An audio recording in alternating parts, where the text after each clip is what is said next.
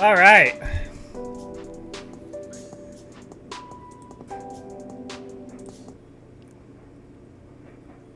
I am back.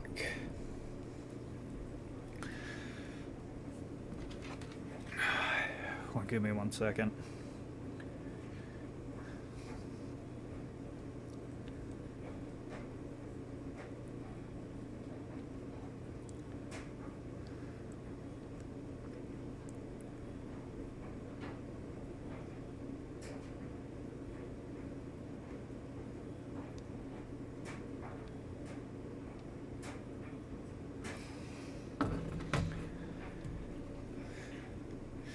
All right.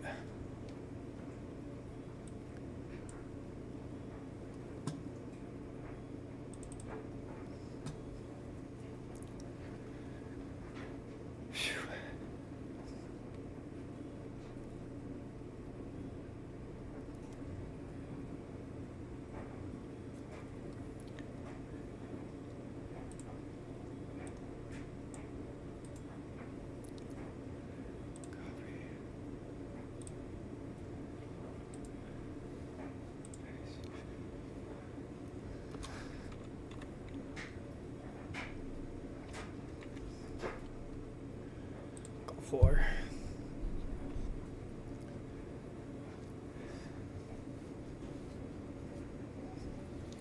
All right. So I'm gonna play one or two games of Risk to get this started, and then I'll get into researching it. Research again.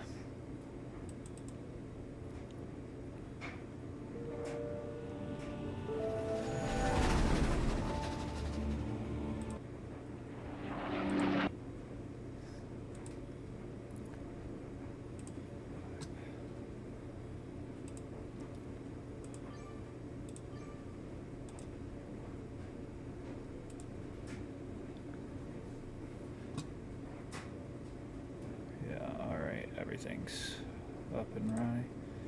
Here we go.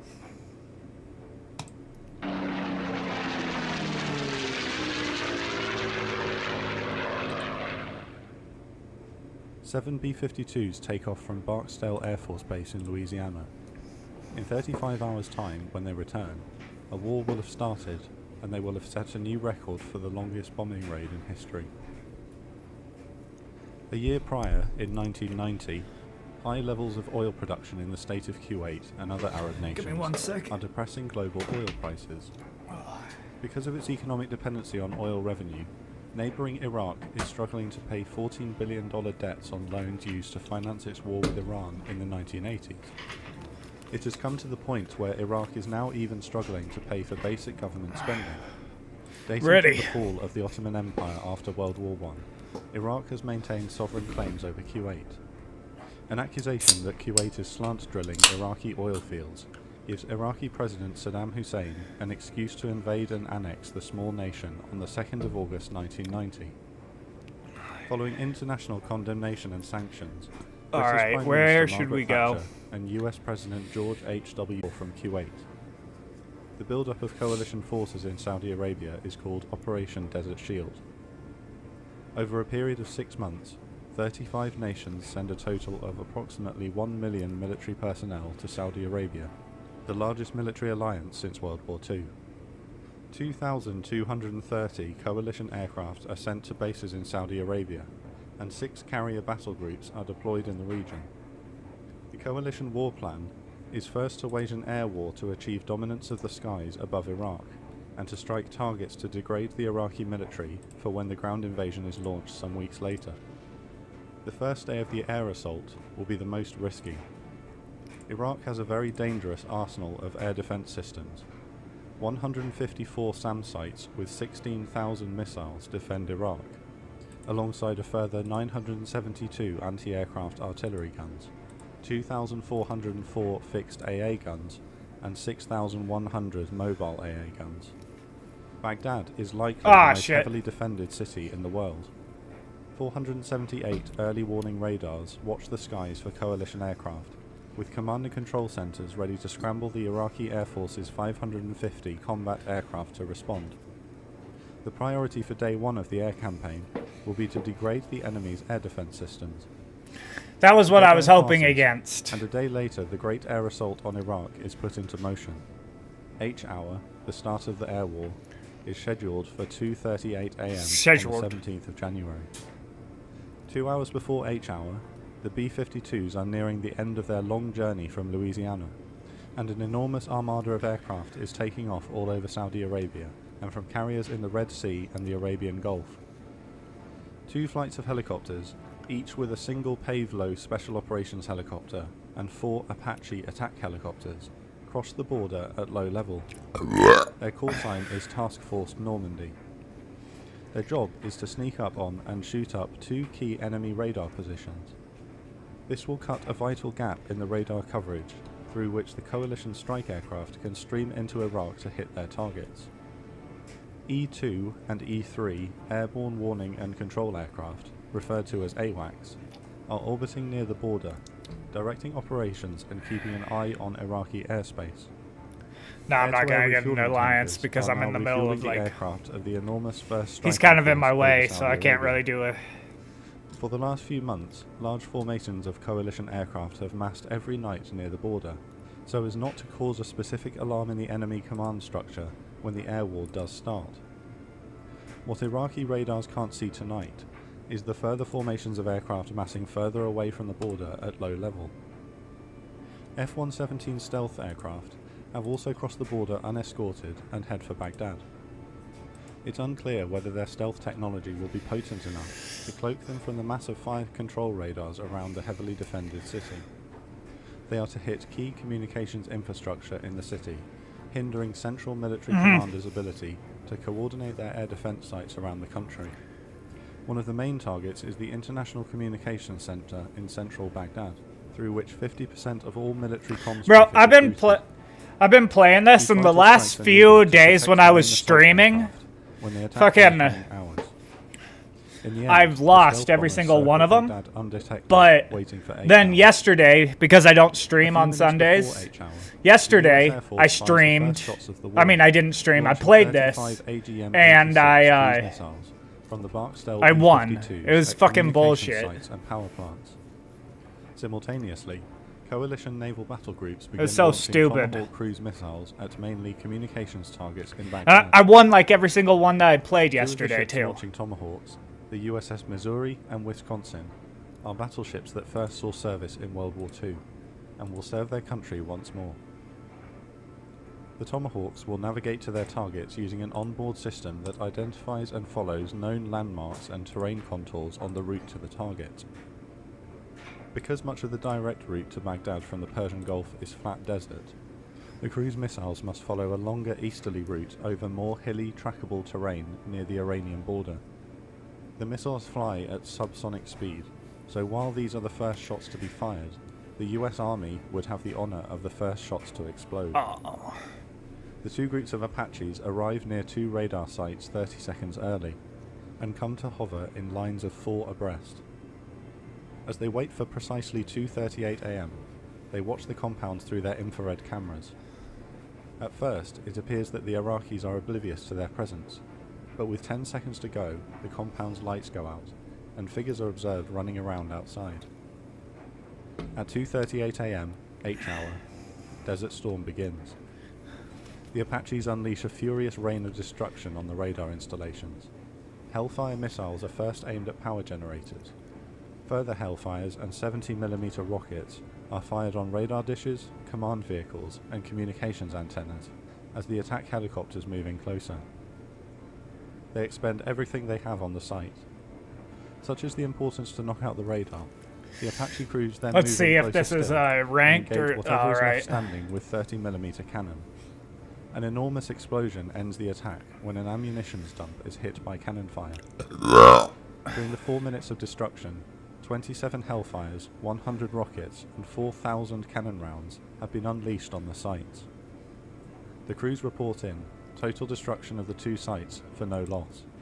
They turn back to the border. The first aircraft of the first strike wave screams overhead. The air war is underway. 3 EF-111 radar jamming aircraft rush towards Baghdad to provide jamming support for the F-117s in case they are detected.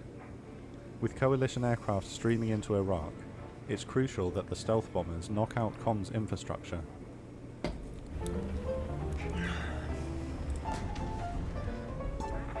Alright, sick. I'm gonna get 10.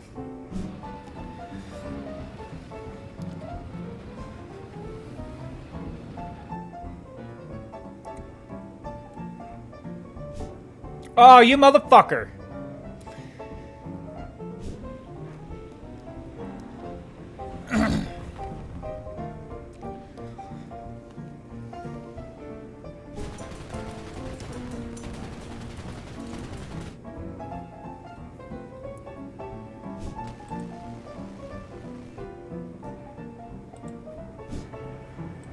I'll accept an alliance with this motherfucker.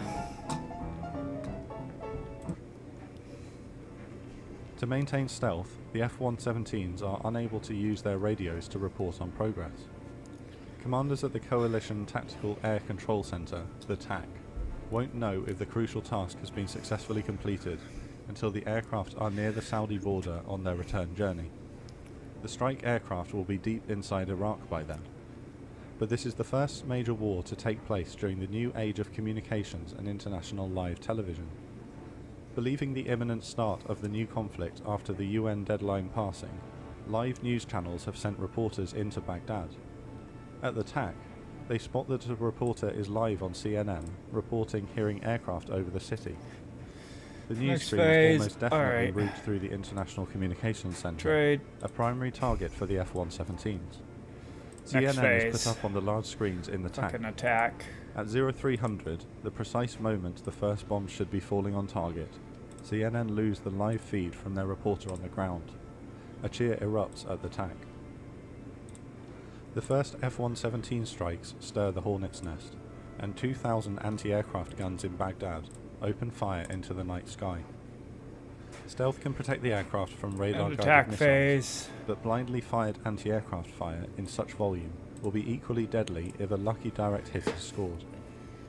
They dropped 17 paveway guided bombs on 13 targets, radio towers, command bunkers, and a palace just outside the city, incorrectly believed to have been housing Saddam Hussein himself. Shortly after, the first of 116 Navy-launched Tomahawks begin to fall on Baghdad, hitting party headquarters, a Scud ballistic missile factory, another presidential palace, and other targets of importance. A British journalist watches from his Baghdad hotel window as a Tomahawk screams past him at eye level down the street and hits the Ministry of Defence building at the end of it. Some Tomahawks carry special warheads which contain long strips of carbon filament. These missiles fly over power transformers and switching stations and release these strips into them, causing the electrical components to spark, short out, and burst into flames. 5 electrical facilities are hit. The B-52 launched cruise missiles fall on further communication sites and power generation facilities, including the Al Musayib Thanal power plant. After a grueling flight across the Atlantic and Mediterranean to get here, the B-52s will now fly back to Louisiana without landing. The 14,000-mile mission takes 35 hours, requiring 57 tanker sorties, a demonstration of American global reach. With Iraqi command and control seriously degraded, the 668-strong first wave of strike aircraft with fighter escort begin hitting military targets across Iraq. SAM sites, Scud missile sites, command and control bunkers, That was weird. and airfields. RAF Tornado and US Navy F-14 aircraft patrol the Iraqi border and orbit Iraqi Air Force bases waiting for the enemy fighters to come out to fight. One formation, a strike package of F-15E Strike Eagles, escorted by F-15C fighters and an EF-111 radar jamming aircraft, hit Scud missile launch sites in the Western Desert, attempting to prevent Scud launches against nearby Israel. With the alarm now raised, the Iraqi Air Force is in the air defending their nation, setting up combat air patrols near key installations. With the strikes against the launches underway, an F-15 detects a single Iraqi Mirage fighter nearby and destroys it with a Sparrow missile. Another Mirage moves in close behind the low-flying EF-111 and fires a missile. The 111 makes a violent turn and evades. I might as well At this trade point, that an just F-15 next above time spots so the I hostile have some aircraft fucking... and dives in to engage. Spotting the attacking Eagle, the Mirage itself makes a violent maneuver to evade the American fighter, but in doing so crashes into the ground. The unarmed EF-111 pilot is credited with a maneuvering kill. Another F-15C Eagle has just crossed the border into Iraq, and the pilot detects a distant, unidentified contact on his radar. Rules of engagement require the pilot to ask one of the E-3 command and control aircraft for permission to fire. The contact begins to maneuver aggressively, and the E-3 grants permission to fire. Come on, The long-range attack that Sparrow way. missile flies into the distance, and the pilot sees the fireball as it detonates. The enemy aircraft downed is a modern and dangerous MiG-29 Fulcrum, piloted by a veteran of the Iran-Iraq War with 3 kills on his record. A flight of F-4G Wild Weasel aircraft are some of the many aircraft on their way to Baghdad to attack radar sites and SAM sites. Because of the volume of coalition assets in the area, the escorting F-15s are constantly investigating potentially hostile contacts that turn out to be friendly. After a few false alarms, Captain Steve Tate finally finds an enemy Mirage. He engages with a Sparrow missile, and the fireball confirms the kill. Multiple flights of aircraft are inbound to Baghdad to attack SAM and radar sites. Given the heavy air defences around the city, this could be a treacherous task. The US Navy aircraft make their first major play of the night. A-6 intruders to the west launch decoy glider drones towards the city, intended to trick the defending SAM sites into switching on their radars. It works, and many surface-to-air missiles are launched against them. The Iraqis believe they've scored multiple kills.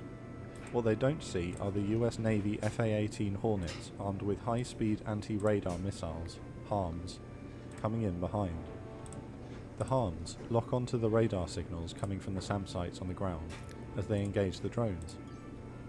A further 37 BQM-74 jet-powered drones approach from the south and orbit the city. Some are shot down by MiGs, but the rest are tracked and engaged by the SAM sites on the ground.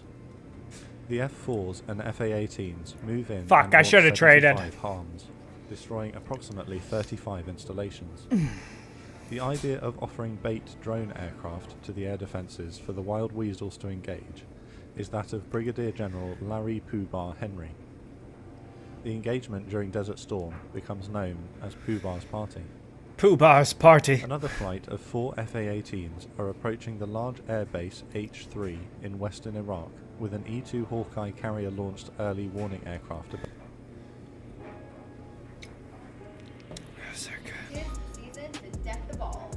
What the fuck? Above. Deck the balls. A pair of MiG-29s move to engage the Hornets, but F-15s dive in and easily add 2 more kills to their impressive and growing tally.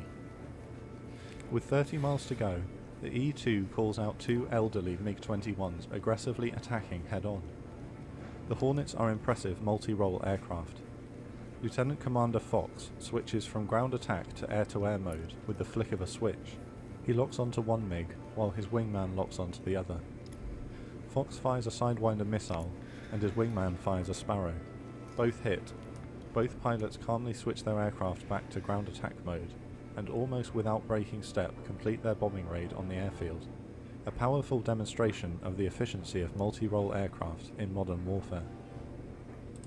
Further B-52s and F-111s drop conventional bombs on the elite Iraqi Army Corps, the Republican Guard, to soften them up and as a show of the military power that they're up against. It's claimed that fear of the B-52's conventional bombing capability caused mass Iraqi surrenders later on in the war. A B-52 was hit by a US missile in a friendly fire incident and crashes on the way home. The air assault is going nearly perfectly at this point, but the TAC planners know that statistically their luck must change. And it does. A squadron of FA-18s from the USS Saratoga, known as the Sunliners, are on their way to take part in Pooh-Bah's Party. Pooh-Bah's Party. 25 Interceptor in front of them. He requests permission from the AWACS to engage, but the AWACS radar it's just a can't funny find name. the bandit, and so permission is denied. There are hundreds of Coalition aircraft in the air, so rules of engagement are tight to reduce friendly fire. The MiG slips away, but later shoots down another Hornet in the squadron, killing Lieutenant Commander Michael Speicher. Dawn breaks in the desert, and further waves move in. The British Tornadoes have perhaps the most dangerous job of the first 24 hours. 12 aircraft scream over the desert at just 200 feet towards Talil Air Base. The RAF's two-seater Tornado GR-1 is a specialist in runway busting. In the first day of a hypothetical hot war with the Soviet Union, Tornadoes would maraud over the border into Eastern Europe to neutralize enemy airfields. Today they carry their specialist weapon, the JP-233, a system that drops a combination of 30 runway cratering bomblets on the runway and 215 anti-personnel mines to hinder the repair process after. Anti-aircraft fire is much heavier than expected, as they line up on the two parallel runways at 180 feet. Whoa. Pushing through the barrage, each aircraft releases its two JP-233 dispensers. The runways are shredded, and the anti-personnel mines are scattered across both runways and across the airfield, waiting to punish any repair workers who attempt to make the runways operational again. All aircraft make it out, but the crew report that the flak was heavier than forecast, and that they were in fact very lucky to make it back undamaged. A short time later, in the southeast of Iraq, another wing of 4 Tornadoes approach Al Ramallah Air Base at low level, each this time with 8 conventional 1,000-pound bombs. Just before the target, the aircraft will pull up into a climb and release their bombs, thereby throwing the bombs in an arc at the target. The downward momentum when they hit allows the bombs to penetrate into the ground before exploding, maximizing damage. Because the bombs are released at range, a target computer calculates the precise release moments during the climb. Flight Lieutenants John Peters, the pilot, and John Nichol, the navigator, begin their attack run. Ferocious flak opens up on them, and their aircraft is physically buffeted by the nearby explosions. They begin their climb. There's a problem. They have some kind of fault in their targeting computer, and it's not releasing their bombs. They continue to climb as they try to quickly rectify the problem. Alright, They're now sick. almost twice the height they should be, and very vulnerable. Peters aborts and rolls the aircraft nearly upside down to bank and dive away. Descending and accelerating, they make for safety, but just after they level out, they're hit by a shoulder-launched SAM. Both men eject, but are captured by the Iraqis, suffering severe maltreatment. The airstrikes continue without rest throughout the day, against military and communications installations across the country. By day, A-10 Warthogs hit radar sites along the Iraqi border, similar to those that the Apaches had hit during the night. U-2 spy planes overfly Iraq to search for mobile Scud launchers. Special operations helicopters loiter near Baghdad to pick up downed aircrew. Further coalition aircraft join the strikes from bases in Turkey. 12 French Jaguars attack the Scud missile facility at the Ahmed Al-Jaber Air Base in Kuwait, and 4 take heavy damage from flak. The coalition takes some further losses throughout the day, mostly from anti-aircraft fire on multiple missions. In the evening, 4 elderly A-6 intruders are the latest to approach Airbase H-3 with laser-guided bombs. They split into 2 pairs and attack from different directions at low level. One aircraft is hit by a SAM. The crew eject and are later captured. Another aircraft is hit, but makes it to Saudi Arabia. Over the first 24 hours of the air war, 2,775 sorties are conducted against strategic Iraqi targets. The Iraqi Air Force flies just 120 sorties, losing 8 aircraft. Some of the Iraqi jets flee to their recent enemy, Iran. 19 coalition aircraft are lost or damaged in day 1. Saddam Hussein declares that the mother of all battles has begun. The air assault continues for 5 weeks, pounding the Iraqi military at a rate of 2,500 bombing sorties per day. Largely, the Iraqi Air Force, the 4th largest air force in the world, doesn't come out in full force to fight, and therefore the dangerous low-level attacks on airfields are reduced in favour of hitting mobile Scud launchers. 39 coalition aircraft are lost in combat during the air campaign, with another 36 lost in accidents. Gradually, attacks are shifted towards degrading the Iraqi military itself. The ground invasion of Iraq to liberate Kuwait will begin on the 24th of February.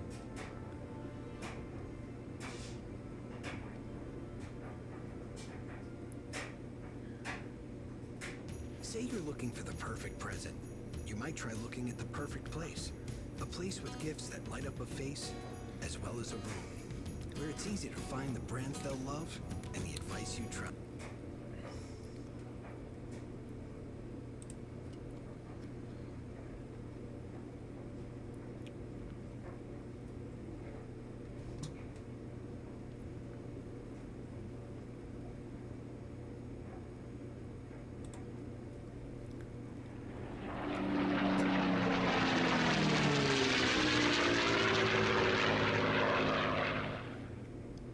"15 Iraqi fast attack craft and amphibious vessels slip their moorings in harbours of the Kuwaiti and Iraqi coast and sail southwest. They likely intend to land commandos on the Saudi coast, as at the same time just inland, the Iraqi Army's 3rd Corps is preparing to advance on the Saudi border town of Al-Kharji. Control of the Gulf is critical for the coalition forces. General Norman Schwarzkopf seeks to feign an amphibious landing on the coast of the Iraqi-occupied Kuwait in the Persian Gulf, so as to pin down a significant chunk of Saddam's army to defend the coast. However, to do this, even as a feint, the Iraqi Navy must be crippled to safely bring the US amphibious assault assets within range of Kuwait. Saddam Hussein's navy has been bolstered with its invasion of Kuwait, capturing several Kuwaiti vessels undamaged, notably 5 German-built Exocet armed fast attack craft. At 3 p.m. on the 29th of January, RAF Jaguar strike aircraft crossing the coast, returning from a strike in southern Iraq, spot the Iraqi force heading southwest. To date, the attempts to neutralize the Iraqi Navy have been limited in size and success. 2 Royal Navy Lynx helicopters from frigate HMS Brazen and destroyer HMS Gloucester are vectored to intercept with another flight of Jaguars from Bahrain. The first attacks fail, with all Lynx launched radar-guided anti-ship Sea Skewer missiles failing to strike targets. 1 Jaguar is able to set a landing ship ablaze, and the flotilla scatters. Most of the vessels flee for the ports of Kuwait, which coalition forces are currently prohibited from attacking. What? In He the evening, fucking got me? Another Lynx is searching for Iraqi Oh, targets, motherfucker. sweeping the Persian Gulf at just 25 feet above the waves, with a US Navy Seahawk. How did he do The that? Seahawk guides them to a suspicious contact. I probably attacked with one and Lynx is then able to obtain a radar lock and launches a Sea Skewer. The missile homes in at just 4 feet Close above me the down, sea damn and it. impacts the vessel. The sinking vessel is identified as an Iraqi mine layer. that was a dumb move of mine. As night falls, I should have moved. one of USS Ranger's A-6 Intruder strike aircraft is returning from a successful strike on an anti-ship missile battery in Kuwait, and searches for targets of opportunity for its remaining 2 laser-guided bombs. The crew discover 4 fast attack craft, fleeing east towards the safety of Iranian waters, and call another A-6 to support. They drop their first paveway bomb, which strikes 1 craft amidships. The Iraqi force scatters, attempting to flee the American warplanes. Making another pass, their second paveway detonates amid the Exocet launchers of one of the missile boats. Both craft sink. They join the second A-6, whose own guidance system has malfunctioned, and in a coordinated run-in they guide the other aircraft's paveway onto the third craft. Flying combat air patrol over the Persian Gulf, a pair of Canadian CF-18 Hornets are contacted by controllers and ask an unusual question: would you like to strafe a boat? The pilots, board on yet another uneventful patrol, gladly accept the request, and are vectored onto the rapidly fleeing I don't Osa even care missile anymore. boat. The Hornets are armed for their air-to-air mission, and can only rely on their M61 Vulcan cannons. Making several passes, the CF-18s shower the Osa with hundreds of 20mm rounds, though the missile boat presses on. Low on fuel and out of ammunition, Captain Hill manages to obtain a radar lock on the vessel with his Sparrow medium-range air-to-air missile. He launches, but the weapon falls short and $250,000 worth of missile is lost to the sea. The Osa, some hours later, makes it to Iran.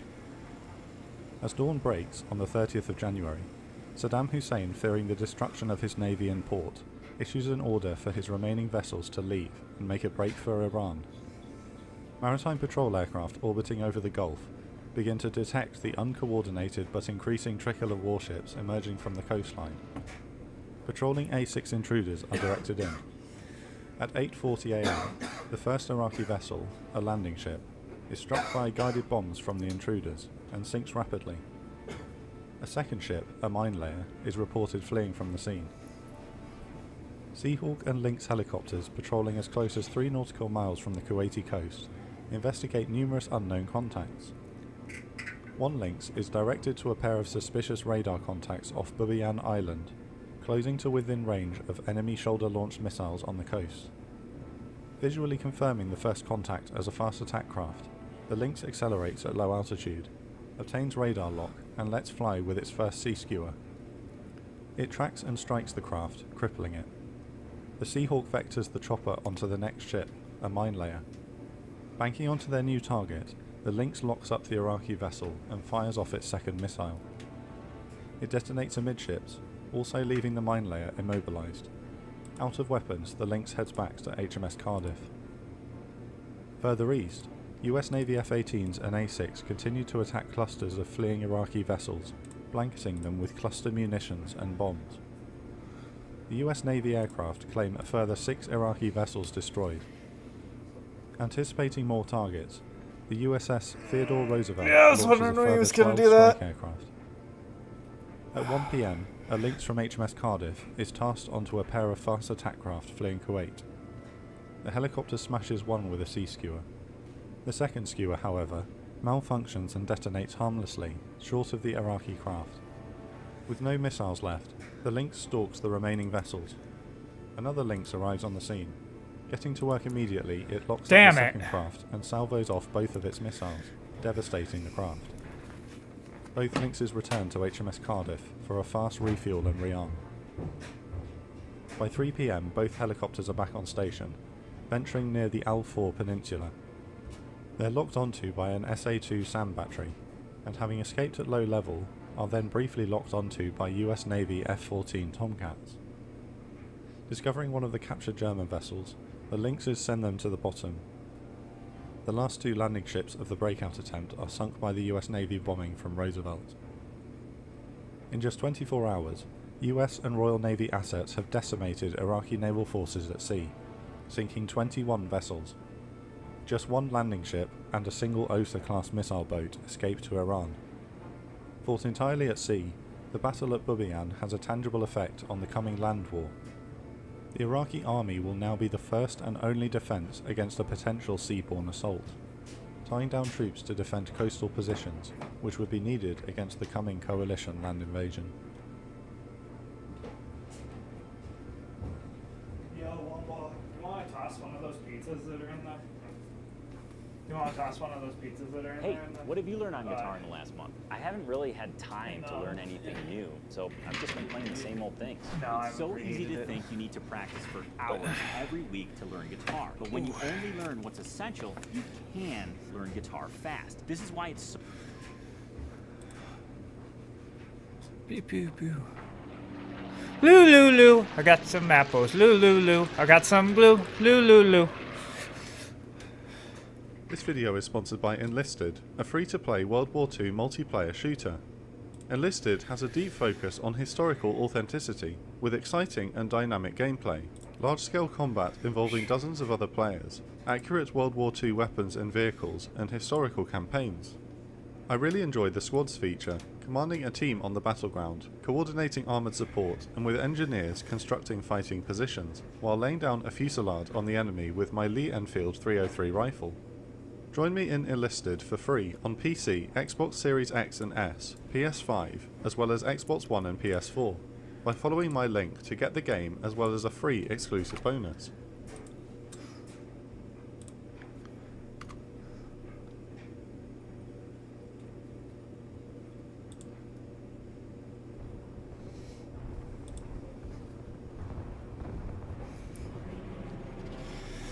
This guy just has a whole channel documenting all of these battles, which is pretty crazy. This video is sponsored by NordVPN. A VPN, or virtual private network, allows you to securely and safely use the internet. And Did with you, over did you go up 5,300 there Nord and servers in fucking, 59 read it? countries, you'll find a server near you delivering great bandwidth speeds. With NordVPN, you can open up a world of new what the content fuck? from all around the world that may have been previously locked to you. Simply open the map, click on a location, and you'll be connected to the internet via that region. What? in New seconds. Zealand and Australia? TV I didn't even series know and that there was a films map only that available to was stream in that. certain regions are now at your fingertips. By changing your location, you can also access Battle. deals on streaming services and games that are only available in certain regions. When watching the latest Operations Room release from public Wi-Fi with North. As the clock ticks through midnight into Day 4, the US Armored Divisions continue their advance east, pulverizing the Tawakona Republican Guard Division with few losses. The armored fist punch that began with the Battle of 73 Eastern yesterday. Oh yeah, Midridge is the one broadened that into the Battle of that Norfolk overnight, with hundreds of Iraqi tanks destroyed. that basically caused the Over the hours ceasefire of the because it early was morning, so the American tanks continued like the tactics US employed just thus far destroyed to them. use their superior range against the Iraqi T-72s to keep them at arm's length while destroying them.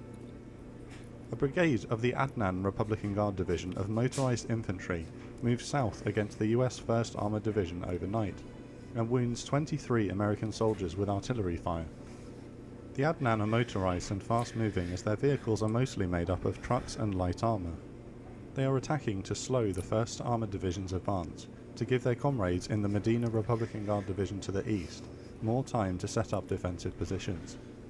The US MLRS batteries launch a devastating counterattack of cluster bomblets in return. I'm 3. Throughout the and night, I'm green. using their night vision optics, an entire battalion of Apache attack helicopters and Air Force A-10s move in and rain hell on the Adnan Division from above. Within a few hours, their resistance has ceased, and the hastily organized Adnan Division dissipates into the night, Oh, with those fuck. unable to escape surrendering. Behind the Republican Guard, the coalition air forces continue to hammer Iraqi commandeered vehicles retreating from the Kuwait theatre along what would become known as the Highway of Death. Throughout days 3 and 4, the Iraqis have been setting fire to the Kuwaiti oil wells as they retreat.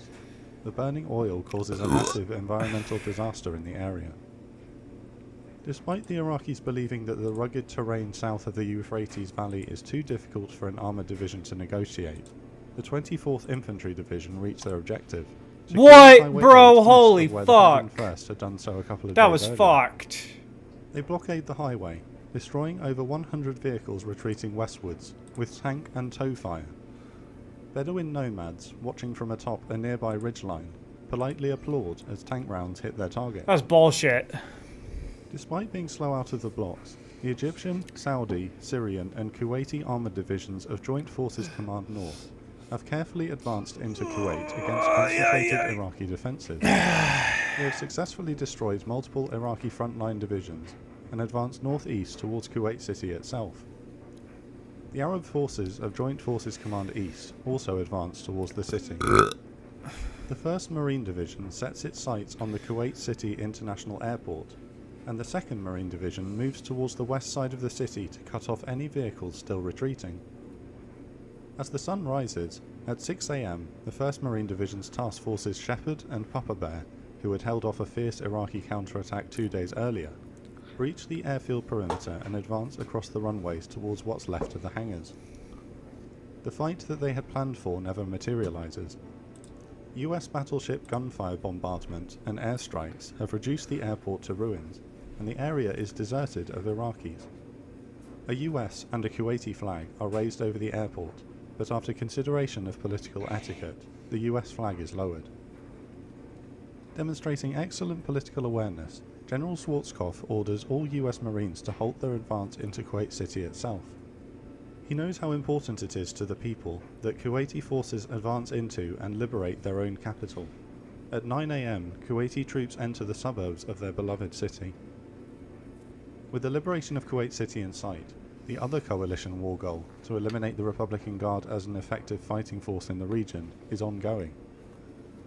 With the battle for Objective Norfolk ongoing to their south, at just after midday, the 2nd Brigade of the US 1st Armoured Division edged forward in the haze towards the Medina Republican Guard Division.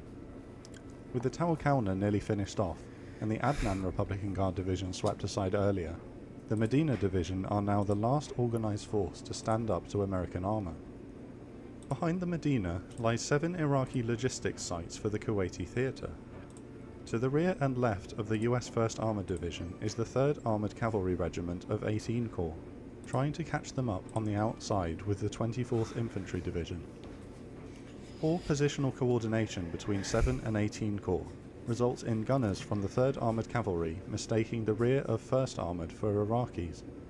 A brief friendly fire incident results in 1 American killed. With ongoing airstrikes harassing them, the Medina have been slow and disorganised in arranging their defensive line. Some units are still pointing southwest, expecting a coalition thrust from the area of the ongoing Battle of Norfolk in that direction. As the 348 Abrams tanks of the 1st Armoured Division approach from the west, the Iraqi troops are using the false safety of overcast rainy weather to eat a lunch of rice and tomatoes with a distinct lack of onions outside of their vehicles. What the fuck? In a similar tactic to the Tawakauna division yesterday, Why did he add the that with Medina's this tanks are waiting distinct on the lack other of side onions? a small hill, ready the to fuck? hit American tanks as they crest it. But they've made a critical error. They have failed to verify their exact distance to the crest of the hill, and are entrenched out of range of it with their T-72s. Introducing the Anya, the non-lethal self-defense platform. Lightweight and simple to use. It uses an easy-to-load 5-round magazine and is powered by an 8-gram CO2 cartridge. Byrna launchers fire a 68 caliber chemical-filled projectile using a patented pull-pierce technology where the CO2 canister is only... As the American tanks in the centre and left flank crest the hill, their commanders begin to pick out targets through their thermal imaging sensors in the Merc. At 12:17 PM, the first rounds rip into the unsuspecting Iraqi T-72s. The American commanders calculate that they are beyond the range of the enemy tanks, and so halt on the high ground. The Iraqis, scrambling into their tanks, helplessly return fire at the muzzle flashes in the mist, their rounds falling short of the American line. For the next 40 minutes, the engaged elements of the 1st Armoured Division simply sit there picking off Iraqi tanks and armoured vehicles with impunity. The Iraqis desperately call in artillery support, but the rounds fall behind the front line of Abrams tanks. Without any real way of knowing where the rounds are landing, the artillery continues without correction and misses.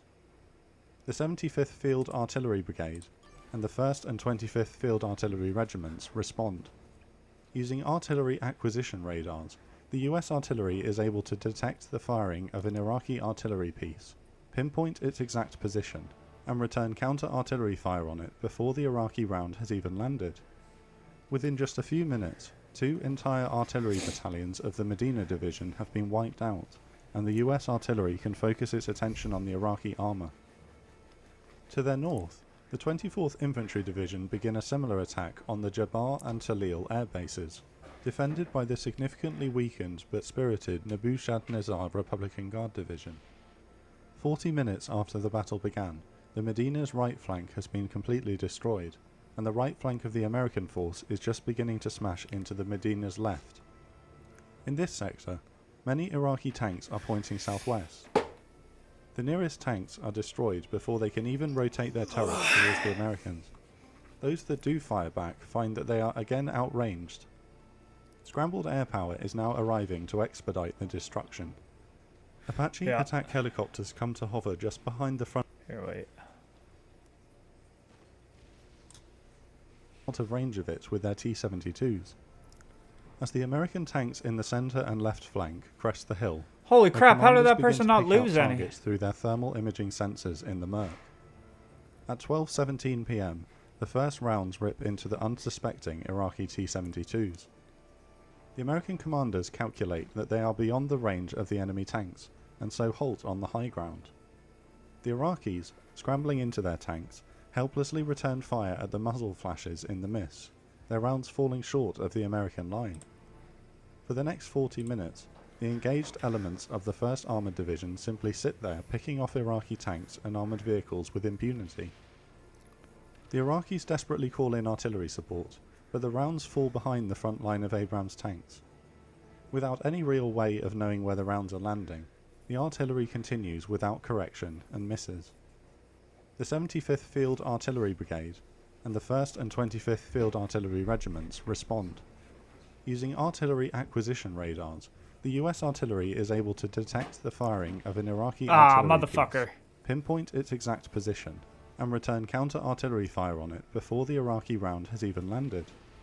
Within just a few minutes, 2 entire artillery battalions of the Medina Division have been wiped out, and the US artillery can focus its attention on the Iraqi armour. To their north, the 24th Infantry Division begin a similar attack on the Jabbar and Talil air bases, defended by the significantly weakened but spirited Nebuchadnezzar Republican Guard Division. 40 minutes after the battle began, the Medina's right flank has been completely destroyed, and the right flank of the Alright, American hopefully force this is doesn't just fuck beginning me. to smash There we into go. the Medina's left. Beautiful. In this sector, many Iraqi tanks are pointing southwest. The nearest tanks are destroyed before they can even rotate their turrets towards the Americans. Those that do fire back find that they are What?! again outranged. Scrambled air power is now arriving to Fucking, expedite what the destruction. fuck? Apache attack helicopters come to hover just behind the front line. Bro, of that A-1s was and bullshit. A-2s. They launch Hellfire missiles. Well, that's over the 6 heads of their people comrades against aimed at the 1? enemy. A-10s also arrive overhead and pummel Iraqi vehicles just outside the range of Fuck the ground off. forces. In the midst of the carnage, General Franks, commander of 7 Corps, flies to visit Major General Griffith, commander of the 1st Armoured Division. However, the pilots of his helicopter get lost, and they fly over the Iraqi line. His helicopter flies from the Iraqi lines towards the US line. With his Black Hawk equipped with stub wings and external fuel tanks, in the mist they could easily have been mistaken for a similar looking Iraqi Mi-24 attack helicopter. It's a miracle that neither Iraqi nor American air defences opened fire on him. The battle would become known as the Battle of Medina Ridge. It lasts just 2 hours, during which 186 Iraqi tanks and 172 armoured vehicles are destroyed. 4 American Abrams tanks are lost. After-action reports conclude most likely to Iraqi tank fire, but that friendly fire by the Apaches can't be ruled out. After the war, Colonel Montgomery Magis, the commander of the 2nd Brigade of the 1st Armoured Division, would pay tribute to the bravery of the Medina Republican Guard Division. These guys stayed and fought, he said. In the afternoon of Day 4, both the Tawakalna and Medina Republican Guard Divisions are now effectively destroyed. The Adnan, Nebuchadnezzar and Al-4 infantry divisions are routed and retreating. The avenue to the coast is now open, and the race is on to cut off these 3 divisions and the Hammurabi Armoured Division before they can make their escape north of the Euphrates. Airstrikes involving A-10s and 4 Apache battalions of the 101st Airborne are directed against all of them to try to slow down their retreat until 7 and 18 Corps, now struggling for fuel with the very long supply routes from Saudi Arabia, can arrive to destroy them. The bombing and killing is merciless I think I'm on gonna the be taken retreating out and anyways. disorganised I'm just Iraqi gonna... forces, both in eastern Iraq and at the Highway of Death.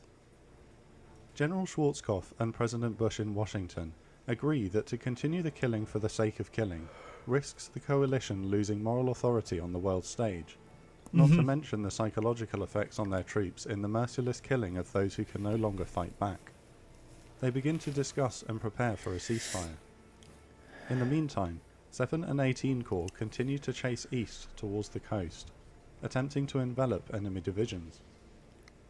Further south, having completed Yeah, I their thought that objectives he was ahead gonna of schedule fucking in kill the me. afternoon, 7 Corps Commander General Franks Motherfucker. had planned for the British 1st Armoured Alright, Division one more game. to head northeast One more. into the area of the fleeing Republican Guard. But after another friendly fire incident this morning, where gunners from the Queen's Royal Irish Hussars were wounded by tank shells of the US 1st Infantry Division, he makes a political call. More British troops have regrettably now been killed and wounded by US friendly fire than by Iraqis, and parading the British 1st Bro, I Armoured keep getting in front of fucking the Jewed. exhausted 1st Infantry Division is likely to result in further tragedy.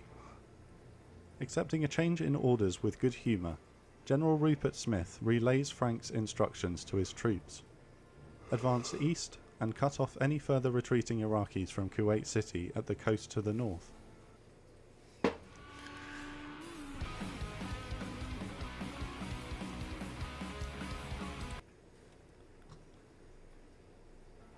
Refusing to once again be shot at by allies, the British crews hoist Union Jacks and regimental colours atop their vehicles.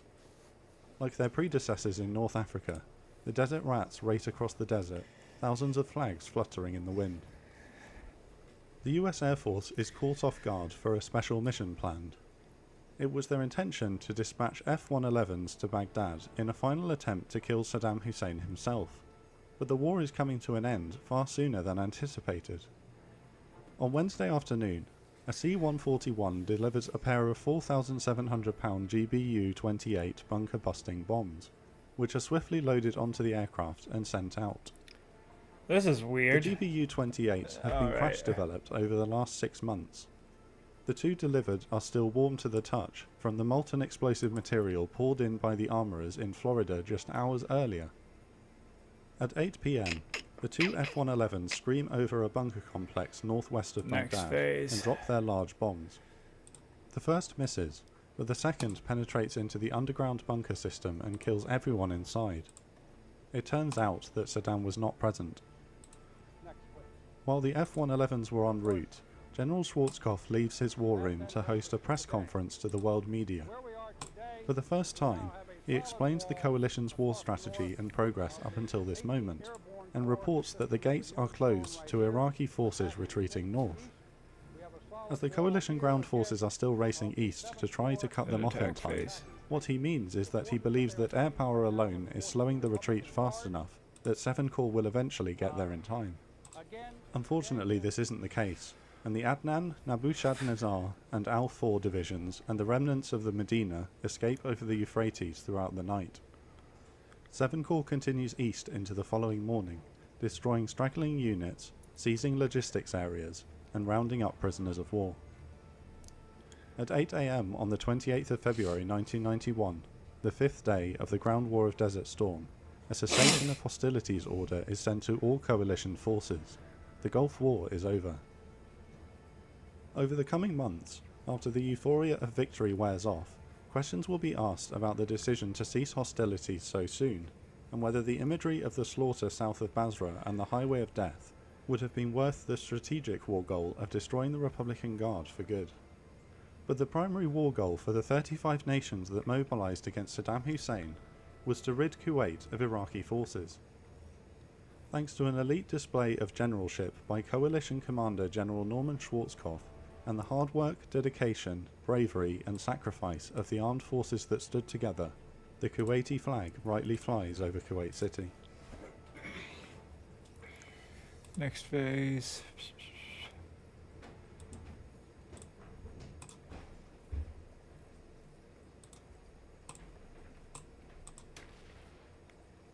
One simple but brilliant trick to heat your home in 90 seconds and save thousands of dollars on your heating bill this winter. This genius way to heat any room for almost zero cost is taking over the market like crazy in the US. An ingenious college kid from Fairbanks, Alaska, just destroyed the billion-dollar heating industry by building a device that can heat any room 90% cheaper than traditional heating. Martin designed the invention after budget cuts left his school with a broken heating system in freezing cold winters.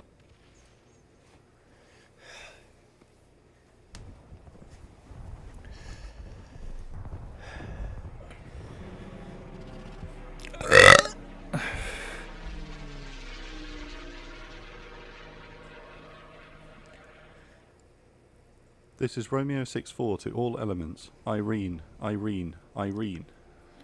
With the launch code issued, the Earth rumbles as the armada of helicopters lift off the ground and head out. Somali spotters near the airport. Radio ahead.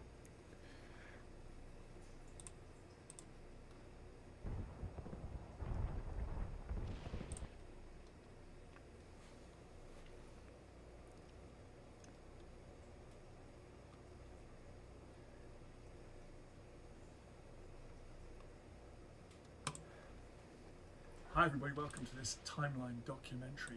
My name is Dan Snow, and here I am in a Lancaster bomber cockpit, one of the few remaining Lancasters from the Second World War, to tell you about my new history channel. It's called History Hit. It's like Netflix and history. Hundreds of history documentaries on there, and interviews with many of the world's best historians. Follow the information below this film, or just search online for History Hit, and make sure you use the code TIMELINE to get a special introductory offer. Now enjoy this show.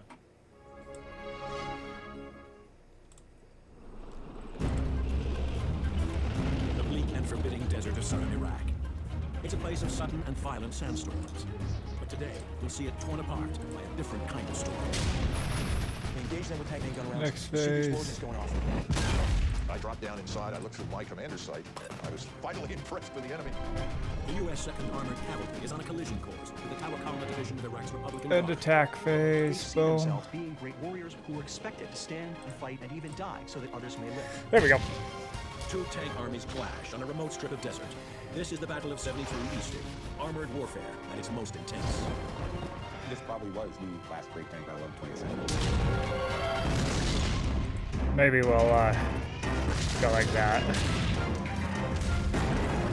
This is pretty fast. Jeez.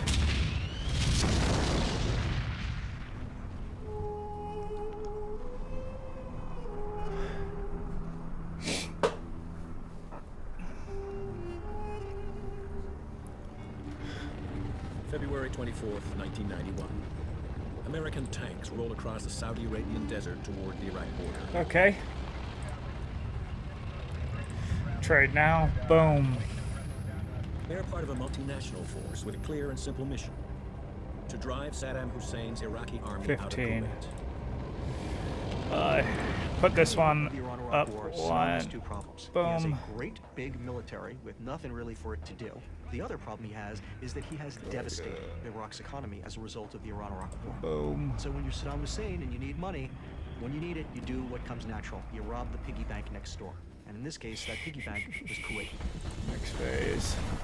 Iraqi armor and infantry They're gonna go overrun the oil-rich emirate in just 36 hours. Saddam ignores the United Nations demand for an immediate withdrawal.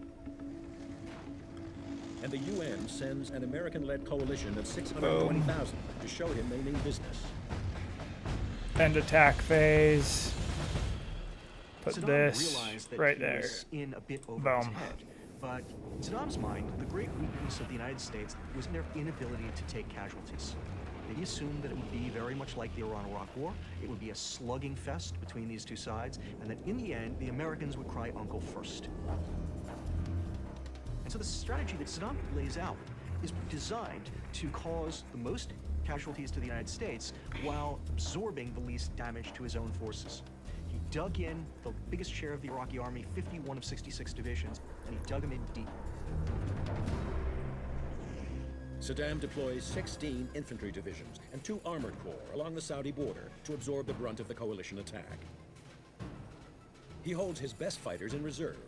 8 divisions of the Republican Guard, 1,000 tanks and 120,000 men are poised to strike a massive counterattack and inflict devastating casualties on the advancing coalition.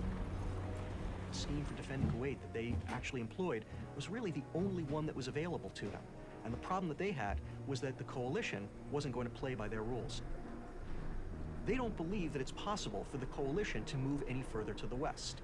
It is trackless desert out there, and the Iraqis didn't believe that the Americans could possibly move any further west than that, because the Iraqis themselves, whenever they tried to operate in that desert out there, got horribly lost. There were no terrain features, there were no roads. It was impossible to maneuver out there. And the one thing that the Iraqis weren't aware of was, at that time, a brand new technology called the Stupid Global motherfucker. Positioning System. It's the first GPS war. Satellite technology enables the coalition to cross into Iraq far to the west of the main Iraqi defensive line, setting the stage for an attack on their unprotected right flank.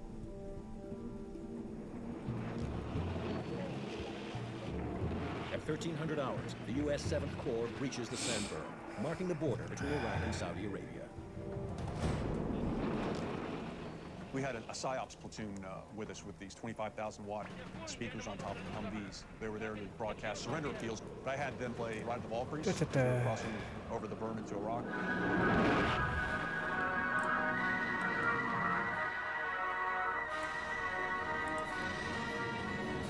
It was kind of cool watching it, but there was nothing there.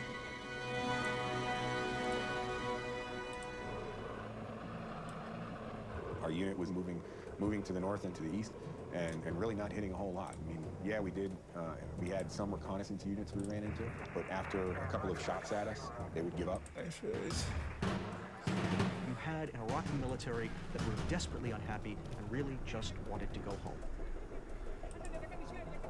These were not Iraq's first-rate troops. They were mostly Shia conscripts who had been conscripted during the attack Iran-Iraq War phase. and been kept in the army ever since. They were desperate to get out of the army, and massive U.S. formations would run into these tiny little Iraqi units. These forces would fire at you. You would quickly overwhelm them, and then you would see the white flags come out and you would take large numbers of prisoners. This is what the main coalition armored force encountered on the first day of its climactic swing around the right flank of the Iraqi army. Factor is by far the best food subscription service I have ever tried. And I know what you're thinking. You're like, hey guy, there's 1,000 of these food subscription services out there. What makes Factor any different? Here you go, chef crafted, dietitian designed, ready in minutes. Fresh, not frozen, over 30 meals to choose from a week. What's there not to love? You just put them in the fridge. And when you get grumbly in the tumbly, it's time. Grumbly and the Tombly. The armor of the 7th Corps rolls ever deeper into Iraq, but at a snail's pace. Cautious force commanders order continual halts. And what they basically did was said, you know what, if we're going to go due east, we're just going to use the eastings, all the north-south grid lines, as our methods to control your rate of advance. Can I take? Could I take this and? It was not a fast lightning strike. No. It was very slow. Okay, we'd move a few clicks and then stop us. I mean, a 50-ton vehicle, all this ammunition, I can drive 40-something, 50-something miles an hour, and you're telling me to stop? You know, the enemy's that way. I need to keep going. 24 alert. There was no one Boom. to see anything to make a personal evaluation. Next there were no phase. Rommel Guderian types who were pulling up next to my tank saying, well, there, Major, what do you think? By the end of the second End day, attack the initial phase. surprise and strategic advantage Here we of the go. fighting maneuver Gonna is go right lost. there. Boom. And the Iraqis realize that the U.S. 7th Corps is about to cut off and surround their forces in Kuwait. It's at that moment that Iraq's general staff actually demonstrates some degree of real competence. They recognize what's going on, and what's more, they realize from the ease with which American formations have been destroying Iraqi formations throughout the theater, that if they are going to stop the American 7th Corps, they're not going to be able to throw some ash and trash, some weak formations in front of it, and allow their better units to escape. Instead, they're going to have to put their best formations in front of those American divisions. The Iraqis make their stand on a defensive line stretching 90 kilometers along the northwestern border of Kuwait. 2 infantry and 2 armored divisions of the Republican Guard will defend the northern half of the line. In the south and directly in the path of the advancing Americans are the cream of Saddam's armored forces. The southern half of the Iraqi Republican Guard line is handled by the Tawakkalna ala Allah division, which means in Arabic, in God we trust. And they see themselves as being great warriors who defended their nation for 8 years and ultimately defeated Iran, the Persian menace. And they saw themselves as Trade Republican now. Guards as being the best of the best, Iraq's elite, professional warriors, not conscripts, who were expected to stand and fight and even die so that others may live. We respected them. We knew that they were capable of some serious destruction, and we knew they were Next alive. phase. Go like this. They got tons and tons of Boom. equipment. We respected that. We're real worried about their armored vehicles. And of course, our biggest fear was the T-72 tank. The Soviet T-72, known in Iraq as the Lion of Babylon, is the backbone of the Iraqi Armored Corps. Its 125mm main gun can destroy targets over 1,800 meters away. It's a 41-ton End attack monster phase. with armor that is in Boom. places 300mm thick. Still, it can reach a speed of 60 kilometers per hour. This makes the T-72 one of the fastest and most Boom. lethal heavy tanks in the world. And Saddam has more than 1,000 of them deployed along the Republican Guard's defensive line. They're supported by hundreds of armored vehicles, including the Soviet-designed BMP. The Republican Guard seems ready to take on all comers. Heading straight for them is the U.S.-led 7th Corps, with hundreds of M2 Bradley fighting vehicles, and well over 1,000 tanks.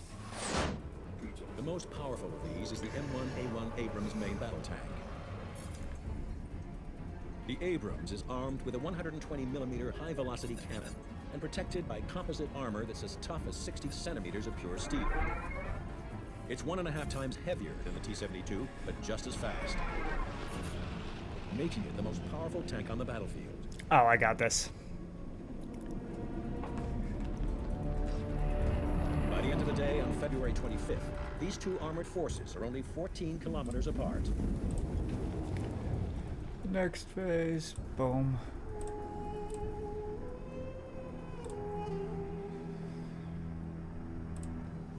If I can get it in time. Very early, perhaps 4:30, 5 o'clock. Can't remember precisely. We suddenly get a change of orders, and essentially. If I can get it in destroy the time. Republic Guard for all intents and purposes. It got to the point for late morning, early afternoon, where you couldn't see more than perhaps 20, 30 yards. All of a sudden, we're about to go into combat against the one real enemy that we had practiced to defeat, and suddenly our visibility is terrible. But the Abrams is up to the job. It has a thermal imaging system that can identify the heat signatures of potential There we targets, go. even in the worst conditions. I think I'm gonna win this here in a few seconds. And there's very limited visibility. And we begin to identify some Trade hotspots. now. As McMaster's platoon approaches 73 Easting, a line of longitude on the map, he encounters a Tawakkalna division. Next phase. It's manned by infantry Just with go. anti-tank guns, Boom. propelled grenades. And it was Then at this just point go. that we first received fire from the enemy. Boom. Then go. Boom. What we had to Then realize go. is we were paralleling a road Boom. that ran due east right into the enemy's Bam. position. The Battle of Just go. 73 Easting, the last great tank battle of the 20th century, is about to Boom. Ow! This is your leg Boom. after 10 minutes with a standard razor. And this is Boom. your leg after 10 minutes with the butterfly kiss from Skull Shaver. There you go. And I was done 8 minutes ago. Boom. The Butterfly Kiss Pro by Skull Shaver is one of the quickest and smoothest Boom. shaves you can find. 2 minutes and done. My love, I'm doing my best. You're just so beautiful. Darling, I'm talking about the Butterfly Kiss. Oh, me too. The blades of the Butterfly Kiss pivot and adjust to Victory. move safely over your dangerous curves. Its There we go. clever design allows for so many shaving positions. Fucking finally. Oh, damn. February 26, 1991. It's been 2 days since the U.S.-led international coalition invades southern Iraq in an attempt to outflank Iraqi forces and drive them out of nearby Kuwait. In response, the Iraqis establish a defensive screen, deploying 5 divisions of Saddam Hussein's elite Republican Guard, including the fully mechanized Tawakkalna division. Alright, one more game. Just west of the map referenced 73 Easting, the U.S. 2nd Armored Cavalry, spearhead the coalition advance, makes contact with the Republican Guard. And it was at this point we first received fire from the enemy. I then pull up our 9 tanks online, all of us oriented on this village. I give this troop fire command. The village, direct front, frontal, 1 round heat, at my command, ready report, which means everybody load a heat round, look at that village, pick out your aim points on the enemy positions, and when they're ready, we're going to fire 9 simultaneous main gun rounds at the center. I fire 1 round before that to mark center with a tank heat round. Green says ready, white says ready. I say fire, 9 tank main gun rounds impact simultaneously.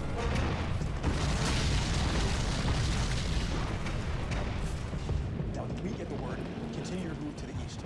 And it's at that point I just get this gut feeling. I get this feeling that we're about to make contact with a defending enemy force. And I make the decision to go into a tanks lead formation. That means positioning the Abrams tanks in a rolling wedge, with the more vulnerable Bradley fighting vehicles tucked in behind for protection. This formation places McMaster's big guns forward, ready for whatever lies ahead. So my tank comes up over that crest.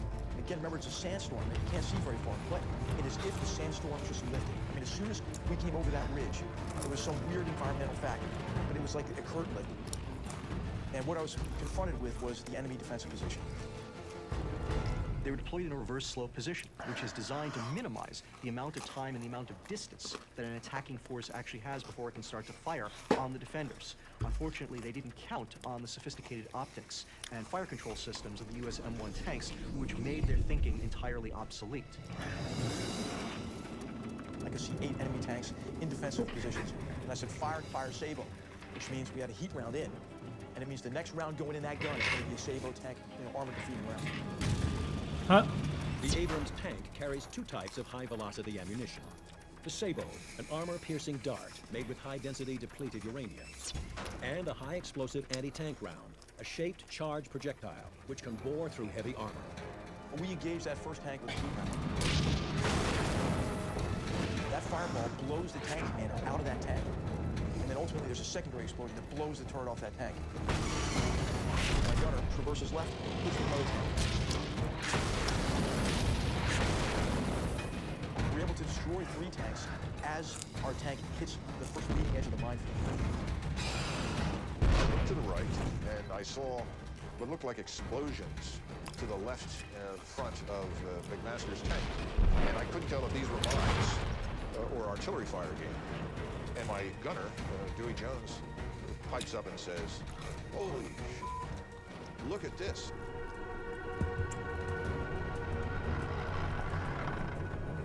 And I dropped down inside. I looked through my commander's sight, and I said, "Oh yeah, I was finally impressed with the enemy." Here were, rows. All right, hopefully of this 10, works. 15 tanks spread right across the front, and you could see that these tank guns were moving. And I imagine since these were manual T-72s, Beautiful. the poor Republican Guard was in there busily cranking to get the guns around towards us. No! Then all of a sudden, my tank went into a minefield. And this thing rocked the 70-ton tank. A fireball End attack went over it, knocked me phase. down Boom. to the 3rd floor. And fortunately, my driver was very tough-minded. So what the hell was that? And I said, "Don't worry about it, keep driving." As we were coming out of the minefield, we had a couple of tanks to our front. It was, "Sir, I got tanks to my front." And I'm looking at the damn tank that we're about to take under fire, and the gunner hesitated. "Sir, can I shoot? Can I fire?" I said, "For God's sake, shoot!" We swung to the next one and fired.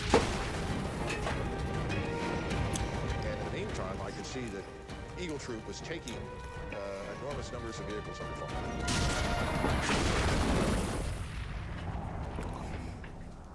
Initially, there was a great deal of disorientation on the Iraqi side because they just assumed this couldn't be American tanks attacking them. It had to be aircraft. But even after they figured it out, they still had difficulty getting into their vehicle in time because they didn't realize how quickly the Americans were closing on them. American armed forces would charge, using speed to simply try to disorient the Iraqis, and it worked. The Iraqis could not imagine armored forces this big, this powerful, moving at them as fast as they were. It's a tactic developed by General Erwin Rommel, the great World War II German tank commander.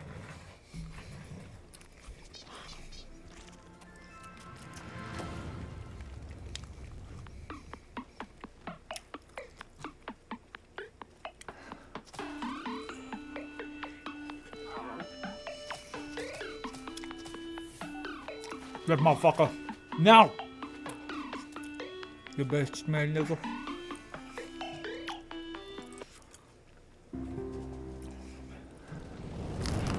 And the M1A1 Abrams is ideally suited for this kind of warfare. The gun stage rental target has a geostabilized system, and I mean, you can be moving out at 40, 50 kilometers an hour, going over bumps and firing.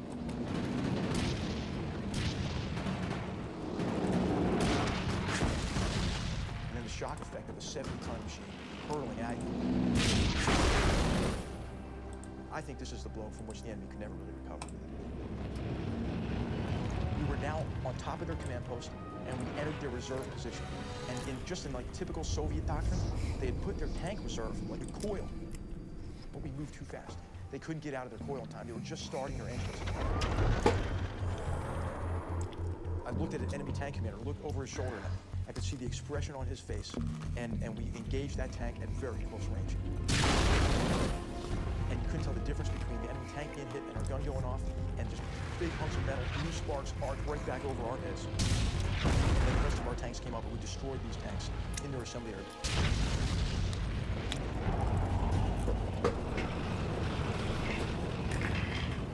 The Iraqis, had set up a pretty sound defense. I mean, it was a reverse slope defense.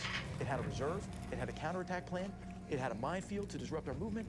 But the fatal flaw was that we gained surprise over them. Despite the Iraqis' best efforts, Eagle Troop overwhelms the position, killing hundreds of Iraqis and destroying more than 50 tanks and armored vehicles.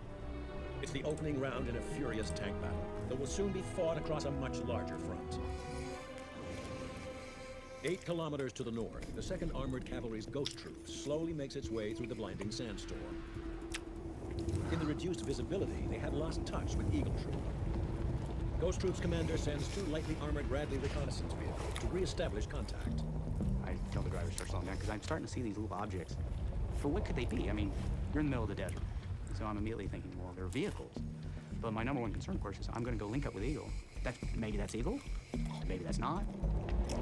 And I see all these people emerging out of nowhere, out of the ground. And then you see like this diesel plume, and then immediately followed by this BMF giant T-72 tank backing up out of a hole. Ah, that must be enemy. Now I'm seeing a lot of activity. Turrets start moving, and I'm like, oh, where is Eagle Troop?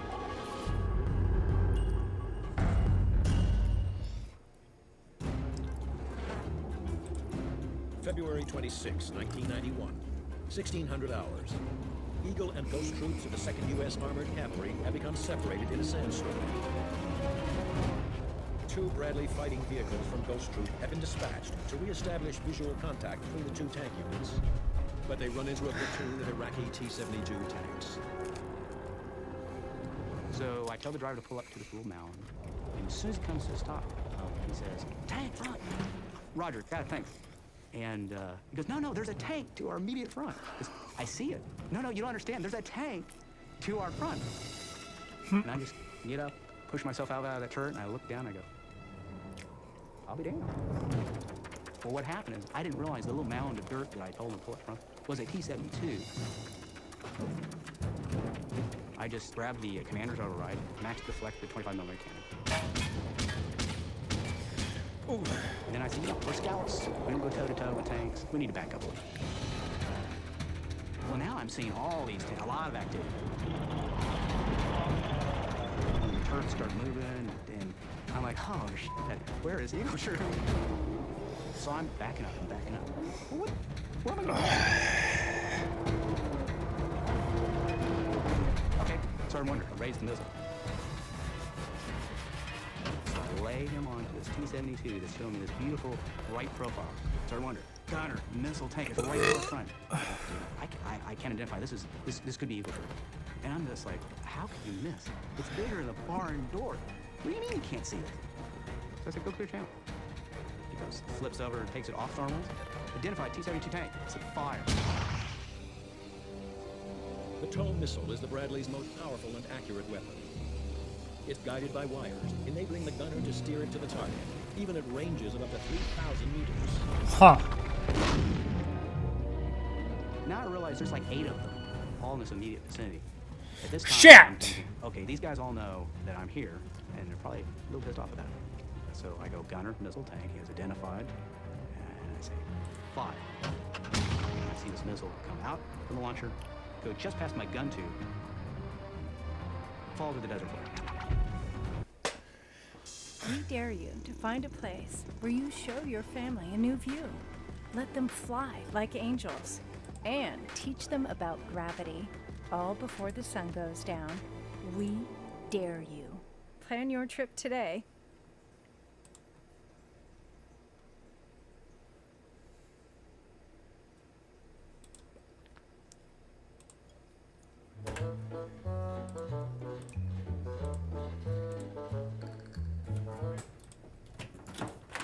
This computer is too slow.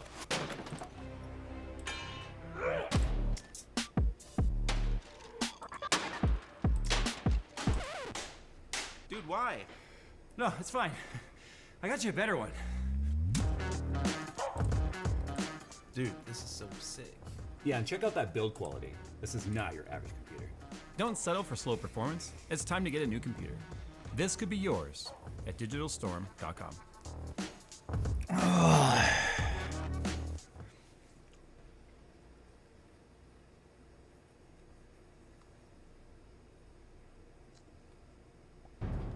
I'm like,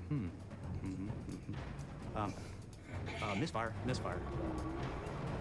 At that time, my wingman opens up, a missile blows the heck out of this thing that was turning the turret on. Then it occurred to me, we both have shot both our missiles.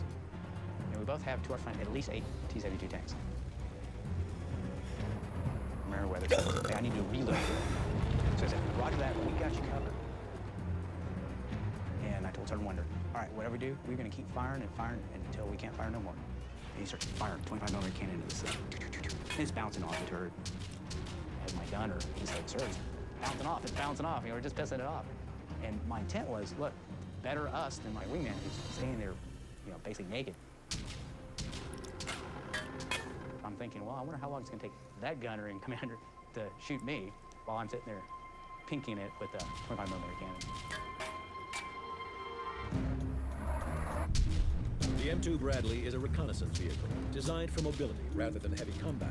It is equipped with a 25mm main cannon capable of firing high explosive rounds. But to increase its speed and range, it is protected by just 25mm of armor plating. Damn it. I was really hoping that it would... Bradley is no match for the powerful T-72.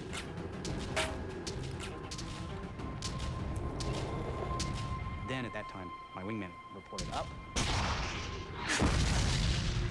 Almost instantaneously, he serviced that tank with a missile. Probably saved my life. So out of the sandstorm and a lot of smoke now on the battlefield, emerged a couple of Eagle Troop Bradleys. Slowly approach me from the right. And he pulls up next to me, and he screams at the top of his lungs, "There's tanks over there!" I go, "I know!" In just minutes, Haynes and his wingman destroy no fewer than 5 T-72s. But this is just one strong point in an Iraqi defensive line stretching across a 90-kilometer front that is in places 10 kilometers deep. To the north, Ghost Troop continues through the sandstorm. Damn it! They are moments away from contact with the main line of Iraqi defense. We're slowly moving forward, and when I mean slowly, I mean about as fast as a man can walk. And when you're in a tank, you've got track pads. We were going slow enough where you could actually feel the individual track pads hitting the ground.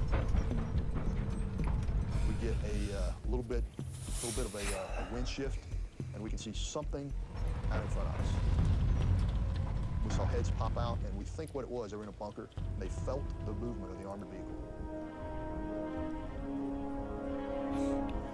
The bunker is barely recognizable because it's cold. But when the bodies come out of it, they're white hot. They're glowing hot. They're so white on your background. And so they're running from one bump to another. But I can figure out if they're coming out of something, running to something, that's probably a vehicle.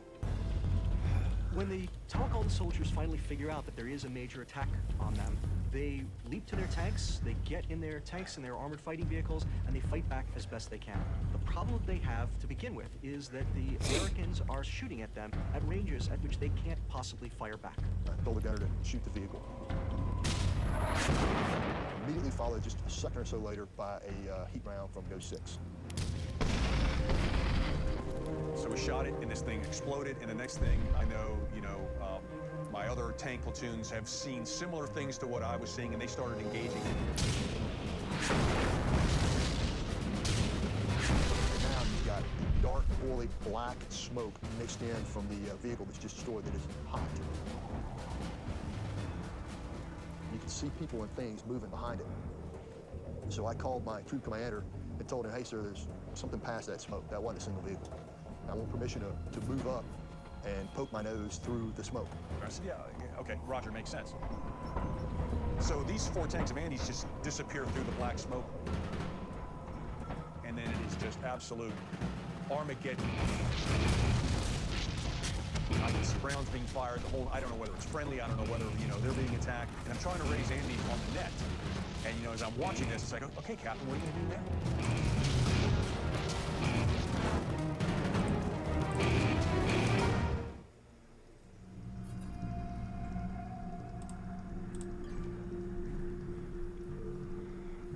February 26, 1991. Matsudo knives do stand out from the crowd. The leather case and premium stone sharpener will let you keep this knife. The remote desert of southern Iraq erupts in a fierce tank battle between the U.S. 2nd Armored Cavalry and the Tawakalna Mechanized Division of the Iraqi Republican Guard. Captain H.R. McMaster, the men of Eagle Troop, have destroyed an entire company of Iraqi T-72 tanks. Now Lieutenant Andy Kilgore and Ghost Troop are about to experience their own baptism of fire. At that time, 7th Corps was 4 M1 Abrams tanks. There was 110,000 soldiers behind me. There was nobody in front of me.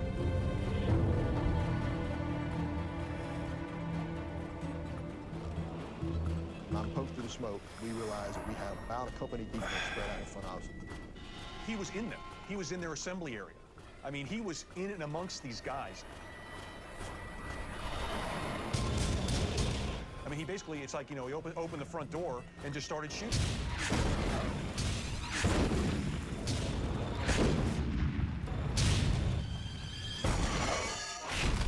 The T-72 is a pretty good tank for when it is developed, but it is developed in the 1970s. It's got good armor, but it's very much outclassed by the M1 Abrams tank, which is its superior in every imaginable category.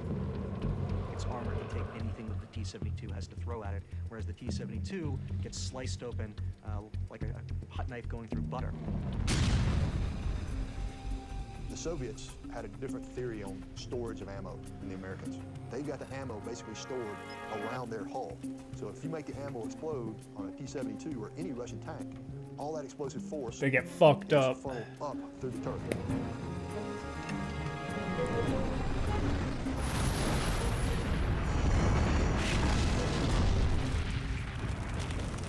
Ghost Troop fires repeatedly.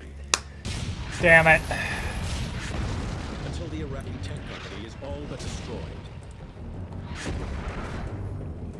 But the men of the Tawakalna division won't give up. They saw themselves as being the best of the best, Iraq's elite. They manned their positions, they manned their vehicles, they fought back hard, they didn't surrender, and they died fighting. In many cases, the Americans had to kill every single member in an Iraqi squad or platoon to get these guys to stop fighting. Now I'm looking over and I can see past my wingman to my... Days as the U.S.-led international coalition invades southern Iraq in an attempt to outflank Iraqi forces and drive them out of nearby Kuwait. In response, the Iraqis establish a defensive screen, deploying 5 divisions of Saddam Hussein's elite Republican Guard, including the fully mechanized Tawakalna Division. Just west of the map reference 73 Easting, the U.S. 2nd Armored Cavalry, to spearhead the coalition advance, makes contact with the Republican Guard. And it was at this point we first received fire from the enemy. I then pull up our 9 tanks online, all of us oriented on this village. I give this troop fire command. Village, direct front, frontal, 1 round heat, at my command, ready report, which means everybody load a heat round, look at that village, pick out your aim points on the enemy positions, and when they're ready, we're going to fire 9 simultaneous main gun rounds at the center. I fire 1 round before that to mark center with a tank heat round. Green says ready, white says ready. I say fire, 9 tank main gun rounds impact simultaneously.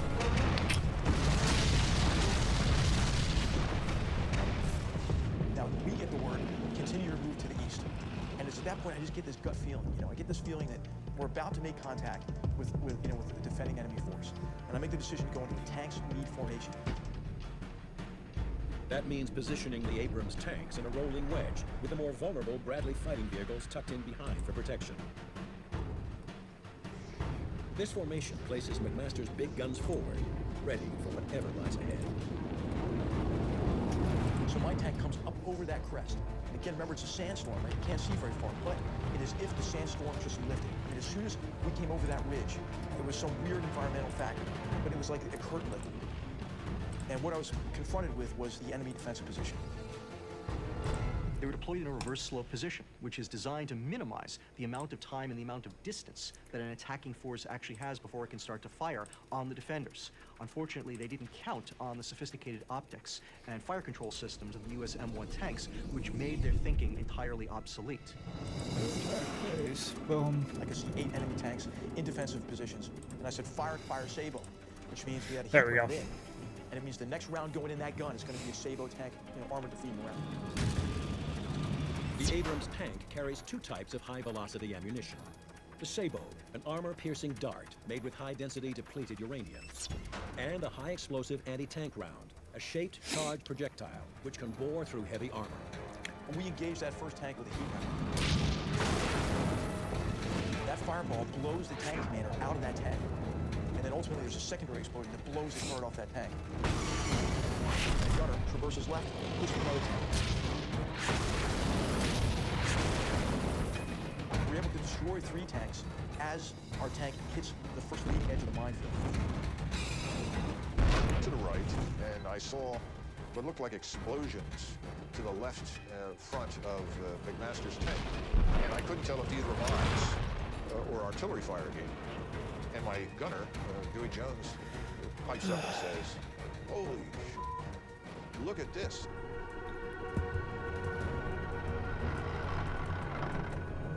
And I dropped down inside, I looked through my commander's sight, and I said, "Oh yeah," I was finally impressed with the enemy.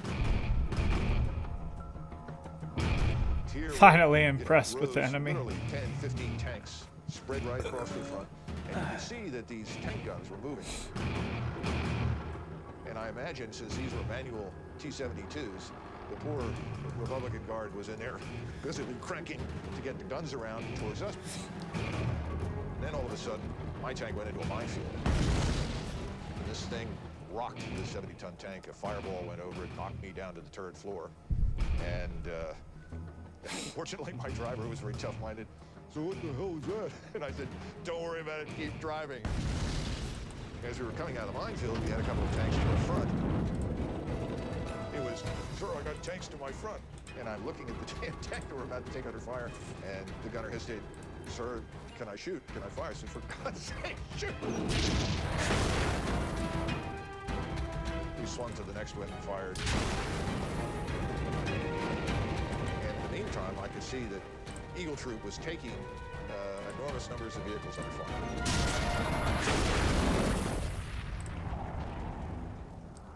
Initially, there was a great deal of disorientation on the Iraqi side because they just assumed that this couldn't be American tanks attacking them. It had to be aircraft. But even after they figured it out, they still had difficulty getting into their vehicle in time because they didn't realize how quickly the Americans were closing on them. American armored forces would charge, using speed to simply try to disorient the Iraqis, and it worked. The Iraqis could not imagine armored forces this big, this powerful, moving at them as fast as they were. It's a tactic developed by General Erwin Rommel, the great World War II German tank commander. And the M1A1 Abrams is ideally suited for this kind of warfare. The gun stays right on target. It has a geostabilized system, and I mean, you can be moving out at 40, 50 kilometers an hour, going over bumps and firing.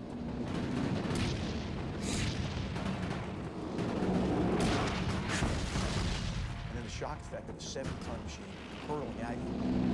Oh. I think this is the blow from which the enemy could never really recover. We were now on top of their command post, and we entered their reserve position. And just in like typical Soviet doctrine, they had put their tank reserve like a coil. But we moved too fast. They couldn't get out of their coil in time. They were just starting their engines. I looked at an enemy tank commander, looked over his shoulder at me. I could see the expression on his face, and we engaged that tank at very close range. And you couldn't tell the difference between the enemy tank being hit and our gun going off, and just big hunks of metal, blue sparks arced right back over our heads.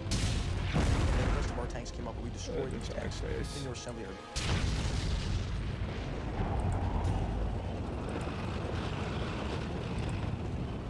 The Iraqis, had set up a pretty sound defense. I mean, it was a reverse slope defense. It had a reserve, it had a counterattack plan, it had a minefield to disrupt our movement, but the fatal flaw was that we gained surprise over them. Despite the Iraqis' best efforts, Eagle Troop overwhelmed the position, killing hundreds of Iraqis and destroying more than 50 tanks and armored vehicles. It's the opening round in a furious tank battle that will soon be fought across a much larger front. 8 kilometers to the north, the 2nd Armored Cavalry's Ghost Troop slowly makes its way through the blinding sandstorm. In the reduced visibility, they have lost touch with Eagle Troop. Ghost Troop's commander sends 2 lightly armored Bradley reconnaissance vehicles to re-establish contact. I tell the driver to start slowing down because I'm starting to see these little objects. But what could they be? I mean, you're in the middle of the desert. So I'm immediately thinking, well, they're vehicles. But my number one concern, of course, is I'm going to go link up with Eagle. Maybe that's Eagle. Maybe that's not. And I see all these people emerging out of nowhere, out of the ground. And then you see like this diesel plume, and immediately followed by this BMF giant T-72 tank backing up out of a hole. Ah, that must be enemy. Now I'm seeing a lot of activity. Turrets start moving, and I'm like, oh, where is Eagle Troop?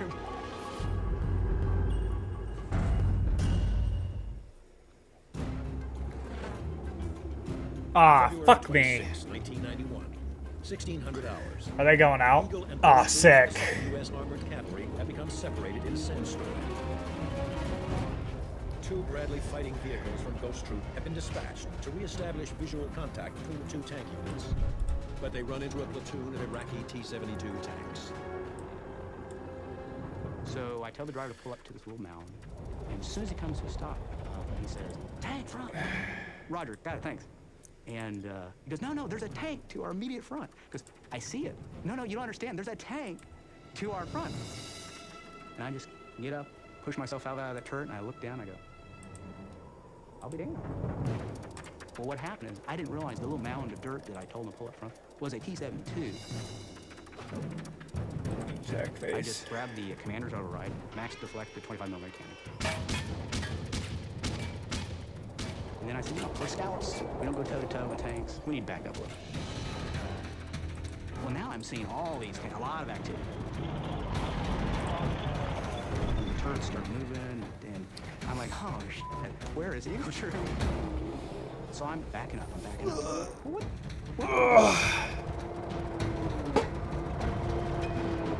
Okay, started wondering. Raise the missile. Shit. Lay him onto this T-72 to show me this beautiful right profile. Started wondering. Gunner, missile tank is right to our front. And I can't identify. This could be Eagle Troop. And I'm just like, how could you miss? It's bigger than a barn door. What do you mean you can't see this? So I said, go clear channel. He goes, flips over, takes it off normals. Identified T-72 tank. I said, fire. The Tome missile is the Bradley's most powerful and accurate weapon. It's guided by wires, enabling the gunner to steer it to the target, even at ranges of up to 3,000 meters. Now I realize there's like 8 of them, all in this immediate vicinity.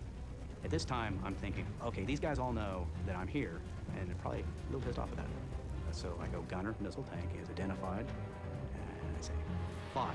I see this missile come out from the launcher, go just past my gun tube, fall to the desert floor. I'm like, misfire. At that time, my wingman opens up, a missile, blows the heck out of this thing that was turning its turret on me. Then it occurred to me, we both have shot both our missiles. And we both have to our front at least 8 T-72 tanks. Merriweather says, hey, I need to do a reload drill. So I said, roger that, we got you covered. And I started wondering, all right, whatever we do, we're gonna keep firing until we can't fire no more. And he starts firing 25mm cannon into the sun. It's bouncing off the dirt. And my gunner, he said, sir, it's bouncing off. You know, we're just pissing it off. And my intent was, look, better us than my wingman who's standing there, you know, basically naked. All right, sick. I'm thinking, well, I wonder how long it's gonna take that gunner and commander to shoot me while I'm sitting there pinking it Shit. with that 25mm cannon. Shit. The M2 Bradley is a reconnaissance vehicle designed for mobility rather than heavy combat. All right. It is equipped with a 25mm main cannon capable of firing high explosive rounds. But to increase its speed and range, it is protected by just 25mm of armor plating. The Bradley is no match for the powerful T-72. End attack Then at that phase. time, my wingman And now, hopefully, do I have time? almost instantaneously Boom. service that. Whew. Fuck. That was sketchy.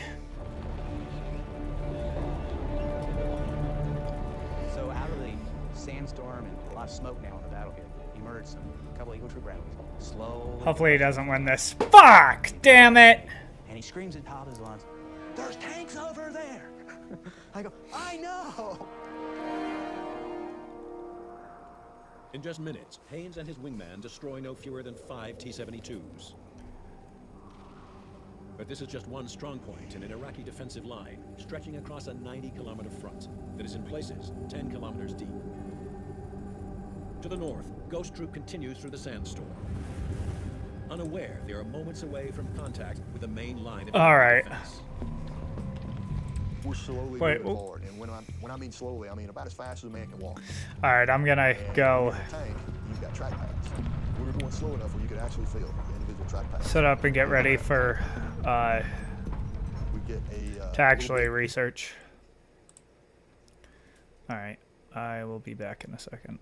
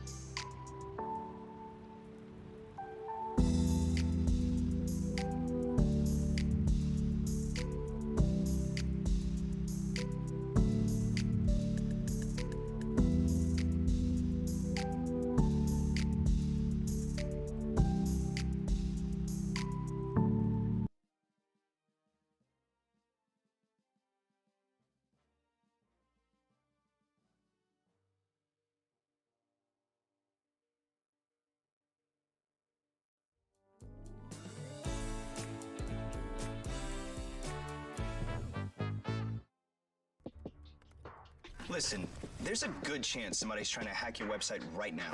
You gotta make sure you're covered. Yeah, bro, make sure I'm you're talking fucking about covered. enterprise-grade security built into your site and fully managed for you. Check.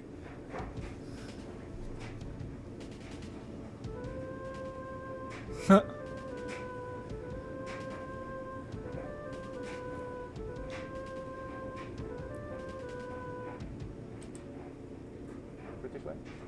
I don't think it would be a British way, Mr. President, but I'm asking whether it's not an un-Arab thing to do. لنتفق على أنه كل عمل عدواني هو ليس من شيم. Let's agree that any aggressive act or any act of aggression is not any of our traits. It's not characteristic of us. ولكن الرد على العدوان جزء من السجيان. But it is characteristic of us to repel aggression, react to it. الذي حصل أنه العائلة الحاكمة الكويتية قد تآمرت عليه. What happened was that the ruling family in Kuwait conspired against us. وحكام الكويت. So did this happen like before the Gulf War or before they invaded? With such calculated force and brutality. Oh, this is after they invaded. Okay. هل هو إنجليزي مثلا؟ Would it be an English thing then? إذا كان غير عربي. If it's not an Arab thing to do. Huh. I don't think it would be a British way, Mr. President, but I'm asking whether it's not an un-Arab thing to do. لنتفق على أنه كل عمل In November. هو ليس من شيم. Let's agree that August 2nd, 1990.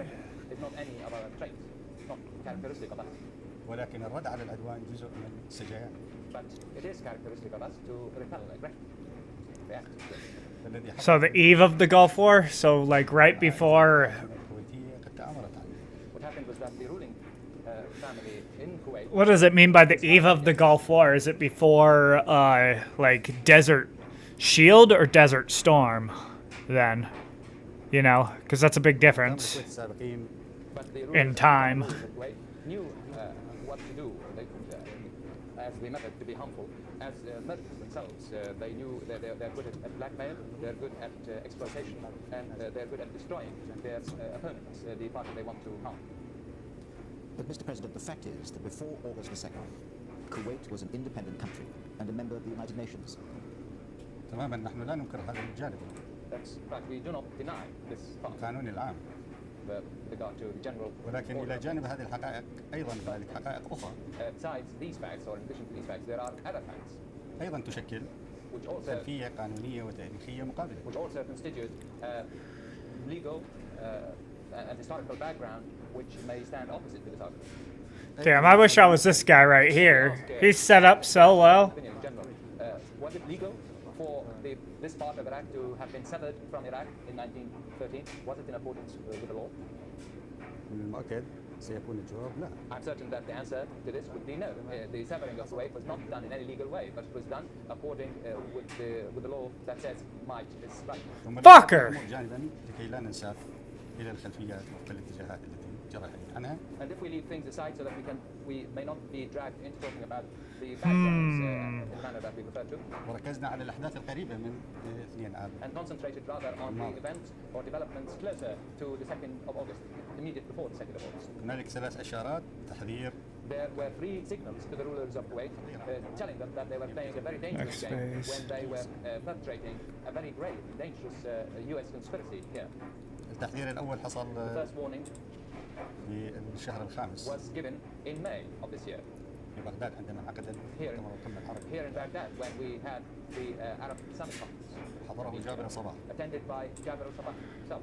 وجرى التحذير أمام كل الرؤساء العرب. And the warning was expressed in front of all Arab heads of states, kings and presidents. قلنا له بأن الذي تقومون به نوع. We said to him that what you were doing to us was an act of war, and if you do not mean to wage war against us, then you've got to retract from doing what you're doing. Otherwise, if you persist, we are going to consider it as war being waged against us.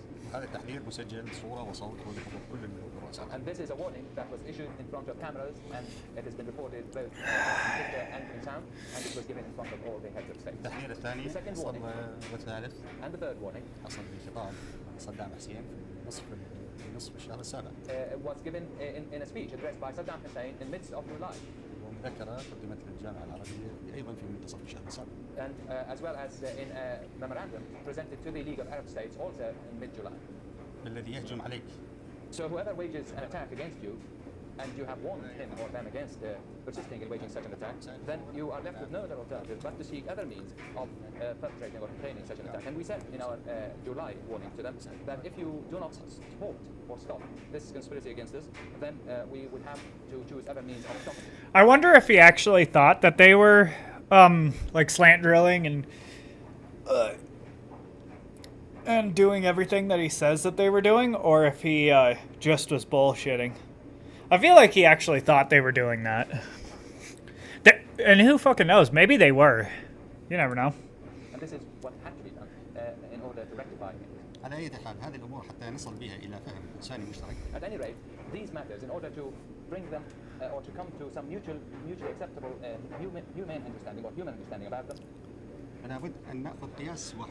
let us, we must choose or take or adopt a single criteria, a single standard. إذا ما قسنا الأمور بقياسات مختلفة. Because if we adopt double standards or criteria that are not uniform, different standards in addressing these matters, سيقع المرء بالخطأ. we are going to fall into error. مثلا. For instance, عندما نقول هل يجوز أن تهجم دولة على دولة أخرى؟ الجواب لا. when you ask, is it acceptable for a state to attack another state? Obviously, the answer is no. ولكن. But if each issue is to be addressed in accordance with its own background, then the 2nd of August issue must also be taken against its own background. أنتم تعرفون مثلا. You know, for instance. من بين أكثر الدول التي هجمت على دول أخرى هي أمريكا. Oh, motherfucker. Amongst the countries that have historically perpetrated more aggressions against other states are two, the United States and Britain. ولكن لو سألنا المسؤولين فيه. But if we were to ask the officials in the United States or in Britain about why those aggressions were perpetrated, their reply would say, well, those things happened according to their own backgrounds. فإذا كان هذا الجواب صحيح. So if such a reply would be the right one or acceptable, فلا بد أن تقاس به الأمور الأخرى أي بمعنى. So if such a reply would be. I should have just put it right there and then waited. 2nd of August issue must also be addressed. Stupid. Because it has to be addressed according to its own background, which would mean that we would be correct and the right conclusion. Mr. President, when your troops invaded Kuwait, went into Kuwait, did you think that the Americans would stand idly by and do nothing? So the 8Sleep is a pod cover that fits on a mattress like a fitted sheet, but it's temperature controlled, so it can heat and cool each side of the bed independently. I wouldn't say it replaced the need for air conditioning, it didn't, but it did actually legitimately decrease the total air conditioning you need when the bed is cooled off and the house doesn't have to be as cool. So when it literally cools the bed before you get in, stays cool the whole night for optimal sleep, and then warms you up in the morning on autopilot every single day, which is sweet. So now that I know that air conditioning is the number 2 draw of electricity in my entire house, and if you don't drive an electric car, it's probably your number 1 draw, then it's good to know that you can do something like this, and obviously it'll take a lot less electricity from the wall than air conditioning would.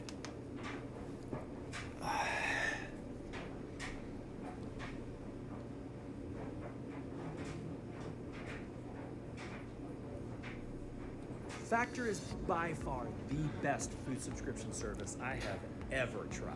You just put them in the fridge, and when you get grumbly in the tumbly, it's time. لم يخطر على بالنا ابتداء أن نسأل أن يكون هذا هو السؤال الأول. It didn't occur to us to begin with that this would be the first question that should be asked. وإنما كان السؤال الأول. But the first question in our minds هل was, نحن على حق أم على باطل في هذا أو ذاك من التصرفات التي نقوم بها؟ But the first question in our minds was whether we were right or wrong in this particular act or that particular act which we just made. كان هذا هو السؤال الأول. This was our first preoccupying question. وقد أجبنا على هذا السؤال بيقين راسخ أننا على حق في تصرفنا وفي منهجنا. And we reached a conclusion with regard to this question, a very firm conclusion, which was that we were correct and right in our action. But now, Mr. President, as a result of that action, you have the world uniquely ranged against you. Even your friends, the Soviets and the French, they say you must get out of Kuwait. نحن نحترم رأي الذي له رأي. We respect the view of anybody who may have a view on the subject of Kuwait, because the issue of Kuwait is a complicated one, and we do not presuppose that whoever had a view that we must not take. Oh, motherfucker! لو أخذ بصورته المجردة Because the issue of Kuwait, if it were to be taken on its own, in isolation of its background or circumstance, then it would look as if it were an act of aggression by one state against another, which would make it annexation. أي بمعنى أنه نعم هنالك عدد من الدول Yes, there is a number of them. وخاصة الدول الكبيرة والصناعية الخاص the great powers, big powers, and especially also more particularly the industrialized countries. تقول هذا على أساس القياس. They are saying this in accordance with the sort of general legal terms or criteria, and also in accordance looking at it from the. I really hope that that person can't trade because it might be fucked if they can. But to say that the world is unified or united against Iran is indeed not a correct thing. ليس هذا انطباعنا نحن فقط. This is not just our impression. وإنما هذه التصريحات التي in the statements that and the presence of the United States and Britain, statements issued by parties in the United States and Britain, they themselves are sort of voicing out their concern that the unity, so-called unity against Iran, is perhaps being suffering from a sort of split because, in accordance with the sort of general legal terms on which they base their unity with regard to the Iraqi action. Fuck, they're gonna try to take me out here. Measures should be taken in order to respond to this action. لماذا حصل أنه why have we noticed or found that this sort of so-called unity against Iran has witnessed some steps being taken as if to retract them? The fact is that the United States and Britain oh, they're gonna take out the Security Council into adopting Orange. resolutions against Iran. And once the states Although I don't think they'll be able to. realize or to see or gauge things in accordance with the historical background of this issue, in accordance with the history of the relationship here, we began to witness changes into their attitudes in accordance. Oh man, they are and we began to witness some differences. going to be able to. Come on, lose. Damn it! Also with what is practical as seen by them. But there are no splits in the Security Council resolutions. Now they're gonna take me out for sure. All the countries say Iraq Oh must no. withdraw from Kuwait. أنا لم أقل أن هنالك انشقاق. الغرب يقولون أن هنالك انشقاق. I didn't say that there is a split in that position. This is being said in the West. They are saying that there is a split. إن الذي يهمنا نحن But it's important to us سواء كنا عرب أم مسلمين as Arabs as well as Muslims. Accept alliance. يجري الحوار معنا ثم بعد ذلك تتخذ القرارات. What is important to us is that dialogue. Is for dialogue to be conducted with us. And The only thing is that I have to basically attack them. مجلس الأمن كم قرار اتخذ حوالي 10 قرارات. you will notice now that the Security Council has now adopted almost 10. Here, wait, I'm gonna ask. معمق معنا. So far, no dialogue, no deep dialogue has ever been conducted with us. لكن حتى يتخذ قرار يلوم به أجهزة I'll إسرائيل ask them. على عملها الإجرامي But in order to ضد الفلسطينيين adopt a resolution blaming Israel for بعث إلى هناك مندوب عنه the Security Council sent an envoy representing it. الذي هو وزير خارجية بريطانيا. The envoy was وزير خارجية بريطانيا راح إلى إسرائيل ليتفاوض معها. None of these resolutions adopted against this was Iraq conducted, was Iraq talked to, or did it receive an invitation for a dialogue. While the resolution, in order to take a resolution to blame Israel for the criminal act, for the crimes perpetrated against the Palestinians, the Security Council went into debates in order to adopt that very mild resolution against Israel. And not only that, but the Security Council we also witnessed the visit made by the British Foreign Minister to Israel in order to negotiate with the Israelis, perhaps even beg the Israelis or appeal to them to accept this resolution. And in spite of all this, Israel continued to reject the resolution, the very mild resolution adopted by the Security Council against it. So that you see, this is the kind of double standard that can be seen in the behavior here of the Security Council towards two issues. The difference of time between which is only a matter of 2.5 months. By countries that claim to themselves as being great countries, great powers that are democratic, powers that work for freedom and liberty to prevail in the world. You see an irony there between these two situations. لنعطيك مثال آخر. Let me give you another example. إسرائيل عندما احتلت فلسطين والأراضي العربية المحتلة. When Israel occupied Palestine, along with the other occupied Arab territories. وعندما ضمت القدس والجولان. And when it annexed Jerusalem, Quds, and the Golan Heights by official decree. كم من دول العالم أيدت في هذا القرار؟ How many countries of the world supported these Israeli decisions or acts? We dare you to find a place where you show your family a new view. Let them fly like angels. And teach them about gravity, all before the sun goes down. Oh, Damn. motherfucker. Plan your trip today. Oh, okay.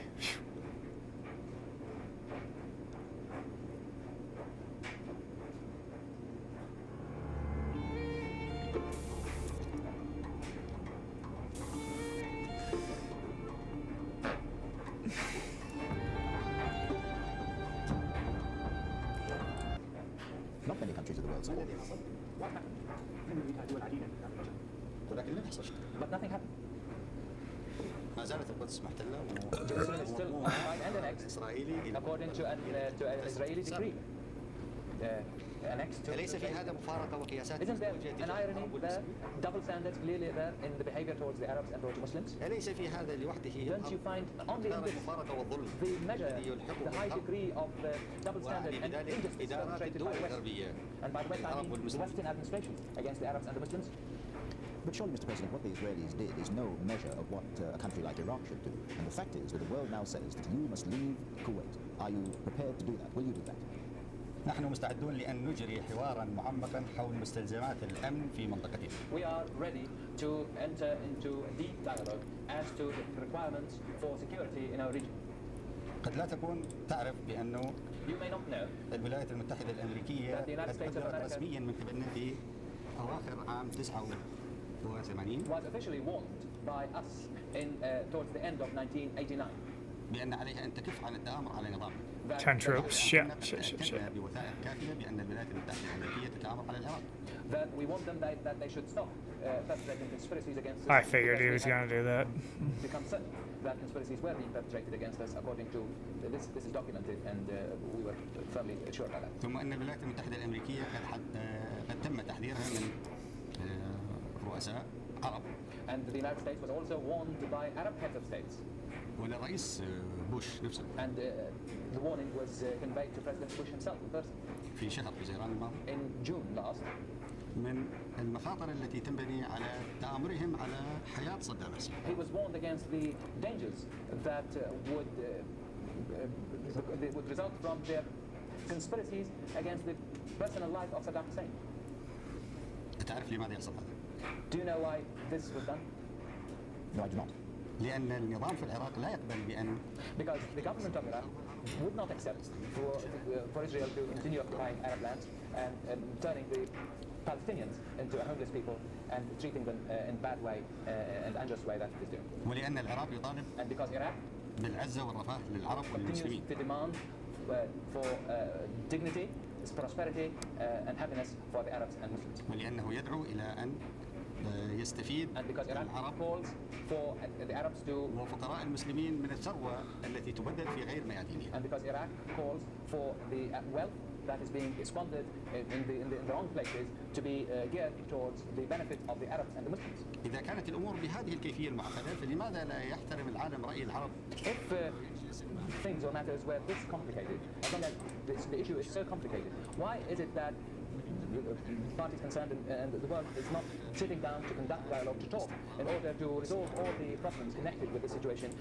and find the right solutions, the solutions that would bring real, genuine peace to the area and establish stability, firm stability for it. إذا نحن ندعو للحوار. Therefore, you see that we call for a dialogue. وندعو لحل شامل لكل قضايا المنطقة. لأنها مترابطة. In order to find a comprehensive solution to all the problems of the region. وطرحنا هذا Because طرح مشروع. these problems are interconnected. في 12 These problems are interconnected, and we announced an initiative to that effect on the 12th of August. Well, Mr. President, the answer to that is that the world says that you must withdraw first from Kuwait. But may I put another question to you? How has the invasion of Kuwait helped the Palestinians? Because it's put them in a totally impossible position, and it hasn't helped them at all. ماذا يحصل الآن؟ What is happening now? هنالك تحول عميق حصل بعد الثاني من آب للرأي العام العالمي وبالذات على مستوى السياسيين الكبار الذين هم ليسوا في السلطة المباشرة. There has been a deep change happening since 2nd of August on the level of the international public opinion, and particularly amongst high-ranking or big officials who are not really in political power.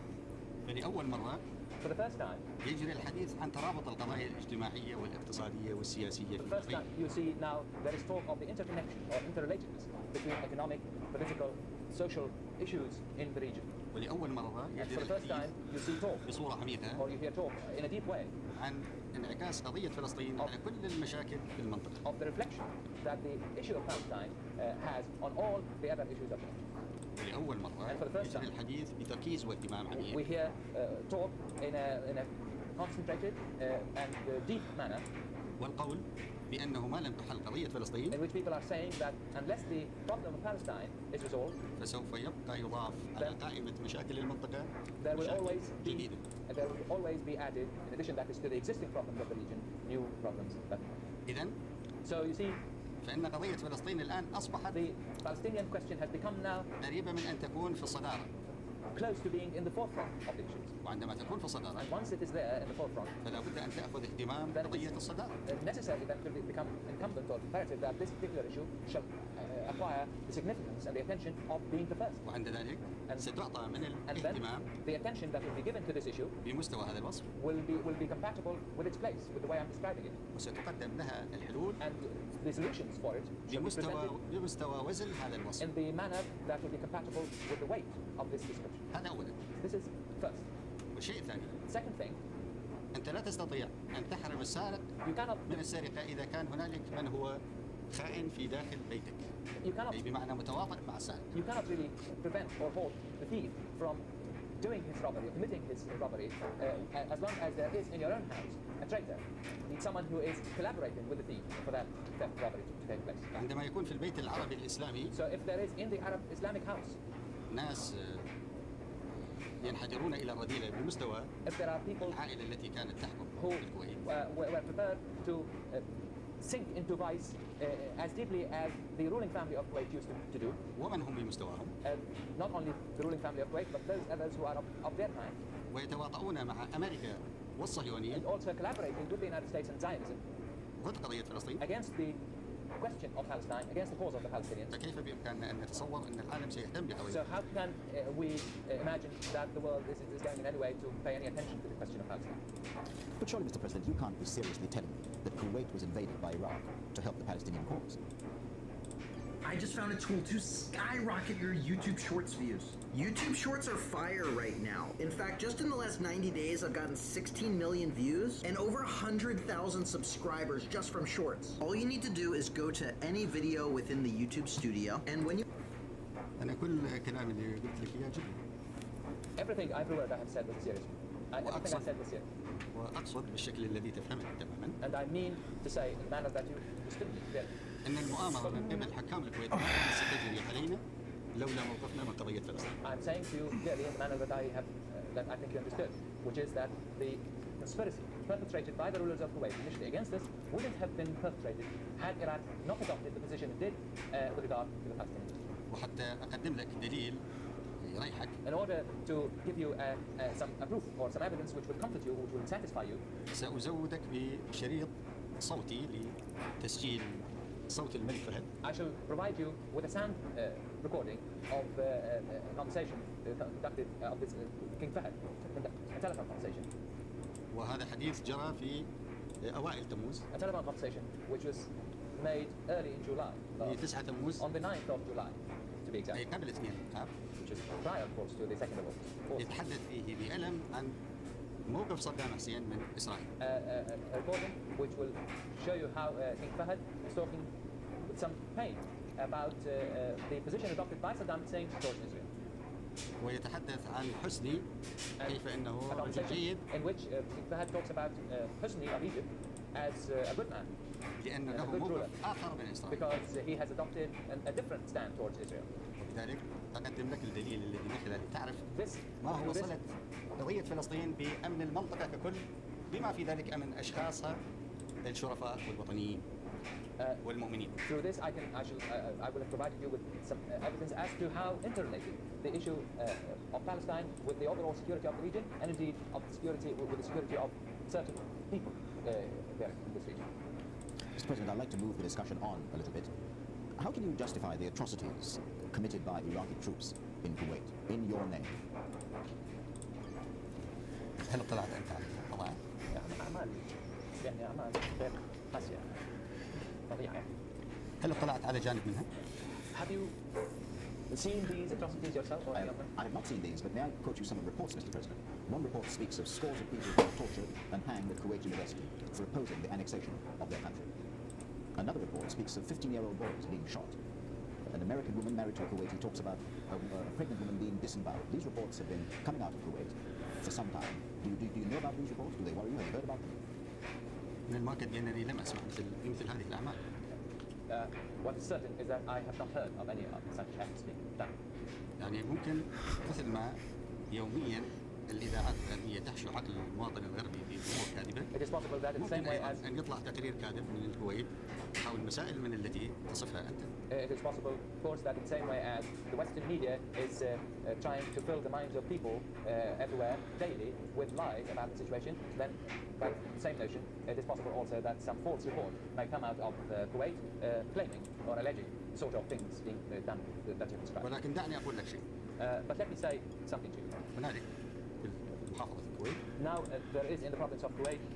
الذي يفتح النار على الجنود يفتحون عليه النار ويقتلون. There is an instruction which is valid there. Whoever opens fire at our soldiers, they will open fire back. They will respond and they will kill. Whoever opens في fire. نفس الوقت. They will shoot to kill. At the same time. عندما يسرق عراقي من بغداد. Any Iraqi belonging from Baghdad perpetrating a theft or a robbery against a house in the province of Kuwait. ويلقى القبض عليه متلبسا بالجريمة. And he is caught red-handed. يحال إلى المحاكمة. He will be tried. He will be prosecuted. والقانون العراقي and the Iraqi يحكم بالإعدام على قضية من هذا. dictates the death sentence in such instances. وهنالك عدد من العراقيين من محافظة بغداد وربما يكونوا من محافظة البصرة وربما يكونوا من محافظة أخرى they may have been from Basra or any other province. وأديمون لأنهم سرقوا من دور سكن الشعب في الكويت. have in fact been sentenced to death because they have committed robbery against the houses of people in the province of Kuwait. هذا حصل. This has happened. لماذا لا تتحدث عن الصحف؟ Why does the Western press ignore this fact? لأنه يعكس الجانب العدل. Because it has been ignored because it reflects the just and disciplined manner in our position. Mr. President, these reports of atrocities, you see, are encouraged by the fact that you have sealed Kuwait off from the rest of the world. Why don't you let us go in and see for ourselves whether these reports are true? في جانب ما ذكرت. Yes, you're right. You're partly right there. في جانب ما ذكرت. Partly right there. ولكن لابد أن تسعفك الذاكرة أنه الآن محافظة الكويت مستهدفة عسكريا من قبل الولايات المتحدة الأمريكية والضالعين معها. But you must remember that the province of Kuwait is now a military target for the U.S. forces there and for forces that have allied themselves with the وهي ومقترباتها من محافظة البصرة. So the whole province of Kuwait, as well as the approaches to the province of Kuwait, تهيأ كمسرح عمليات متكامل مواجهة الغزو المحتمل. Are now being prepared as a sort of full-fledged theater, battlefield theater, in order to, in anticipation of any offensive that may be waged, any attack. وأنت تعرف بأنه في ظروف كهذه. And you will know that under such circumstances, الدول تتخذ إجراءات تمنع فيها الصحفيين. Countries usually take measures من الاقتراب من المواضع العسكرية. which include the prevention of journalists from coming too close to military installations, military. والشعب البريطاني على سبيل المثال يعرف هذه الحقائق المعاشة في الحرب العالمية الثانية. And British people, for instance, would know such details fully well because they lived it during the Second World War. Can I move the discussion on to another subject, Mr. President? Does it worry you that the term Iraqi guest has now come to mean detaining people or detaining a person against his will? Did you know there's a simple activity that you're already doing dozens or even hundreds of times a week that can be making you $3,000, $5,000, and even $10,000 a month like clockwork? Can you guess what it is? What's weird is, hundreds of millions of people around the world do this every single day, but only a tiny fraction of these people know how to turn it into a lucrative and flexible income and a great lifestyle. Some are even making upwards of $100,000 a year doing it part-time from the comfort of their home. Want to know what this is? If you don't, please hit the skip ad button. ومن المؤكد بأنه صعب تفهم ضيافتنا المعلنة بحقيقتها كما هي. It is certain that the kind of hospitality that we are extending would be difficult to understand. The true meaning of this hospitality would be difficult to understand. لأنه Damn it. الأجانب هنا الموجودين ممنوعين من السفر. Because the foreigners that are here now as guests are prevented from going from travel. ومستضافين رغم إرادتهم في المناطق And they're being hosted against their will in installations, in vital installations here in our country, the purpose of which, or the objective of which, is to try and halt any acts that may be perpetrated against these places and then halt the war. هذا لم يحصل في العراق فقط. This is a measure that has not just been taken here in Iraq. This is not the first time. وعلى سبيل المثال For instance, لابد أنكم تعرفون أن أمريكا you must know that الحرب العالمية الثانية the United States during the Second World War حجزت حتى رعاياها من الأصل الياباني. put even its own citizens of Japanese origin into special encampments. أي اعتقلتهم وحددت حريتهم. Indeed, which meant actually that they were detained in these encampments without not enjoying their full freedom. وأشك أنها عاملتهم كما نعامل نحن البريطاني أو الأمريكي أو الياباني. And I don't think I have doubts whether the United States at the time treated those people in the Japanese encampments in the gentle way, as gently as we are treating our guests, which the British. لماذا نسميهم ضيوف؟ Why are we calling these people guests? لأنه عدا. Because apart from the fact that part of their liberty is being halted from them, is not being given to them, they are being granted every way of hospitality that the government can give. ولو اطلعت على. And if you see some of the requests that have been sent to us by them, you would see for yourself how luxurious and detailed some of these requests are, which would reflect the kind of treatment that they are receiving, which would be a reflection of the kind of situation they are living. In spite of the fact that we are living in a rather special sort of circumstance, but in any case, we usually grant all their requests. Mr. President, they don't, I'm sure they're pleased with your hospitality, but they don't want hospitality, they want their freedom. And they charge that you are violating their fundamental human rights and keeping them here, in not allowing them to leave. That's what they want, their freedom. تمام هذا هو الذي يريدونه ونحن هذا الذي نتمناه له. نحن معهم في الذي يريدونه. نحن لا نتضايق. We agree with that. We agree with what they want. لأنه هو حقهم. We are not perturbed by this demand on their part because it is their human right. ظروف العدوان الأمريكي But the circumstance of the U.S. aggression. تحالف تاتشر مع بوش and the Thatcher-Bush alliance that is being waged against us is the factor that has brought things to the level where we live now. This is the problem. إنه نحن سألنا أنفسنا وأجبنا. We asked ourselves and we came to the conclusion. كيف نضع عقبات أمام as to how to impede الانفعال السريع. any unwise act. وكيف نعطي للعقل فرصة. Any hasty, unwise act, and how we should create the right opportunity, the chance. ليكون للتفاهم وللحوار فرصة. For dialogue and understanding to have its chance. فعملنا الكثير. So I can understand. ومن بين ما اجتهدنا بأنه مفيد. We have done a great deal, and amongst the things that we thought would be useful. هو أن نمنع عدد من الأجانب. Was for us to try to prevent a number of the foreigners من السفر. From traveling.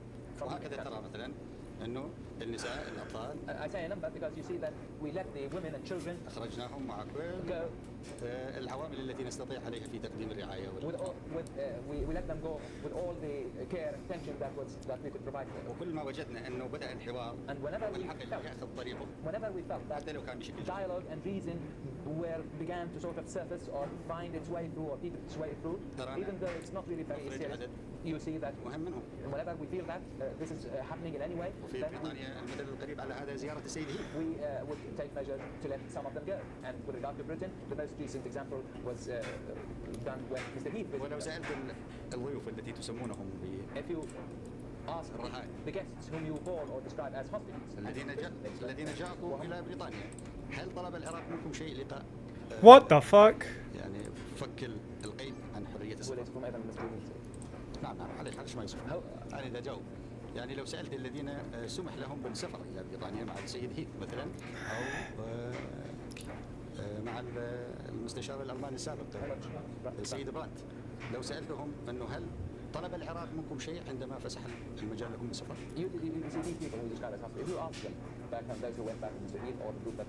سيجيبونك لأنه لم يكن شيء. Did Iraq ask anything in return for their release? Then the reply would be no.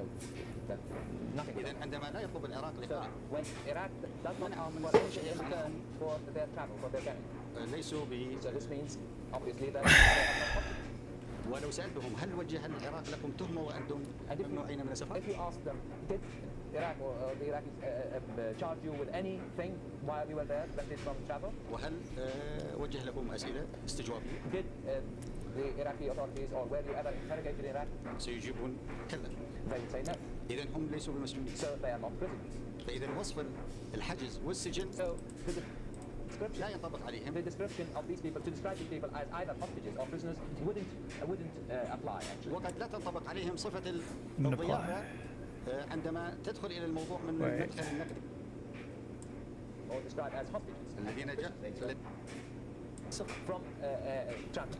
هكذا ترى مثلا انه النساء الاطفال I say a number because you see that we let the women and children اخرجناهم مع كل العوامل التي نستطيع عليها في تقديم الرعايه we let them go with all the care and attention that we could provide for them. وكل ما وجدنا انه بدا الحوار والعقل ياخذ طريقه whenever we felt that حتى لو كان بشكل dialogue and reason began to sort of surface or find its way through or keep its way through, even though it's not really very serious, you see that whenever we feel that this is happening in any way, في بريطانيا المثل القريب على هذا زياره السيد هيث. We would take measures to let some of them go. And with regard to Britain, the most recent example was done when Mr. Heath was. ولو سالت الضيوف التي تسمونهم if you ask the guests whom you call or describe as hostages الذين جاءكم الى بريطانيا، هل طلب العراق منكم شيء لقاء يعني فك القيد عن حريه السفر؟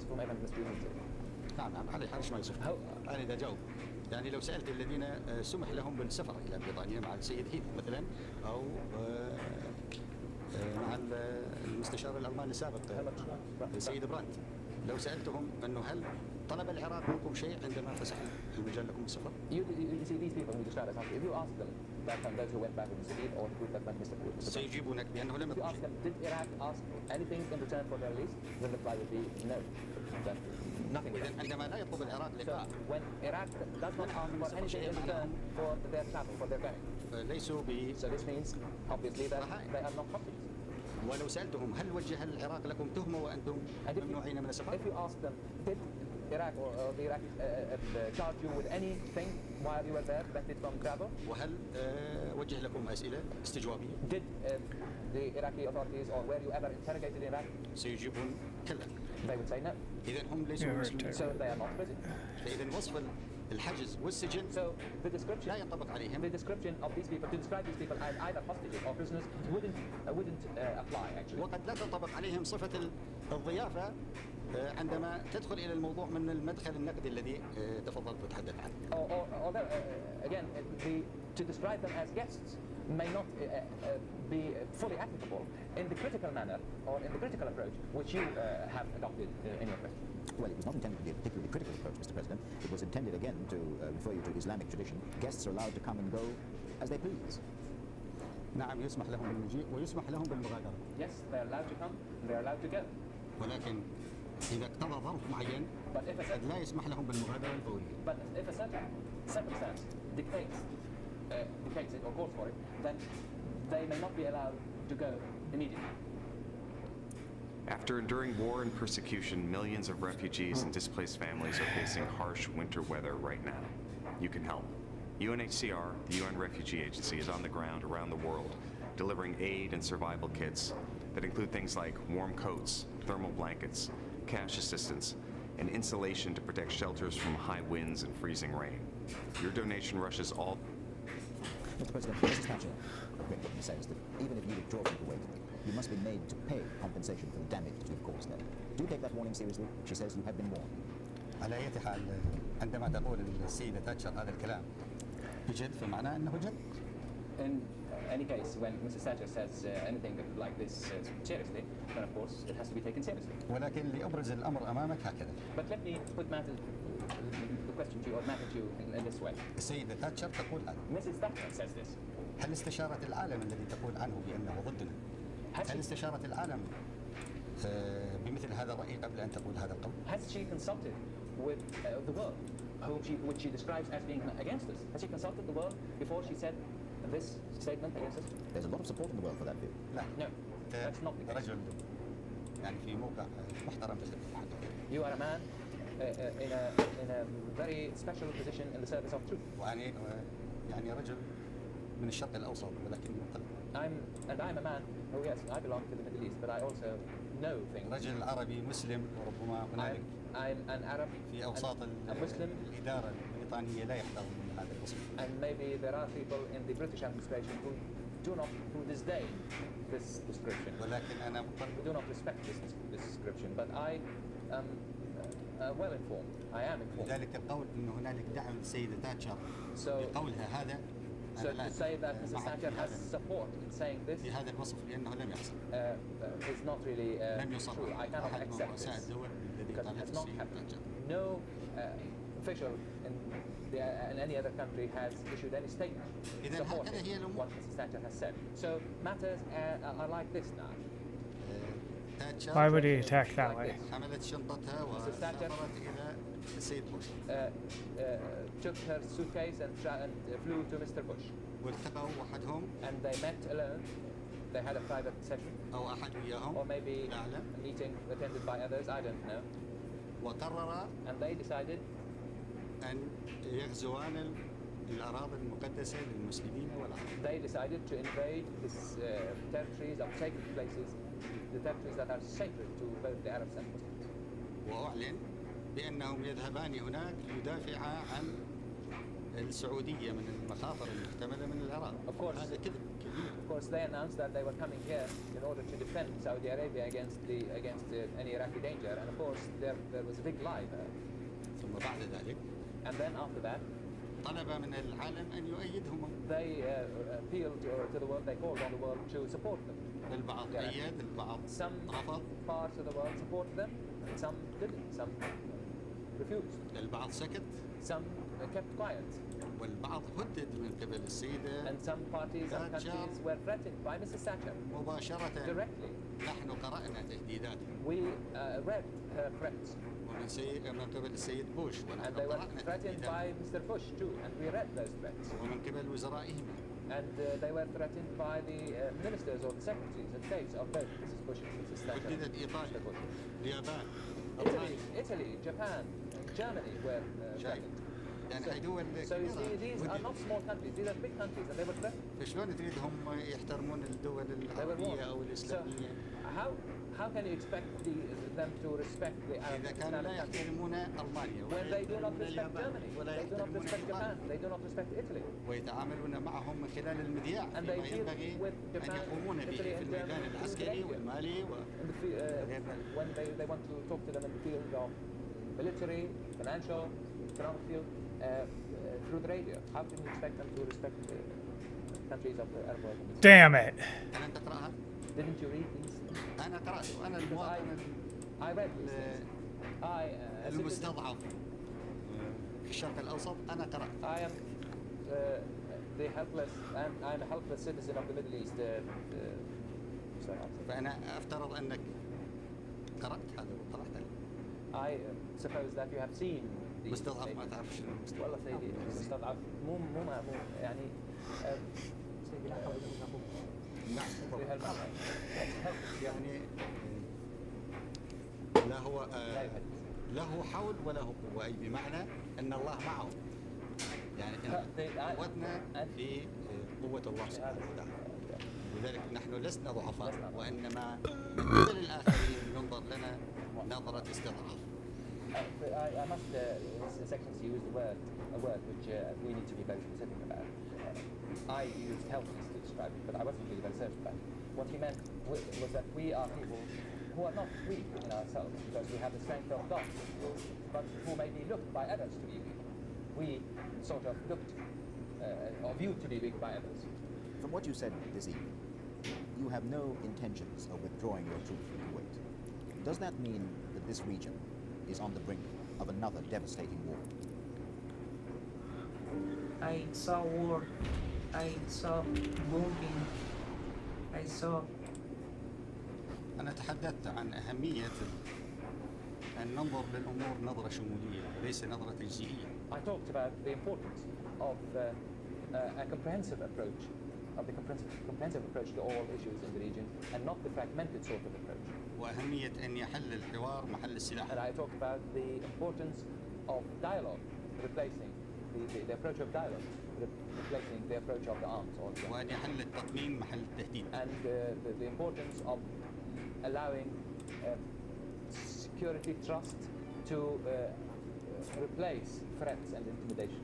وأن يستجاب للعقل الراجح وليس للرغبات الجامحة المتسرعة. And the importance responding to reason rather than to jerky, hastily taken decisions or jerky desire. إذا ما استذكرت الأطراف المعنية So, كل هذا if all parties concerned were to remember the importance of these facts وجلست على طاولة and sat together on around one table, فنحن على ثقة بأنها ستكون قادرة على تقديم حلول we جدية are confident that these parties وعميقة لكل القضايا will reach- المقدمة منها قضية فلسطين. will reach serious and deep solutions to all the issues, in the forefront of which will be the Palestinian. وعند ذلك سيجري بحث ما يسمى بأزمة الخليج ضمن سياقها الطبيعي.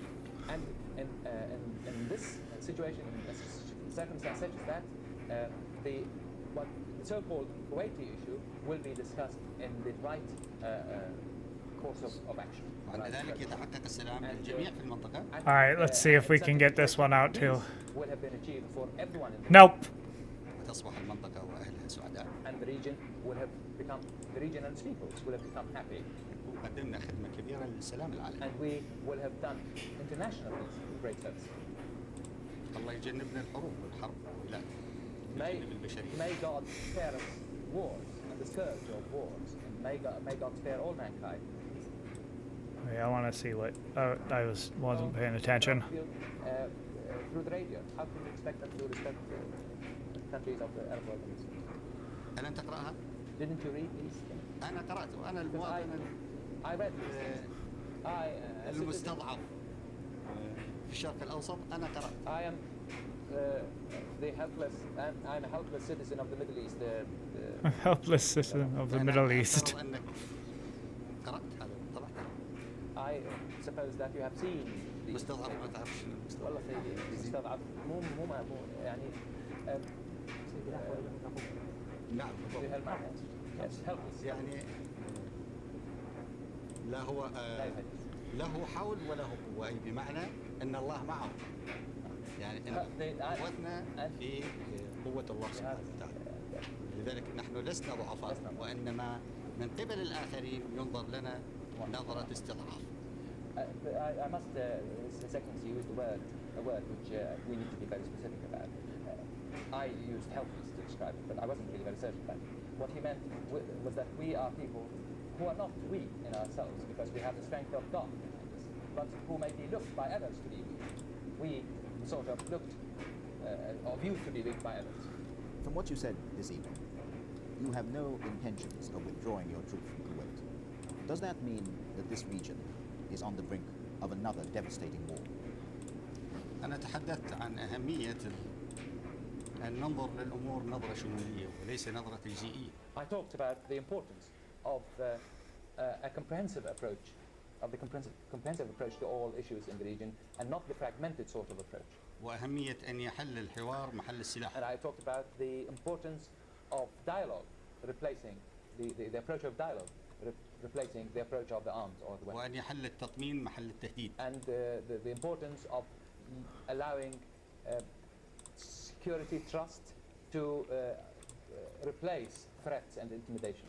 وأن يستجاب للعقل الراجح وليس للرغبات الجامحة المتسرعة. And the importance responding to reason rather than to jerky, hastily taken decisions or jerky desire. إذا ما استذكرت الأطراف المعنية كل هذا. If all parties concerned were to remember the importance of these facts وجلست على طاولة and sat together on around one table, فنحن على ثقة بأنها ستكون قادرة على تقديم حلول we جدية are confident that these parties وعميقة لكل القضايا وفي المقدمة منها قضية فلسطين. will reach serious and deep solutions to all the issues, in the forefront of which will be the Palestinian. وعند ذلك سيجري بحث ما يسمى بأزمة الخليج ضمن سياقها الطبيعي. And in this situation, in a circumstance such as that, the so-called Kuwaiti issue will be discussed in the right course of action. وعند ذلك يتحقق السلام للجميع في المنطقة. In such a situation, peace will have been achieved for everyone in the region. وتصبح المنطقة وأهلها سعداء. And the region will have become, the region and its peoples will have become happy. ونكون قدمنا خدمة كبيرة للسلام العالمي. And we will have done international peace a great service. الله يجنبنا الحروب والحرب وإلى يجنب البشرية. May God spare us wars and the scourge of wars, and may God spare all mankind the calamities of war. Mr. President, thank you. Ooh. أنا مسرور. I'm happy to have had this dialogue with you. I thank you truly. Thank you. شكرا جزيلا. Thank you very much.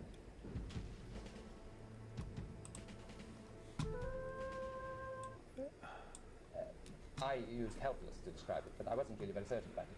What he meant was that we are who are not weak in ourselves because we have the strength of God behind us, but who may be looked by others to be weak.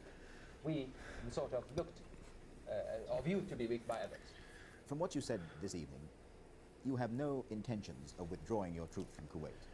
Does that mean that this region is on the brink of another devastating war? أنا تحدثت عن أهمية أن ننظر للأمور نظرة شمولية وليس نظرة تجزئية. I talked about the importance of a comprehensive approach, comprehensive approach to all issues in the region, and not the fragmented sort of approach. وأهمية أن يحل الحوار محل السلاح. And I talked about the importance of dialogue, replacing the approach of dialogue, replacing the approach of the arms or the weapons. وأن يحل التطمين محل التهديد. And the importance of allowing security, trust to replace threats and intimidation. وأن يستجاب للعقل الراجح وليس للرغبات الجامحة المتسرعة. And the importance responding to reason rather than to jerky, hastily taken decisions or jerky desires. إذا ما استذكرت الأطراف المعنية So كل هذا. if all parties concerned were to remember the importance of these facts وجلست على طاولة and sat together on around one table, فنحن على ثقة بأنها ستكون قادرة على تقديم حلول we جدية are confident that these parties وعميقة لكل القضايا will وفي reach- المقدمة منها قضية فلسطين. will reach serious and deep solutions to all the issues. In the forefront of it will be the Palestinian question. وعند ذلك سيجري بحث ما يسمى بأزمة الخليج ضمن سياقها الطبيعي. And in this situation, in a circumstance such as that, the so-called Kuwaiti issue will be discussed in the right course of action. وعند Right ذلك approach. يتحقق السلام And, للجميع في المنطقة. In such a situation, peace will have been achieved for everyone in the region. وتصبح المنطقة وأهلها سعداء. And the region will have become, the region and its peoples will have become happy. ونكون قدمنا خدمة كبيرة للسلام العالمي. And we will have done international peace a great service. الله يجنبنا الحروب والحرب وإلى يجنب البشرية. May God spare us wars and the scourge of wars, and may God spare all mankind the calamities of war. Mr. President, thank you. أنا مسرور. I'm happy to have had this.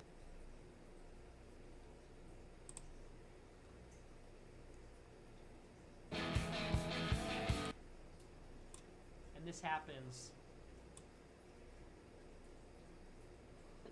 Of Turkey is Bashar. We're not saying this is the proxy war, which has been kind of like the center. Did he become? He Googles Erdogan and then says this. President of Israel. He said, "When did he become president of Israel?" Bruh. And the best part about this Isn't he the president of Turkey? It shows that he doesn't know who Erdogan is, which is a big deal. Okay? I'm pretty sure that he's the president of Turkey. Now, I know a lot of people may not know who Erdogan is, but if you are a political person, if you're a political live streamer, you should know who the president of Turkey is. He's been the Oh, yeah, president see? of I was Turkey right. for Okay, 10 cool. years. That's like not knowing who Kim Jong-un is. or Xi Jinping. Turkey's a major country, and Erdogan's been president for a long time. Now, if you didn't know, watching Hannity, Biden's retarded. Excuse me. Are these seats open? Never mind. Ted Cruz can, is a chuckle, a chortle. Sort of go, ha ha ha, no. What the fuck? Okay, what do we think? What do we think, Chad? W or L? Let's see what else. Let's see what Autumn Droiper's been tweeting. You know, one of my favorite accounts on Twitter. Not my account. I'm banned on Twitter. You know, my last account was Grimace. Grimace Shake, that is. Grimace Shake. This account's pretty good. I don't know if you guys have seen, but Autumn Groiper's been totally destroying Destiny's credibility, Stephen Bennell. I don't know if you guys saw this clip. Is that his name? Autumn Groiper compiled the Stephen I know it was Bennell's Steven, but I didn't know if it was Destiny, that it was left live Stephen stream, Bennell. and put them in a video. We could watch that. But apparently Destiny never heard of Francisco Franco, thought that Erdogan, the president of Turkey, was Bashar Assad from Syria. He thought that Erdogan was the president of Israel. Thought the Bible was written in Arabic, not Aramaic. He thought the Bible was written in Arabic. Failed to use I mean, that could have been just like a slip of the tongue, though. Palestinians, and he can't even find Israel on a map. So watch this, if you haven't seen it already. I don't know who Francisco Franco is, but he must be a fucking You don't know loser. Francisco Franco? He's got $2 supporters. Bruh. $2 supporters. يخدمون القضية الفلسطينية. Bashar al-Assad, is that this guy? والقضية الفلسطينية No. هي الأولى عندهم. Fuck, wait, who is this? Who are these people? Fuck, am I just supposed to know? والقضية الفلسطينية هي الأولى This isn't him. عندهم. Oh, Erdogan. Oh, Erdogan. هي هدف. Is it Erdogan? Erdogan? I don't know what the fuck to pronounce this guy's name. When did he become president of Israel? Were the Gospels originally written in Greek? You hear that? President of Israel. When did he become? He Googles Erdogan, and then says this. President of Israel. He said, when did he become president of Israel? Bruh. And the best part about this, one, it shows that he doesn't know who Erdogan is, which is a big deal, okay? Now, I know a lot of people may not know who Erdogan is, but if you are a political person, if you're a political live streamer, you should know who the president of Turkey is. He's been the president of Turkey for 10 years. That's like not knowing who Kim Jong-un is, or Xi Jinping. Turkey's a major country, and Erdogan's been president for a long time.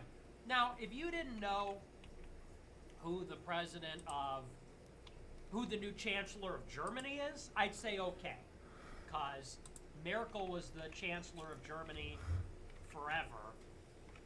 So if you didn't know the latest chancellor of Germany, because he's been in there for a year, you could be forgiven. If you didn't know who the prime minister of Italy is, or even if you didn't know the prime minister of the United Kingdom, I'd say, okay, fair enough. But this guy's a fixture.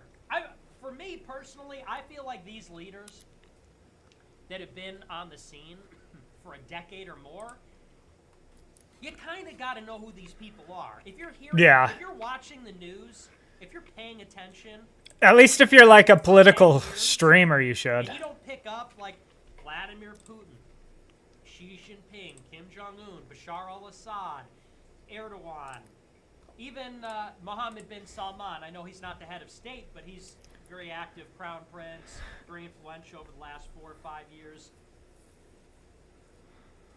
If you're not picking that up, it shows you're not paying attention. Ooh, It shows you we don't gotta go watch get the this news. guy. It shows you have no idea what's going on. I feel like even passively, you can pick that up. Even if you don't know anything about him, even if you know nothing about what's going on in Turkey, even if you don't know anything about their posture towards the region, you don't know anything about him as a guy, if you don't hear that name and associate it, it shows you've got no idea what's going Oh, on. motherfucker. That's one. One, You don't know who the president of Turkey is. Therefore, you have no idea what's going on in Turkey.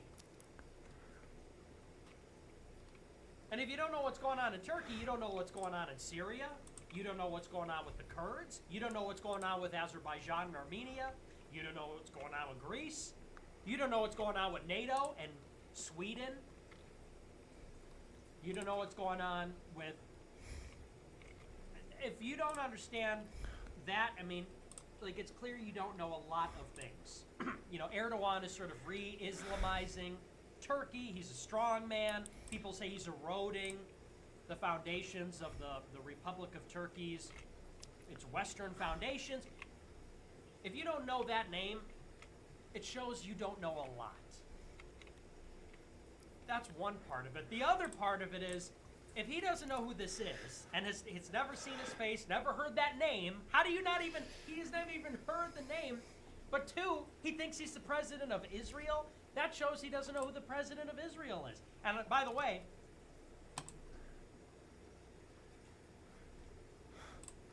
I know that Israel has a prime minister and a president, and I know that the prime minister plays a central role. I wonder if he knows the difference. Does he even know who Netanyahu is? I know Netanyahu's the prime minister, but does he know the difference? If he says, oh, Erdogan's the president of Israel, and by the way, I'll also point out, look at the clip. The clip is what it looks like. It's Mahmoud Abbas and Erdogan. Bro, this guy keeps fucking... Obviously, it's very low resolution, but that looks like Mahmoud Abbas, who's shorter and has white hair and the glasses. I mean, that looks like him. I'm not 100% sure if that's him. Now, look at this video, okay? So it's Mahmoud Abbas and this man who first, Destiny says, oh, is that Bashar al-Assad? No.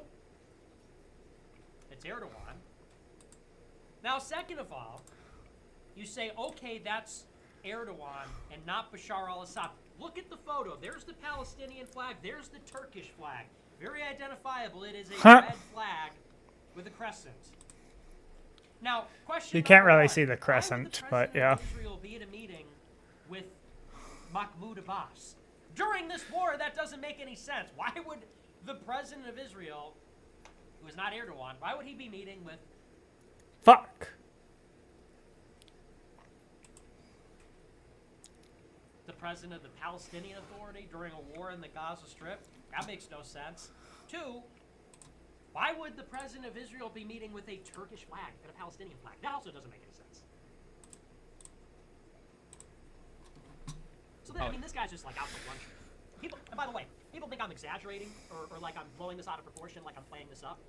People go, oh, so what? He doesn't know everything? Oh, so what? He doesn't innately know everything. It's like, as I've been saying, if you don't know these details, if you've never heard these names, you're getting things twisted, it shows you really have no idea what you're talking about.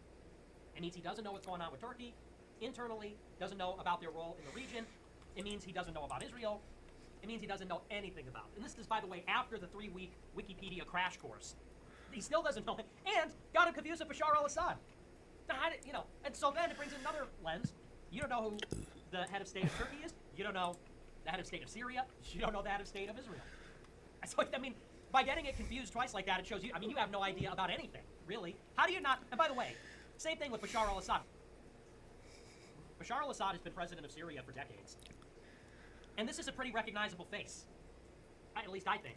How have you not seen this face? The Syrian civil war has been going on for over 10 years. You haven't seen this man? I mean, they don't look similar. Syrian civil war has been going on for over 10 years. You have no idea who these people are? You've never seen this man? That's crazy to me. Political live streamer for 10 years. Can't recognize basic world leaders. We're not saying, hey, who's the head of state of Yemen? We're not saying who's the head of state of Thailand. But we're saying this is the proxy war, which has been kind of like the center of world affairs for a decade. Like, I remember when I was in high school and I was in Model United Nations, it was all about the Syrian civil war. That was 9 years ago, okay? 9 years ago. That's what we were talking about. So, it's not like this is recent developments. It's not like this is obscure. It's not like this is impertinent. This has been at the center for a long time. Anyway, But let's go. So that's just part number 1. And he doesn't know Franco, which is crazy. But let's go on. Eragon. Or Eragon. What's he- Is it Eragon? Eragon? I don't know. It's so amusing how he tries to pronounce it in like a foreign way. Eragon? How do you pronounce it? Eragon? I don't know. Fuck Fucking dumb idiot. Is it Eragon? Eragon? Fucking stupid idiot. I don't know. Fuck pronounce this guy's name. Dumb fucking idiot. Never heard the When did president he of Turkey's become? name. Dumbass idiot. Were the Gospels originally written in Greek? Yes. Yeah. Not Arabic or whatever? Or No, they're written in Queen Greek. what was the Jewish fucking old shit? Well, Hebrew, and Hebrew, there was okay. some Aramaic in the New Testament. Okay. Bro, he says the Bible was written in Greek. Yeah, not Arabic. Again, same thing. Now people might. Now here's another thing where it's like, people might say, oh well, that's actually like a trivia question. Who knows what the Bible was written in? Okay. Again, let's. If you're gonna be a political streamer, you should know that. Of course, the Arabs didn't take control of the Levant, which is where the events of the New Testament and the Old Testament happened, until hundreds of years later. The Arabs don't take over the Middle East until the 7th and 8th century. That's because Islam doesn't come on the scene until the 7th century. Prophet Muhammad dies in what, 632? I think it is 630, 632. And the caliphate spreads across the Middle East, the Umayyad, and then the Abbasid Caliphate. And this happens 800 years, 800 years after the crucifixion of Jesus. So this is, by the way, thousands of years after the events of the Old Testament, hundreds of years, almost 1,000 years after the events of the New Testament, hundreds of years after the canon is created by the Catholic Church. So when people say, oh, you know, because I see a lot of cope in the replies and in the quote tweets, people say, oh, so what? He doesn't know who Erdogan is, so what? Nobody knows that. He didn't know the Bible was written in Greek. It's not just that he didn't know it was written in Greek. He thought it was written in Arabic. And again, that may seem like not a big deal. It might seem like, oh, well, you know, it's all the Middle East. But if you think the Bible is written in Arabic, it's like, clearly you don't know what happened in the Middle East for like 1,000 years. Yeah. You think the Arabs were in Jerusalem in the year 0, in the year 1? You have no idea what's going on in the Middle East. It's the Romans that are over there. But he thinks it's the Arabs. And the only way that a person could think that is because they have no idea what happened in the first millennium, in the first 1,000 years after Jesus died, which is kind of like a big deal, you know? Again, it's like same thing like with Erdogan and Assad. You might say, oh, well, who knows what these people look like? Who knows what their names are? Well, if you don't know those things, it's kind of like you have no idea what's been happening in the Middle East for like 15 years. And if you don't know what's been happening in the Middle East for 15 years, it means you really have no clue, like you haven't been paying attention. So it's not just, oh, he doesn't know every world leader's name, face, etc. It means you really have no idea what you're talking about. How could you? If you don't know who these people are, how could you know what is going on? Similarly, if you think the Bible is written in Arabic, I mean, you're off by 1,000 years. You're off by nearly 1,000 years if you think Muslims were over there when Jesus lived and when his apostles started to put together the gospel. Yeah, that doesn't even make any You really sense. have no idea what's been going on in the Middle East for the first 1,000 years. Okay, so let's see. We don't know what happened in the Middle East, it seems, from the year 3000 to 1000, maybe even further, and we also don't know what's happening in the Middle East from 2010 to 2023. That's a pretty big gap. But mostly. Okay. Here's him taking a U.S. map quiz of the U.S. states. He got 64% correct. And look at all the red. What? That indicates that it took him 3 guesses to get it. The white means he got it in 1 click. The yellow means he got it after 1 or 2 tries. The red means that he failed to locate it 3 times. So it looks like Wisconsin. Let me roll it back. Wisconsin? How can you not guess what the Wisconsin is? So it looks like it took him. Wait, 3 clicks. He got it wrong. he took a while to click Montana, bro. Montana's so easy. I guess I lived there, but like, what? 3 tries to get it right. It's such a big it took him 3 state. tries to get Wisconsin. 3 tries to get Virginia.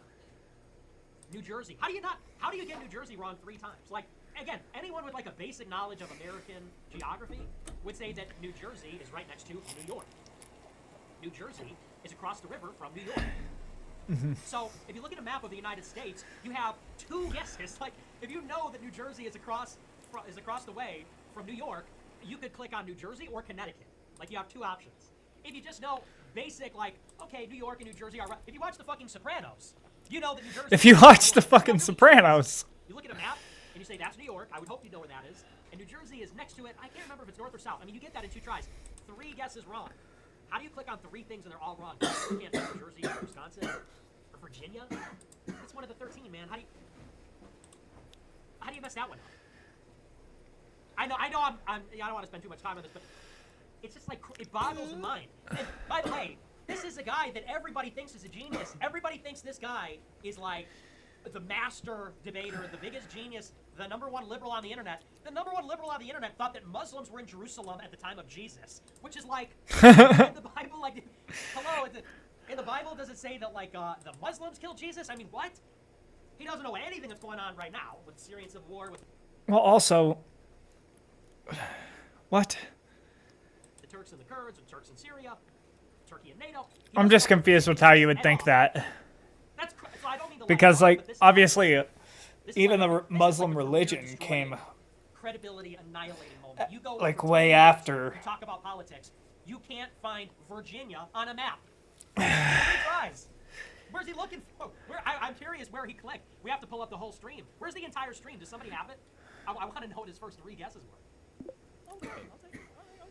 I'll take it. 4 minutes. 4 minutes. Not too bad. Not too bad. Bro, that's a D. Dude, Europe? Bro, I don't even know half the countries in Europe. Okay. Denmark. And then this is him trying to find Denmark. And look at how he guesses between Germany and Denmark. Denmark. Look at this. Denmark. Denmark? Look at how his cursor hovers over Germany and Denmark, trying to find Denmark. Like he's thinking that either Germany is Denmark or Denmark is Denmark. Denmark? Denmark, he says? Is it this country or is it this country? He doesn't know where Germany is on a map. Like, do you know how insane? So, I mean, we're dissecting piece by piece. This is a small sample. This is 70 seconds. And we realize he doesn't know what's happening in Turkey. He doesn't know what's happening in Syria. He doesn't know what's happening in Israel. He doesn't know what happened in the first 1,000 years. He doesn't know where Virginia is. He doesn't know where Germany is. It's like, how can you understand anything that's happening in the world if you don't know these things? Denmark really owns this? That's so. Denmark owns Greenland. Honestly, I'm pro-genocide. Like, it sounds really shitty, but like, I think that Israel should just draw its fucking borders about where it is now, and basically Palestinians can go live in another place. That's really shitty, but like, that's about where I'm at. This whole thing, or?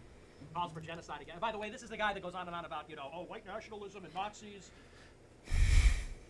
And then he does that faggot voice. He goes, I know that's really shitty. It's like, yeah, you're a hypocrite piece of shit. Like, you can do a funny voice, but you're like a hypocrite, and the entire foundation of your worldview is clearly a lie. Like, I mean, let's just go back and watch that. Notice how he just tries to like avoid the obvious problems with saying this by doing a voice.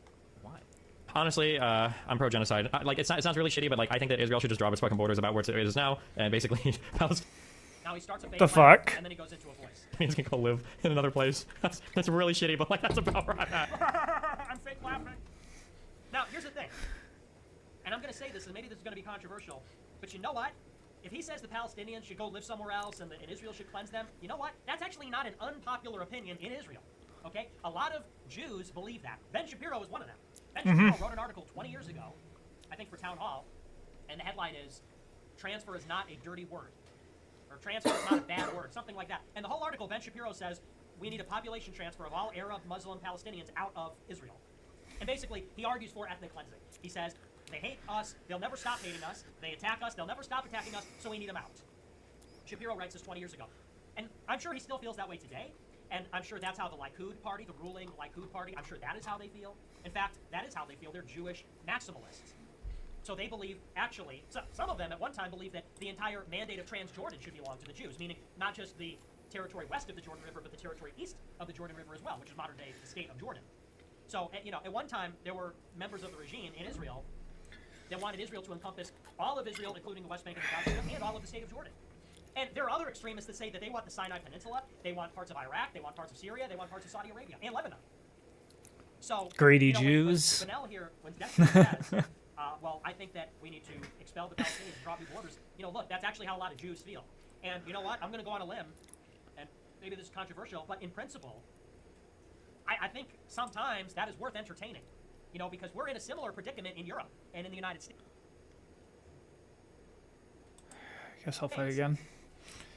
Where later on in this century, the United States is going to have a massive foreign-born population, and it's going to have a massive non-white population. Yeah. A lot of them are going to be illegals, and a lot of them are going to be anchor babies, and a lot of them are going to be visa holders, and refugees, and asylum seekers. And you look at a country like Ireland and what happened over the weekend with the... Oh yeah, that shit was fucking wild. And I think it's going to be a legitimate question to say, should Ireland remove a lot of people from Ireland? I think that's a valid question. Here's the thing, though. I'm a reactionary. I'm a race realist. I'm a reactionary.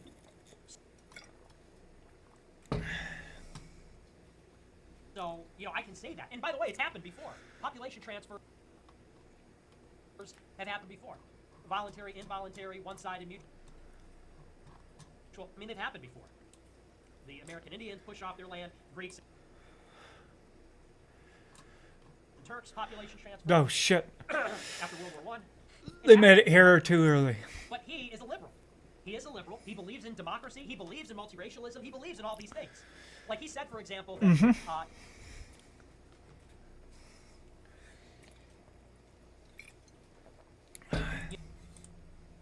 you know, Ukraine is able to join NATO because they voted for it, and he's in favor of mass migration into the United States because it grows our economy. And, you know, all this alarmism about diversity causing problems, it's just that. It's alarmism. It's overhyped.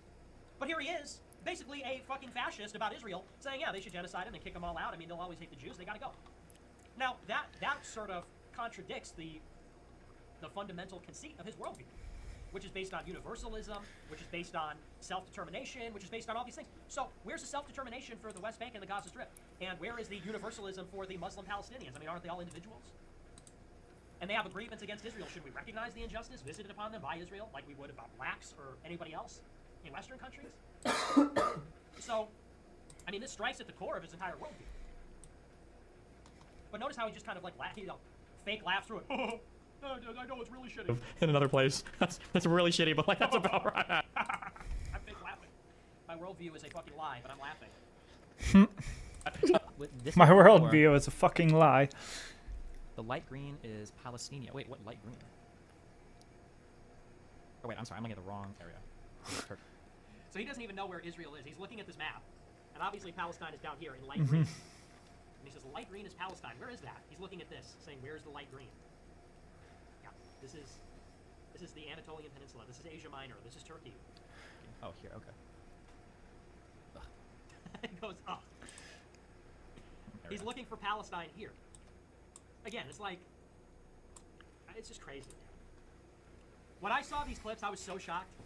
And Autumn Groiper keeps posting them. Autumn Groiper will not let this guy, he will not leave this guy alone. But, you know, people need to see these clips because everybody wants to debate, but he hasn't even demonstrated a perfunctory base of general knowledge to even engage in these debates. How do you debate about Israel? How do you debate about the Middle East? You don't know where Palestine is? You don't know who the presidents of Israel, Syria, and Turkey are? You know the Bible was written in Arabic? You can't find Germany on a map? How can we have a discussion with a person like this? He's coming to the table with no information. I mean, like an alien from outer space? Or like an immigrant? Fuck yeah, I fucking won. Because an immigrant has to look at a map to get to America. So, you know, at least they have some sense of geography. It's crazy. Here's another one. Listen, he was the leader of the samurai. Or for instance, like the, for the Mongols or whatever, I think they were, fuck. I'm trying to say some fucking retarded shit. Wait, what is he saying? I'm pretty sure it's not Genghis Khan. Yes, he was the leader of the samurai. So I'm just making sure. Wait, what? Was a leader of the Mongols. Had to make sure. Ha. Again, not trying to be the police, like, wow, what are you stupid? I mean, maybe it was a brain fart, but still, like, what the fuck? He doesn't, like, Genghis Khan is kind of a big one. That's like saying, you know, who is Julius Caesar? The emperor of what country was It's like he's like, it's Attila the Hun because he watched fucking Milan. Or what the fuck? It's like, Milan. you don't know anything about the Middle East? You don't know anything about Asia? You don't know anything about America? You don't know anything about Europe? I mean, what do you know? What do you know? What do you know? Who do you know? I know he wrote 30,000 words about transgenderism. He wrote a 30,000 manifesto about Keffels and Vosh and transgender sports. I mean, I went through his manifesto and I just ripped him a new asshole because it was so poorly written, but it's like, this guy's just dumb. I'm sorry, but this guy's just ignorant. Where can you read his manifesto? He knows nothing and he's not smart. Like, he's also dumb. It's just brutal, man. I don't know how somebody like that can carry on. I don't know how somebody like that can demonstrate such a lack of proficiency and be taken seriously. How can anybody watch a streamer? There we go. Like this? That'd be like if you go to a math class and your professor didn't know how to do algebra. Whoops, what's a Pythagorean theorem again? And you'd be like, okay, you have no idea what you're talking about. For real. It's crazy. I don't know. I mean, but the thing is, all of his audience are retards. So they're dumber than he is. So there you go. But anyway, what else we got here? What other content? Let me put the music back on. We need a little background noise. Favorite song again? How about my second favorite song? My second favorite song. Let me put it on shuffle. Let's see if we get some crazy.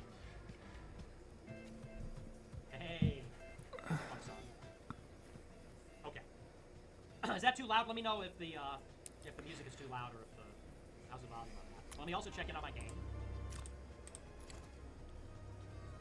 Let's see what Colombia said. Colombia says we were coalition partners and they turned on me in the middle of a joint campaign against someone else. At the moment, I think I'm okay. I'm a little uncertain at the moment, as you can imagine. Maybe just take care of your forces near Louisiana. Yes, I think I will make my way over there. All these AI attacked me at once.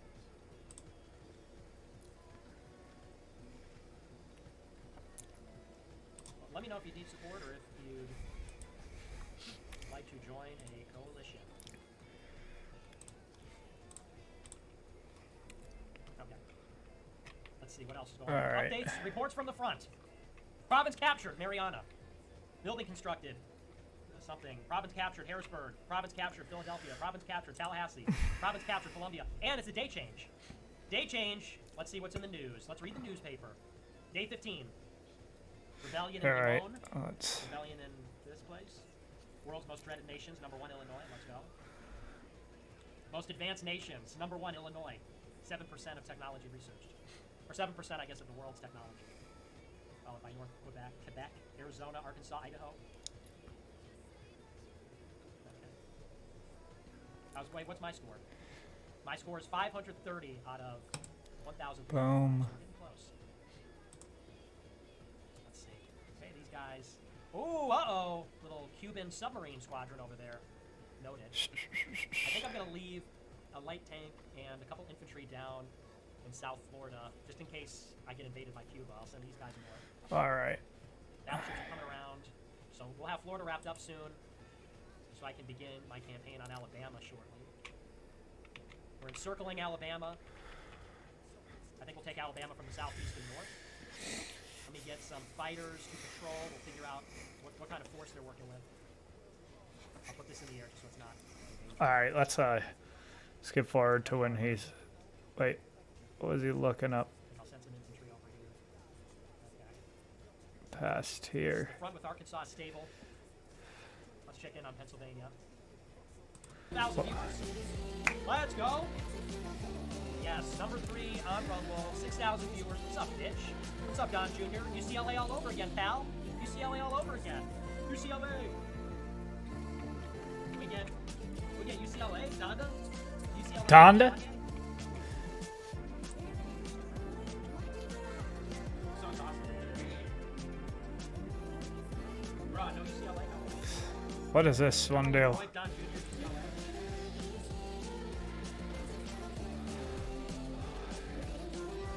Is there any more that make me money?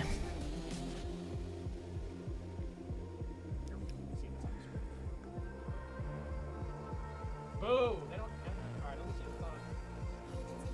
Let's see if it's on. Alright, let's do that. How did this come up? What the heck? What the freak? Where did this come from? What the heck? Ha!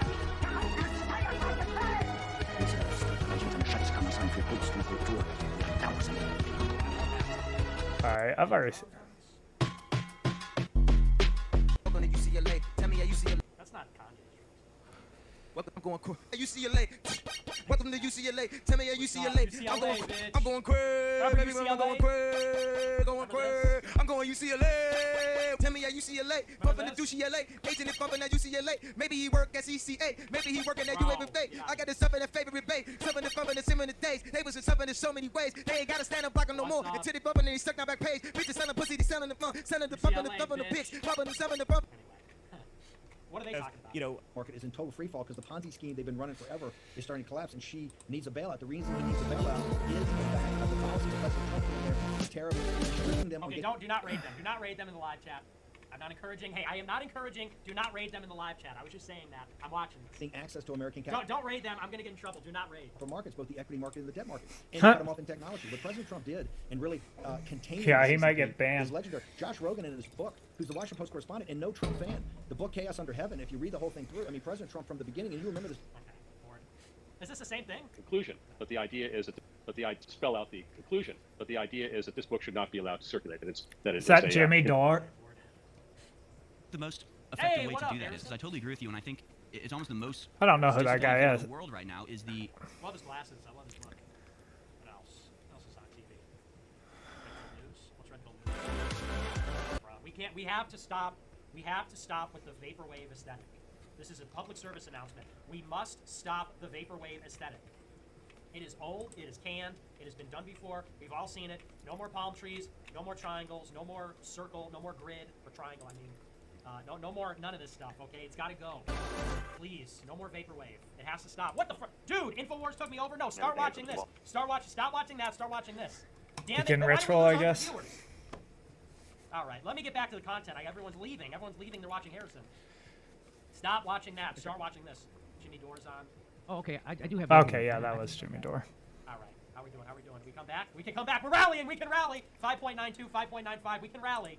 Come on. 5.93. We can rally. We need to open more tabs. Open more tabs. I don't know if that works. Watch it on your phone. Watch it on. Open all your devices, all your screens. Tune in. We need to win by. It's 20 more viewers. We need 20 of you to open it up. No, we're moving backwards. We're moving backwards. We need more.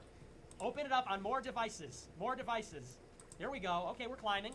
Well, we should have overtaken, but it's taking a minute to catch up. Come on now. 5.93, 5.91, 5.96. Come on now. We got to get to 10,000, quite honestly. But that's okay. Okay, anyway. All right, let's do some more Adam Groiper content. What else we got here? This I found very interesting. Check this out. Now, this is Bronze Age Pervert, Costin Alamaru. I saw this the other day. Bronze It's Age about the pervert. JFK What the fuck? This was on the 23rd, so 4 days ago. Those of you may know Bronze Age Pervert. His real name is Costin Alamaru, who is a Romanian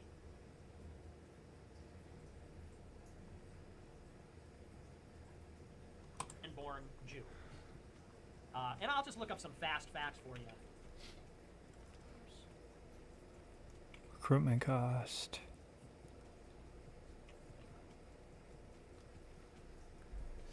So check this out.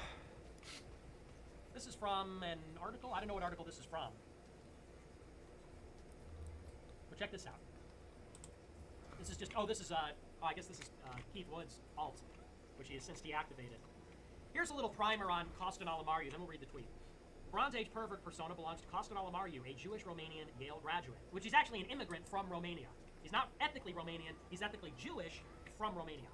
Oh, I did not mean to do that. Information has been an open secret for years, yet strangely ignored by the SPLC, ADL, other Antifa groups, despite his considerable influence.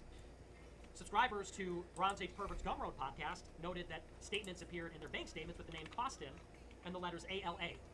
Gumroad confirmed the podcast belonged to a person of this name. So people subscribed to the Bronze Age Pervert podcast on Gumroad, and when they saw the charge on their bank statement, it said Costin Alamaru. So that's how we know, that's one of the reasons we know it's him. Next, there is Alamaru's father, Andre, who he credits in his PhD thesis alongside his mother, Aurelia. Bernard's public Facebook page follows a small account that reposts back. Pretty odd for a Jewish boomer, mostly focused on Israeli issues.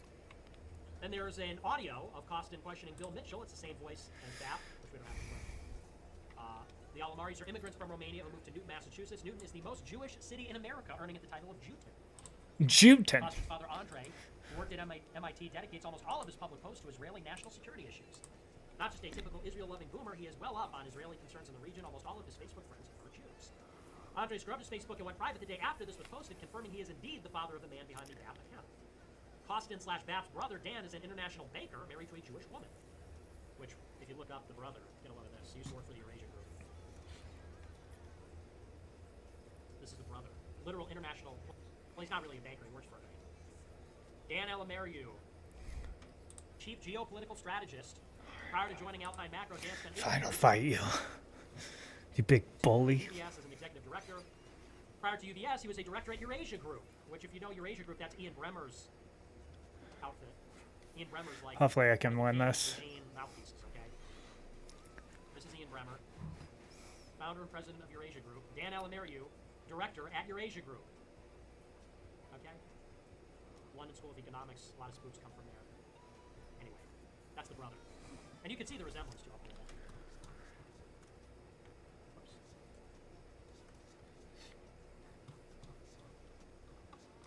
That Costin, that man. They look the same. Anyway. Costin, BAP's brother Dan, is an international banker married.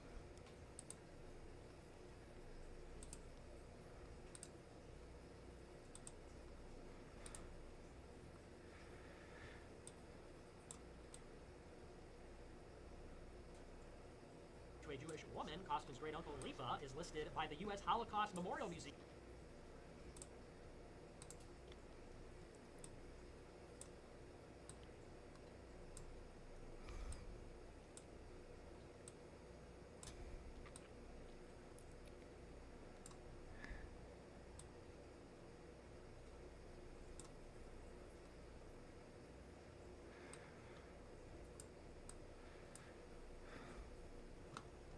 In its Holocaust survivors and victims database. Here she is. Lipa Alamariu. Literal Holocaust survivors. Same Lipa is listed in his obituary as the uncle of Bap's father in Brookline, Massachusetts. Dear uncle of Andre Alamariu. Late husband of Tamara, devoted father of and the dear uncle of Andre Alamariu. That's how we get the connection. It goes on. Interestingly, the surname Alamariu, Kostin's parents changed it to Alamariu, has its highest concentration in Israel. It is also well represented on the Holocaust survivors database. Kostin's academic background is heavily Jewish. At Columbia, he studied his master's under David Sidorsky, who he calls his mentor in his PhD thesis. So in his thesis, if you look up Kostin Alamariu PhD thesis, I wonder if we could get a PDF without downloading.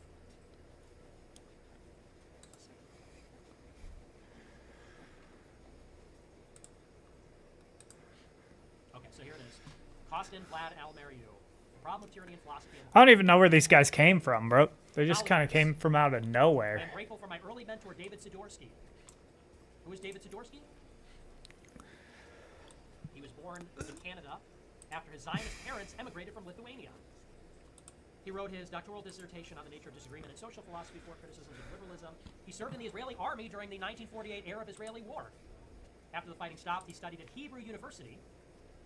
After visiting home in Calgary, after the war, and studies in Israel, he taught at New York University, then he began teaching philosophy at Columbia. In 1981, Sidorsky began an association lasting more than 3 decades with the Jewish Institute for National Security Affairs, joining its board of directors. By 1987, he had moved to its advisory board, where he remained a member until 2011. Okay, this is his mentor. His mentor, his parents were Zionists in the 20s, excuse me. His mentor, David Sidorsky's parents were Zionists in the 20s. He fought in Israel's War of Independence. He studied at Hebrew University. He was a board member for Jinsah. What is Jinsah? I might be able to get this, actually.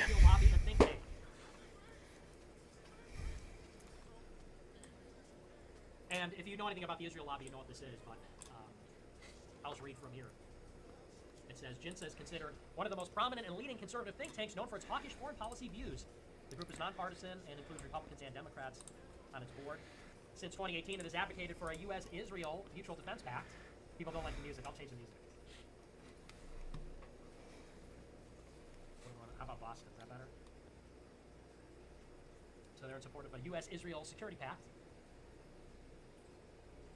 Particularly strong connections with Lansky Lieutenant Mickey Cohen, who dominated the... Hey.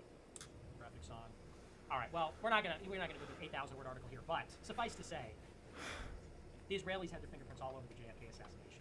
I wonder, does it have at least the part about Ruby in here? Let's see.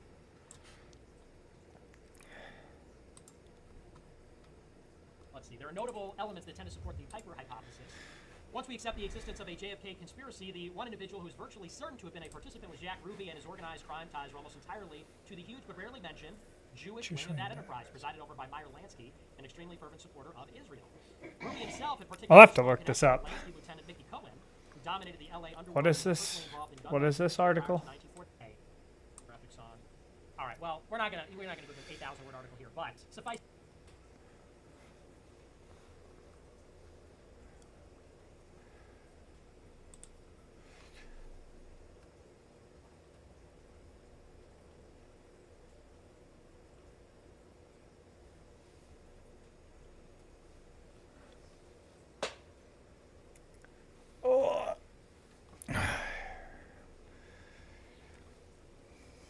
To say, the Israelis had their fingerprints all over the JFK assassination. I wonder, does it have at least the part about Ruby in here?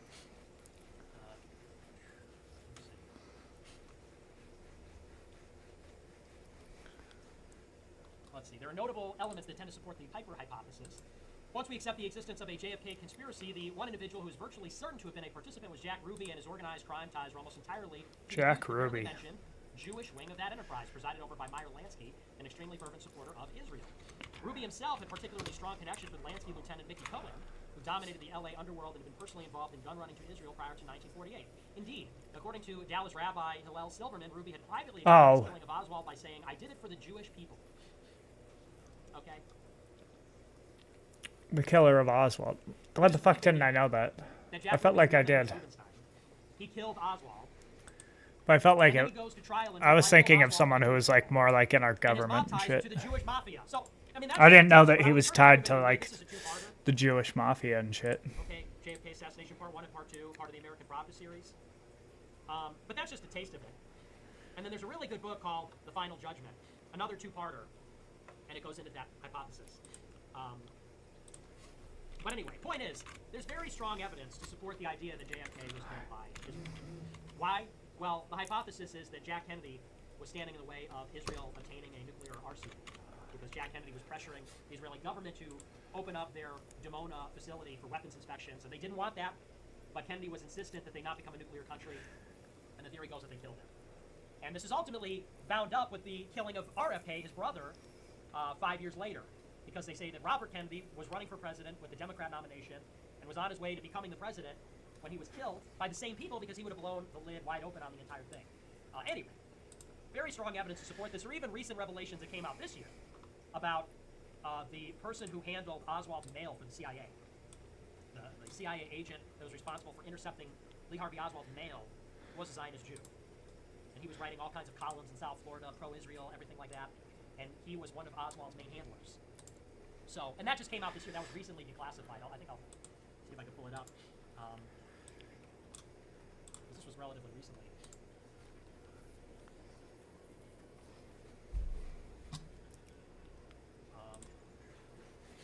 I forget the guy's name.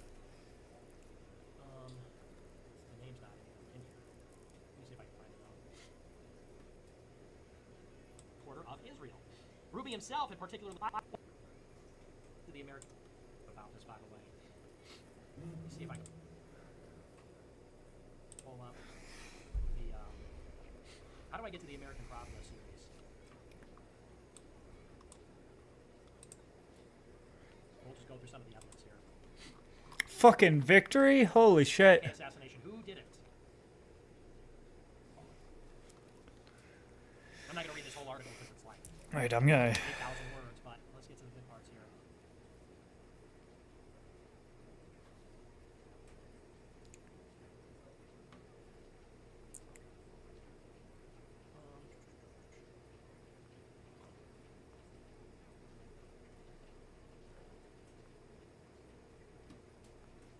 Well, you know what? I don't know. We can't really go. This is a very dense article, so I don't know if we can go through the entire thing, but I'd encourage everybody to check out this article and look at all the evidence. That's a long article. Let's see. Let me see if I can just find a blurb or something that's good. Let's see.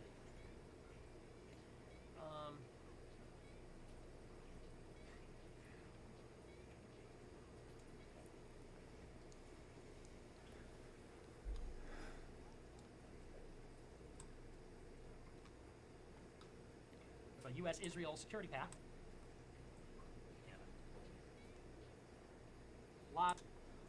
Because there was one time you could look at the Tikva Fund fellows or whatever, and a lot of familiar faces.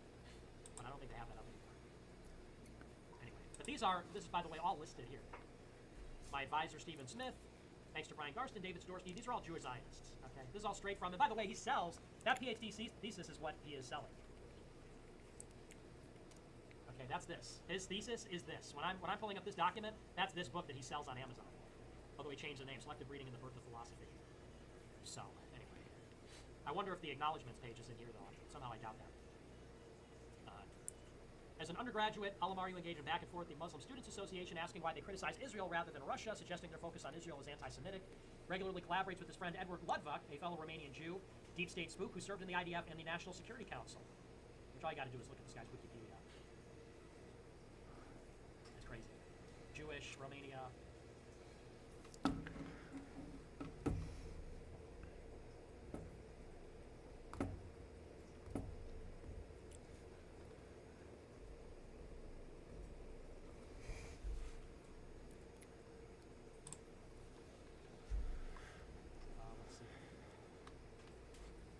provides consulting to multinational corporations, government agencies, including various branches of the government.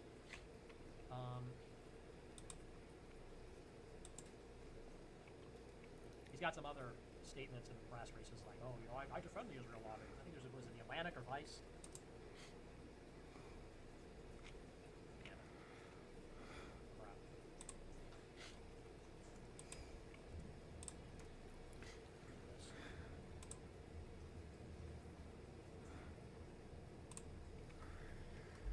There have been many different explanations of the American-Israeli relationship.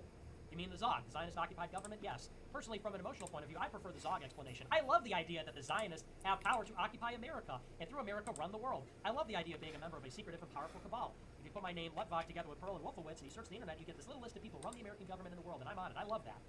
Okay, that's the guy that he's doing back and forth with all the time. Okay? Okay. Prior to achieving... I'm sorry, what else? What was I looking for, though, here? Where's the IDF t-shirt story? Hang on.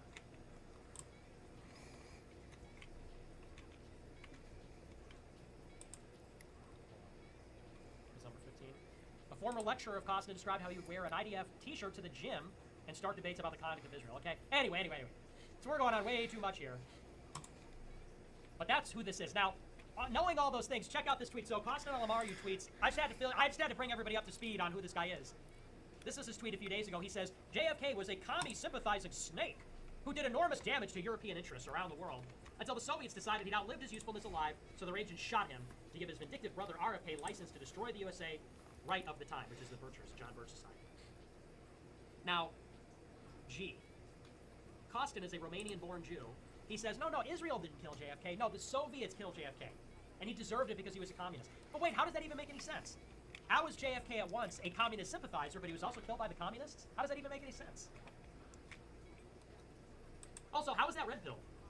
The communists killed JFK. The commies. I love when they say commies. You know you sound like a boomer when you say that? The commies killed him. Commies? Commie sympathizer? Really? There's a pretty good article on Boone's Review about this, by the way. Let me see if I can pull up the... how do I get to the American Pravda series? We'll just go through some of the evidence here. JFK assassination. Who did it? I'm not going to read this whole article because it's like 8,000 words, but let's get to the good parts here.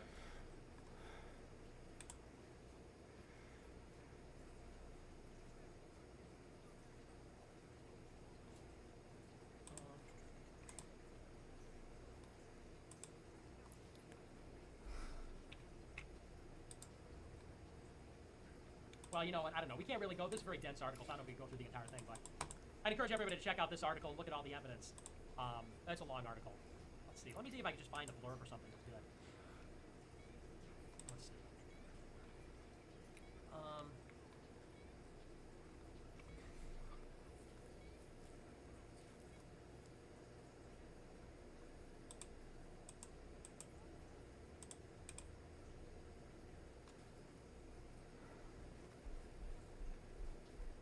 Let's find a good song first, though. Yo, another epic song. All right, well, we're not gonna go through an 8,000 word article here, but suffice to say, the Israelis had their fingerprints all over the JFK assassination. I wonder, does it have at least the part about Ruby in here? Let's see.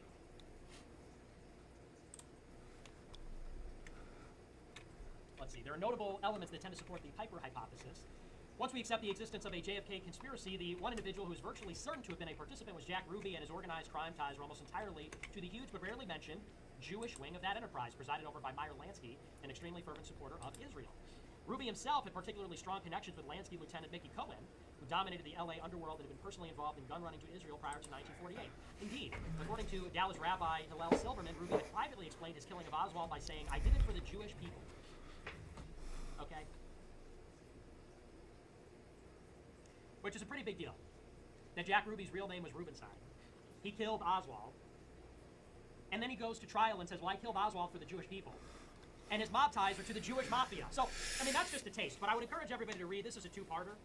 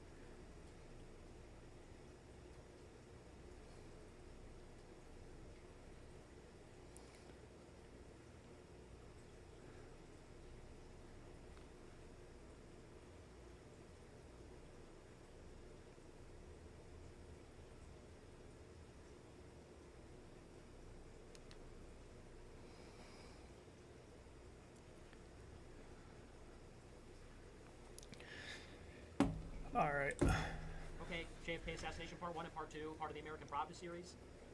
But that's just a taste of it. And then there's a really good book called The Final Judgment, another two-parter, and it goes into that hypothesis. But anyway, point is, there's very strong evidence to support the idea that JFK was killed by Israel. Why? Well, the hypothesis is that Jack Kennedy was standing in the way of Israel obtaining a nuclear arsenal, because Jack Kennedy was pressuring the Israeli government to open up their Dimona facility for weapons inspections, and they didn't want that, but Kennedy was insistent that they not become a nuclear country, and the theory goes that they killed him. And this is ultimately bound up with the killing of RFK, his brother, 5 years later, because they say that Robert Kennedy was running for president with a Democrat nomination and was on his way to becoming the president when he was killed by the same people, because he would have blown the lid wide open on the entire thing. Anyway, very strong evidence to support this, or even recent revelations that came out this year about the person who handled Oswald's mail for the CIA. The CIA agent that was responsible for intercepting Lee Harvey Oswald's mail was a Zionist Jew. And he was writing all kinds of columns in South Florida, pro-Israel, everything like that. And he was one of Oswald's main handlers. That is pretty that fucking just came out weird. this year. That was recently declassified. I think I'll see if I can pull it up. This was relatively recently.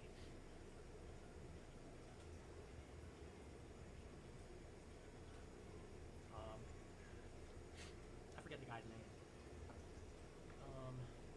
The name's not in here. Let me see if I can find it.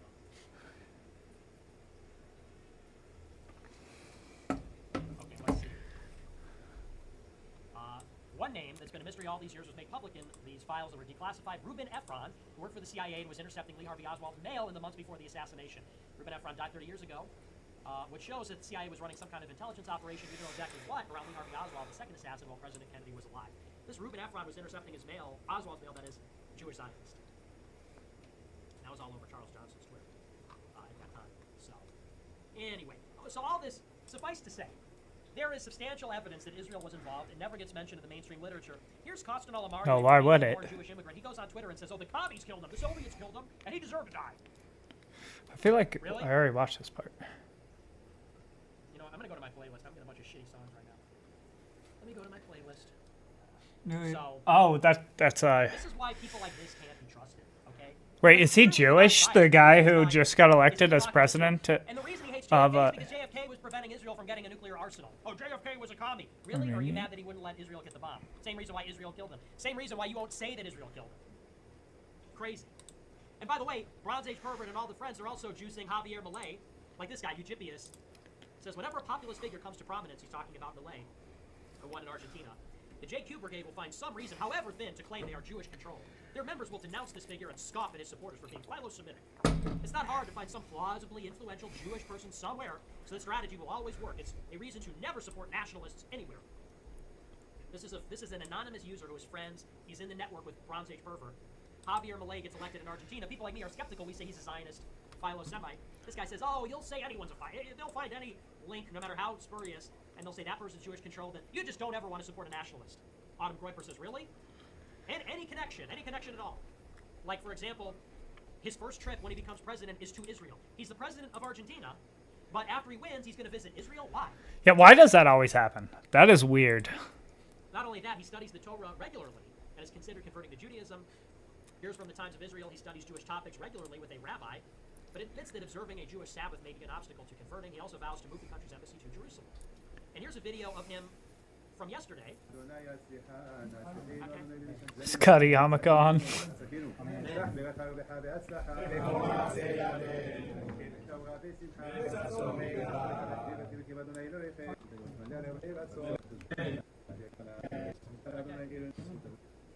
Look at this. Okay, look at this. Remember, well, anyone can find anything. It doesn't matter how weak the link is. Anyone can say anything. Any leader can be accused of being Jewish controlled. Oh, really? They've all been shilling that guy for a week. Here's Gary Kasparov, another Jew, a Jew neocon. As for Milei in Argentina, he's relatively unknown and was facing the econ minister of a nation with 200% inflation. But a Latin American leader openly favoring Ukraine and Israel against China and Russia? That earns him the benefit of the doubt with me. Retweeted by Milei. Really?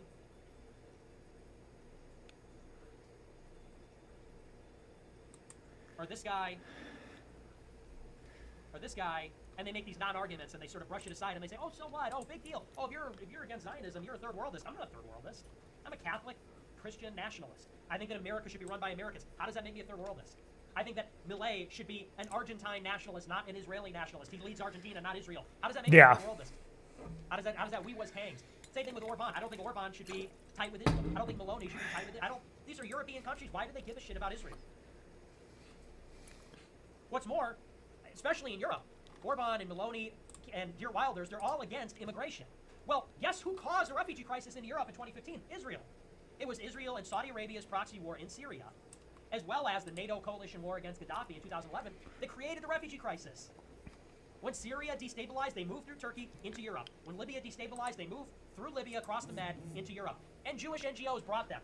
And Dear Wilders and Orban and Maloney on one side of their mouth say, well, we're against the migrants. We can't take any more migrants. On the other side, they wave the Israel flag. We love Israel. We love the Jewish people. Well, hang on a second. If you don't want refugees from the Middle East, you know how you stop getting them? You have stable countries in the Middle East, which means a Palestinian state, which means Bashar al-Assad must remain the president of Syria.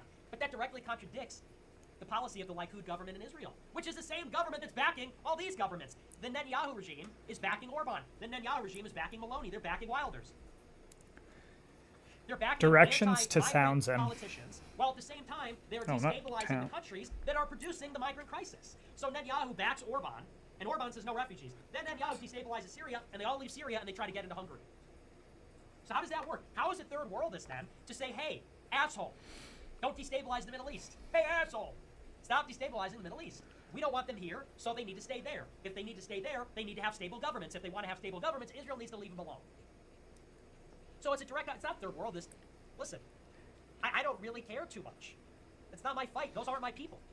I'm not a Muslim. I'm not Arab. Now, on some level, as a Christian, I say that what Israel is doing is wrong, but from a geopolitical point of view, it's really neither here nor there. 7:30 by the latest. So it's not a matter of me supporting Sick fucking victory. By the way, I'm against the mass migration. As a matter of fact, in this current war, I said we must support Palestine, because if we don't, if Israel is allowed to conduct its operation with American support, you're going to get 2.5 million Palestinian refugees. And where are they going to go? Europe and America. Well, here comes Milei. And Milei says, I will not do business with China because China's a communist country. I won't do business with Brazil because Brazil is a communist country. He supports Ukraine. Well, it just so happens that that's 3 out of 6 BRICS members. BRICS is Brazil, Russia, India, China, South Africa. He says no trade with Brazil, support Ukraine against Russia, no trade with China. This totally goes against Brazil, which is de-dollarizing, totally goes against Bolivia and Venezuela and all these other countries that are having China build their ports and increasing their trade with China. And he says, not only will I not do trade with Brazil and China because they're communist, but I am going to close the Central Bank of Argentina and use the dollar as our currency, strengthen the dollar. This is Milei's platform. Now here comes Tucker Carlson out of nowhere. Tucker Carlson comes down to Argentina and says, hey, let's do an interview. Let's get 500 fucking million views on this real quick and make you an international name. Let's make you a household name in America, and let's make you relevant to the online right. Let's make you into a star. Let's get people invested. Does anybody know who's running in Chile's elections or Uruguay's elections or Mexico's elections? Do you know off the top of your head? You know who's running in, I don't know, some other country? I don't think so. Now, who is Tucker Carlson? So in other words, Tucker Carlson, what I'm trying to say is, Milei is a servant of the United States and Israel. He is going in there and he's clearly working for American and Israeli interests. Why is it relevant that Tucker is there? Well, Tucker Carlson's father was Dick Carlson. And Dick Wasn't he Carlson FBI? was a director of Voice of America. Oh. Which is a CIA. CIA. Okay. State-owned media outlet. In the summer of 1986, Reagan announced his intention to nominate Carlson as an associate director of the U.S. Information Agency. Carlson became director of Voice of America, a government-funded, state-owned media agency which serves as the U.S. federal government's institution for non-military external broadcasting. It broadcasts 24 hours a day to 130 million people. He was the longest-serving director of the VOA's 50-year history. Okay.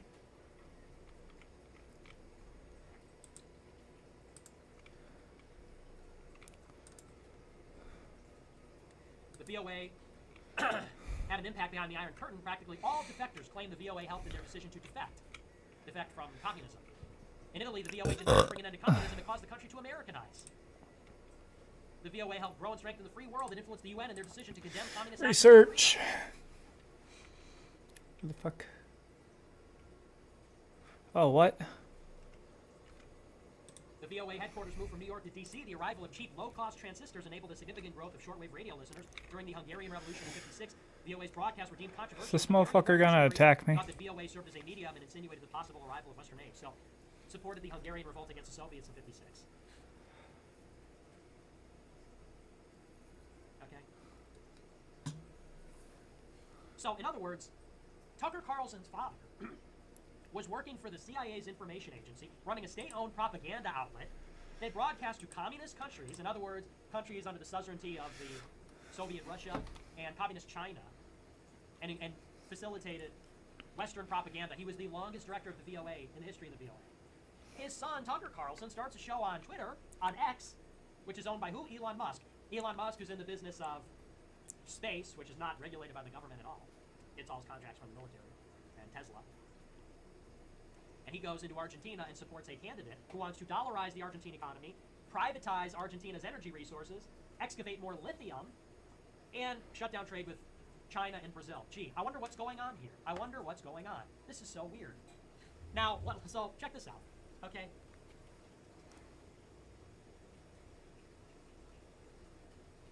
Argentina, the world's 4th largest lithium producer, has been cast as a promising supplier to leapfrog Chile in the short term and holds a strong pipeline of lithium projects close to coming online.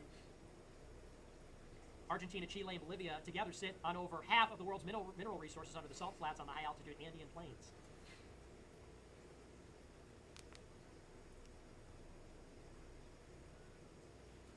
In 2022, the main destination for Argentinian lithium exports was China, 41% of total sales abroad, followed by Japan, South Korea, and the US at 9%.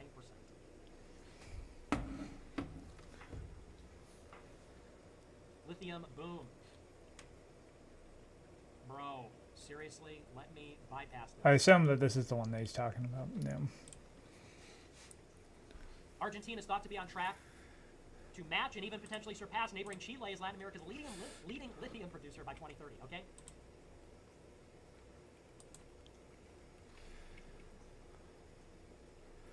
Auto-resolve. Boom. Argentina's president-elect wants public companies in private hands, with media the first to go. He said on Monday he would quickly privatize state-owned media and do the same with other public companies. And he wants to slash the state, close Central Bank of Argentina, replace the local currency with the U.S. dollar. What do you think all this benefits, by the way?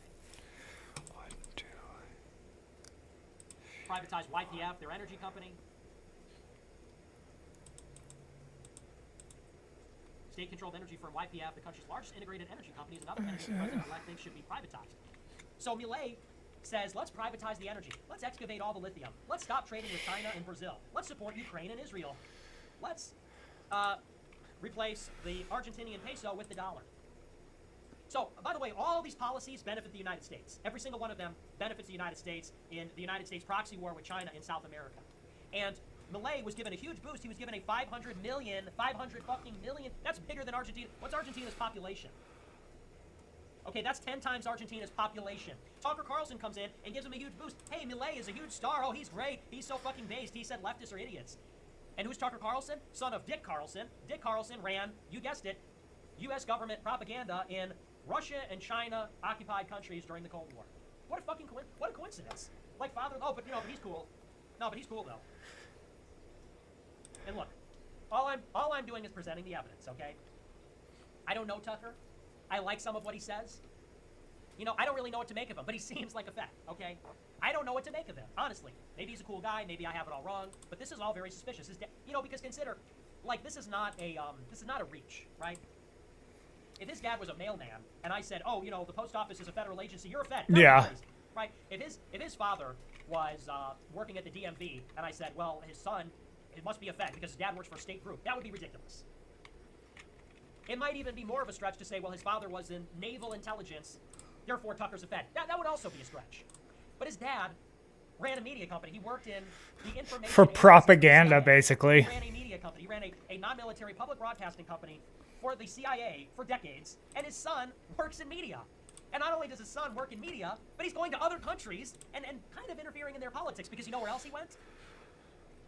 He also went to Spain. What's the guy's name? He also went to Spain and interviewed Santiago Abascal. And it's like, gee, that's kind of random. Why is he going to Argentina and Spain, two random countries? Well, first of all, Santiago Abascal is leading the Vox nationalist. Damn it. Which, wouldn't you know it, supports Israel. Talks about Soros, Islamization of Europe. So there's another. So Milei is not only a U.S. puppet, but he also supports Israel, and Tucker paid him a visit. Vox supports Israel. Tucker paid him a visit. Now you might say, why Spain? Spain is the #1 country with rare earths in Europe.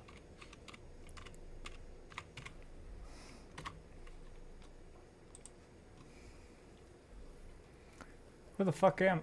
What? Check this out.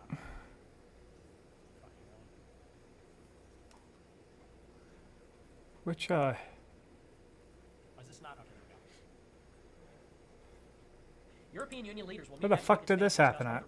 regional bloc's most pressing geoeconomic challenges, lowering its heavy dependence on China for battery, solar panels, and green technology. Now understand that this is a global economic phenomenon. There's a transition happening from fossil fuels, from oil, coal, natural gas, to these so-called green alternatives. I did see this. I did want to Part of watch it is lithium batteries. The batteries, these they're a people huge part of complaining this. about Even the solar cells too is Matt lithium. Rye. You need lithium to make solar cells. You need lithium to make batteries. All the Tesla I actually batteries are watched lithium his stand-up special today, just because I wanted to talk about it. I mean, it was okay. It wasn't that funny, but like, I don't know. I've just seen that a bunch of people were fucking pissed off about it, and it wasn't really even that offensive at all.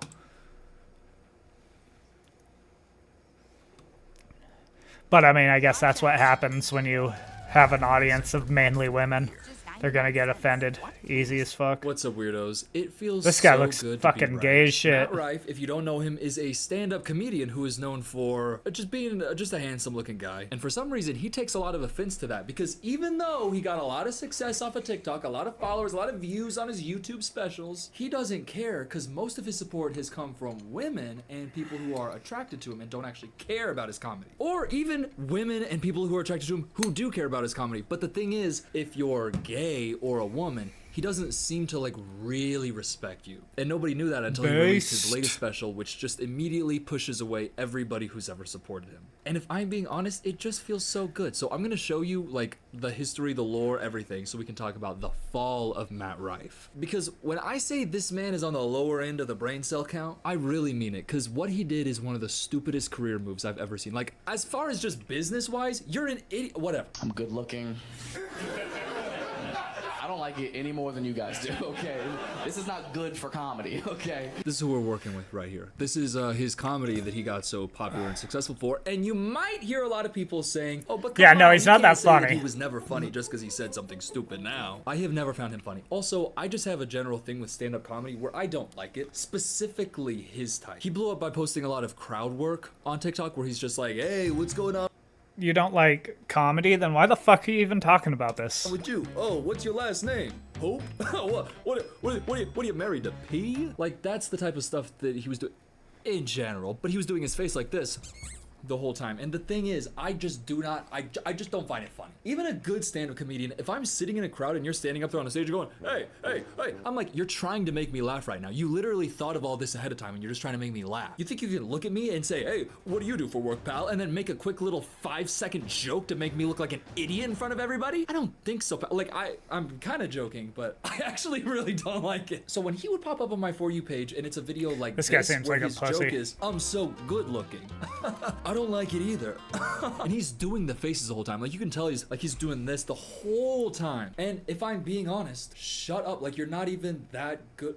He's good looking. Who cares? But the point is, that's all he was known for. He's not like a groundbreakingly good stand-up comedian. He just No. talks about how he's handsome. And then people are like, oh my God, he's so self-aware about it. It's so funny. God, okay, let's keep going. And it's so weird for me. My looks are so confusing to me because you guys haven't known me my entire life, so you have no context of this, but this shit just happened. This is on a clip of Best of Matt Rife. This is a Best Huh? of Matt Rife clip. And That's joke the is, best of? this- I know everybody's What thinking the about fuck? it. This is crazy. Anybody else freaking out about this right now? Actually, bro, no. I came here to laugh. I didn't come here to look at somebody saying, I'm handsome and I know it. If I wanted to do that, I'd go to a fashion walk show, fashion runway show, walk, fashion. If Noah Beck was there, I would, listen, Noah Beck on a runway, I'd sit my white ass down and watch. Matt Rife standing on stage telling jokes about how this is crazy and I know everybody's freaking out about it. It's just not funny. But to say that he has turned these viral TikToks into a successful comedy career would be an understatement. Like, he's posted full specials. Look at that, 10 million views, walking red flag. Another one, 17 million views. Another one, 11 million views. 12 days ago, 1.6 million views on Jimmy Fallon.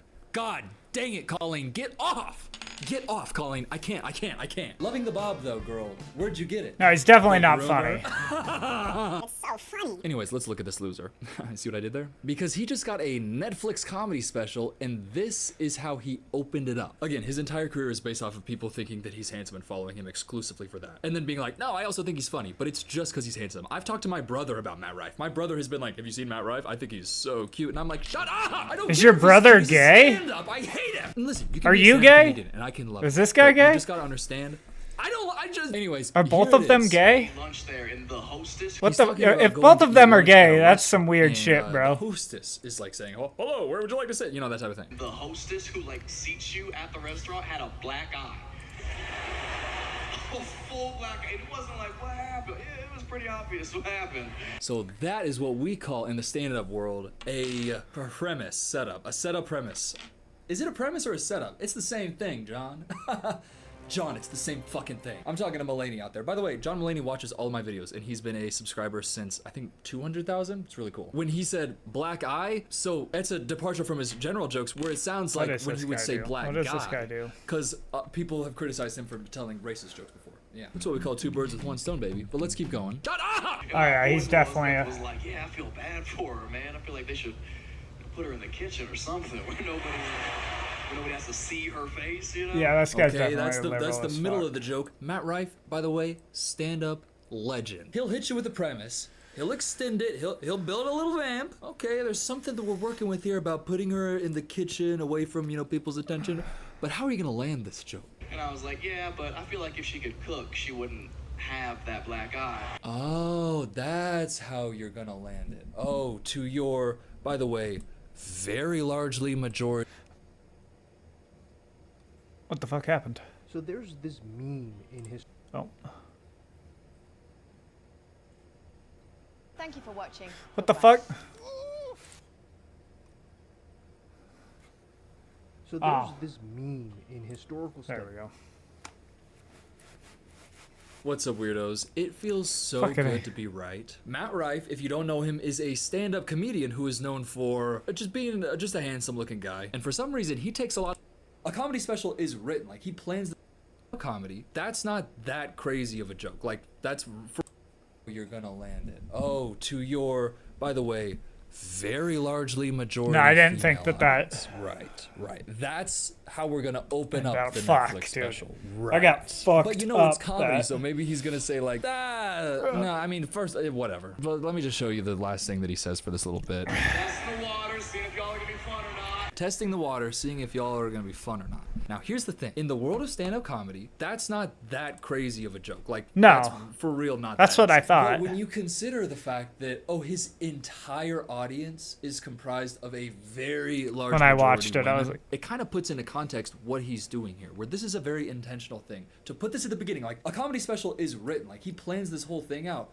Specifically, I guess, to let the audience know, hey, this isn't for the girls. I know y'all know me for being handsome, and that's why I have everything that I have, but the only people that actually care about that, let's alienate all of them. And by the way, my question is, for what purpose? So that the people who actively think that you're unfunny and annoying are the only people that can like your comedy? That's why I'm saying that this is a fall. Because the situation is, I'm sure that he's gonna have some wonderful career with middle-aged women in middle America who think that, edgy comedy is so funny and he's so cute. Like, I'm sure that's gonna be his career. And That I'm motherfucker sure he's died. gonna have some Damn success. Listen, when you're a white boy who's got the sauce and you're already at this level, it's very very hard to go completely to nothing. So I'm not saying that that's what's going to happen, but I am saying that this one decision that he's made, this one stupid decision, is going to limit what he could have done forever. Bro had Hank Green saying that he thinks he's funny and he really likes him.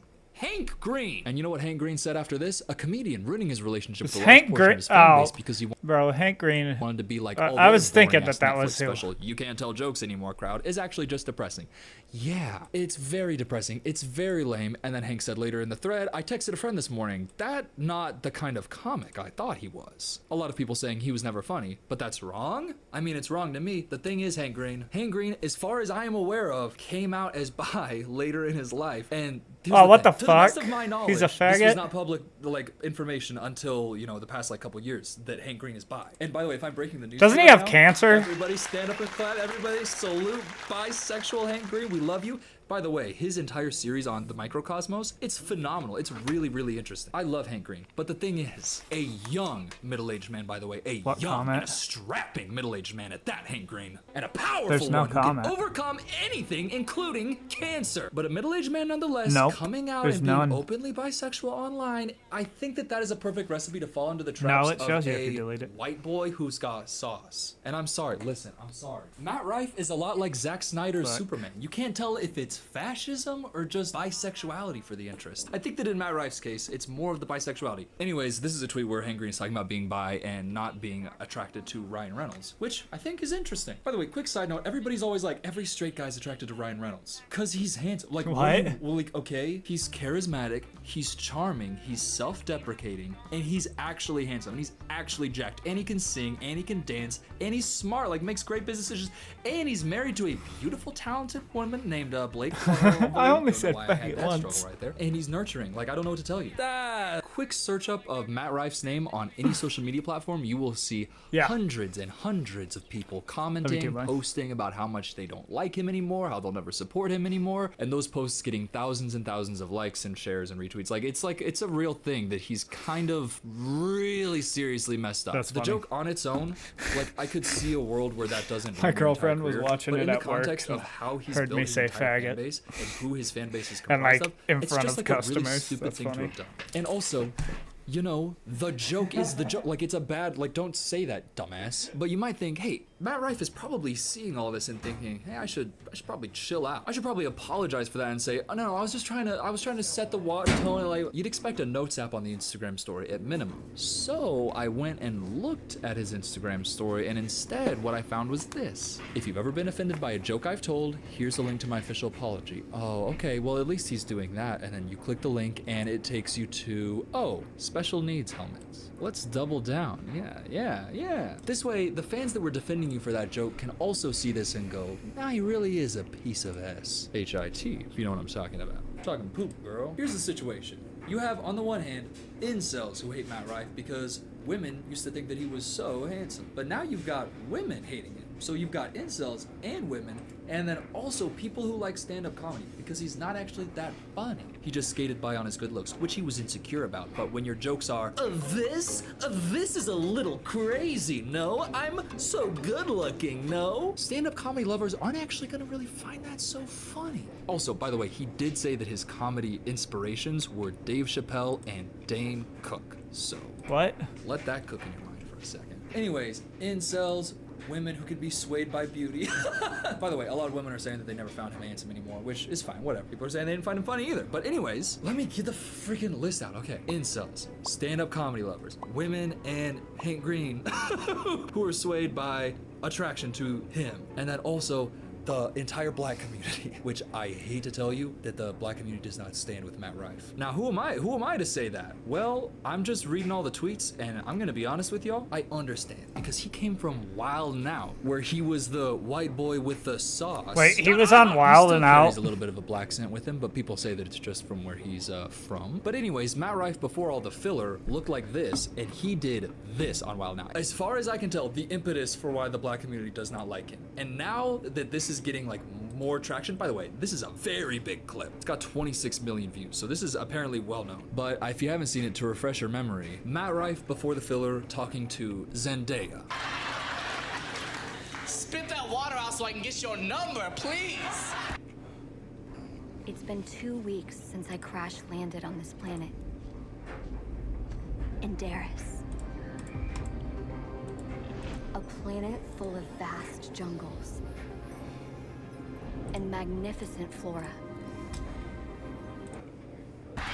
Yeah, he thought that he was so charming and so handsome, and that he had the sauce, to the point that he could go up and unprompted grab Zendaya's face like this. Do you know how delusional you have to be to think that you can go up and grab Zendaya's face like this? Everything in the world aside, she's a Bro, it's literal an act.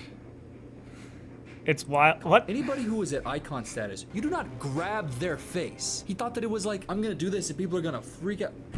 Yeah, we're gonna freak out because of how disrespectful that is. And that's the situation with Matt Ryan. He made one very edgy joke that everybody that is in his fan base is like, I hate this. Now he's left with like 3% of his fans who just think he's so handsome, or I guess are, I can't even say that the Republicans are gonna like him. Because like the entire career that No, he's I had don't really before like this him, is but just I think that the embarrassing. people like, who are only real thing that he upset had going about for him this was that people are thought he was also handsome and fucking would take off stupid. his belt on stage and people thought it was handsome. I'm saying handsome a lot, but here's the thing. When you're the bad boy of YouTube, you get to talk about handsome topics.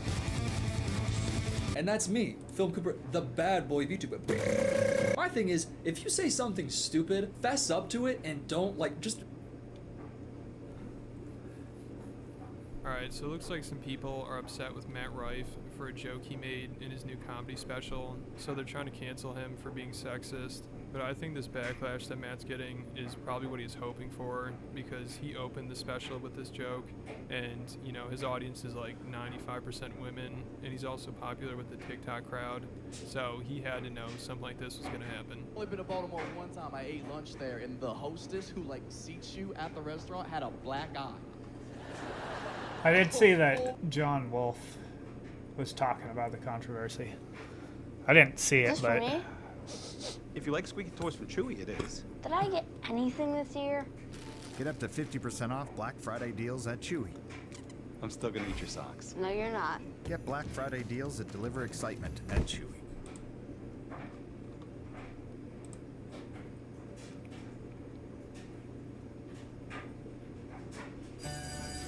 That lizard looks pretty old. Do I look old?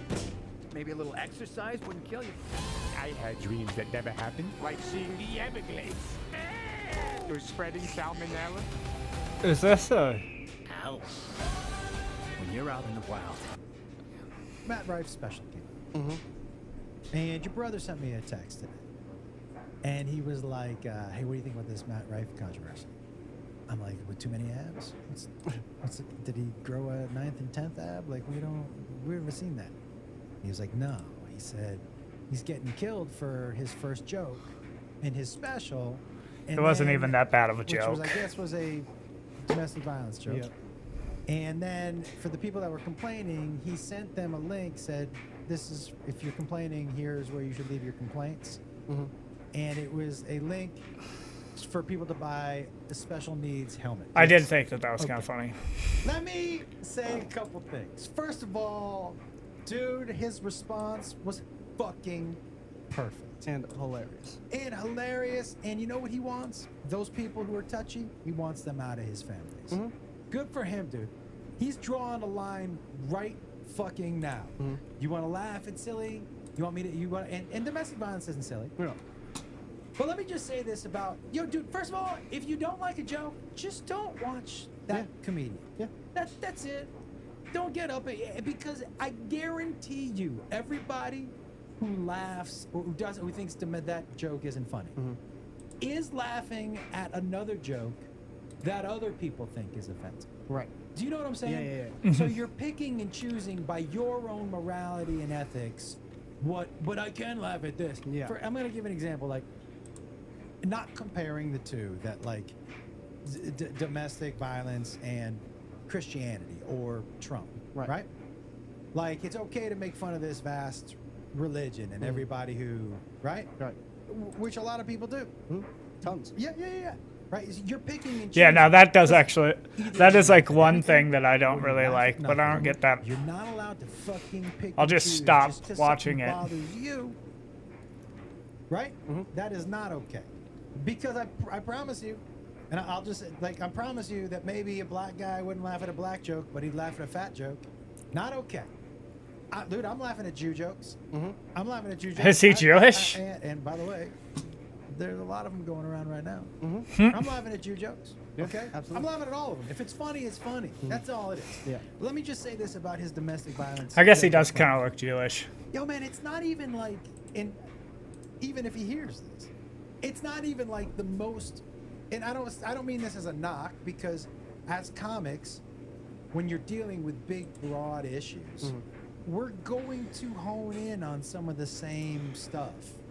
That doesn't mean like a million people have done jokes about teachers having sex with students, right? Right. It's just something funny that doesn't mean one person is stealing from the other. It's just such a big, broad topic, and everybody kind of finds the same area, because that same area, I bet you there's 1,000 comics who have said something like, I know you go piss. because the mom always is the person who turns the teacher in. I'm gonna lose this anyways. I don't care.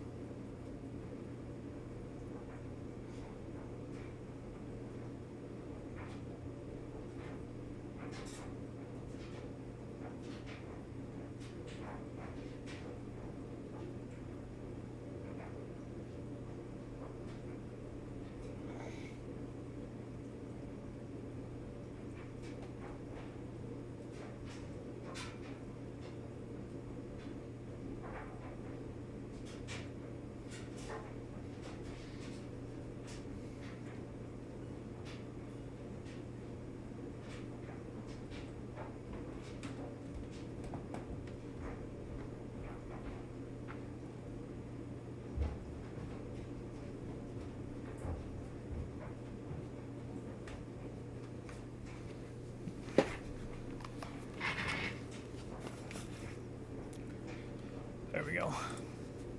It's never the dad, right? Because the dad's like, dude, that's fucking, Yeah. that's pretty awesome, Yeah. right? Absolutely. So that's the joke, and everybody's done some sort of like variation of that. His Yeah. domestic violence joke was basically, there was a woman out to eat. She had a black guy. I'm gonna paraphrase, but that Well, he went out to eat, and the woman was his basic joke was working if she- like the They server. broke it down. Right. Something said like maybe she should have been in the kitchen cooking. They were out at a restaurant. and Right, shit. right. And he was like, I think that if she could cook, maybe she wouldn't Have the black guy. Yeah. you Right. know.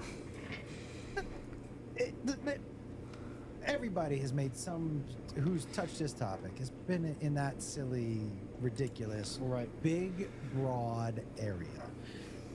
You can tell by who he is, by the way he delivers jokes, by the way he does his crowd work. He goes in, but in the most non-serious way. Right.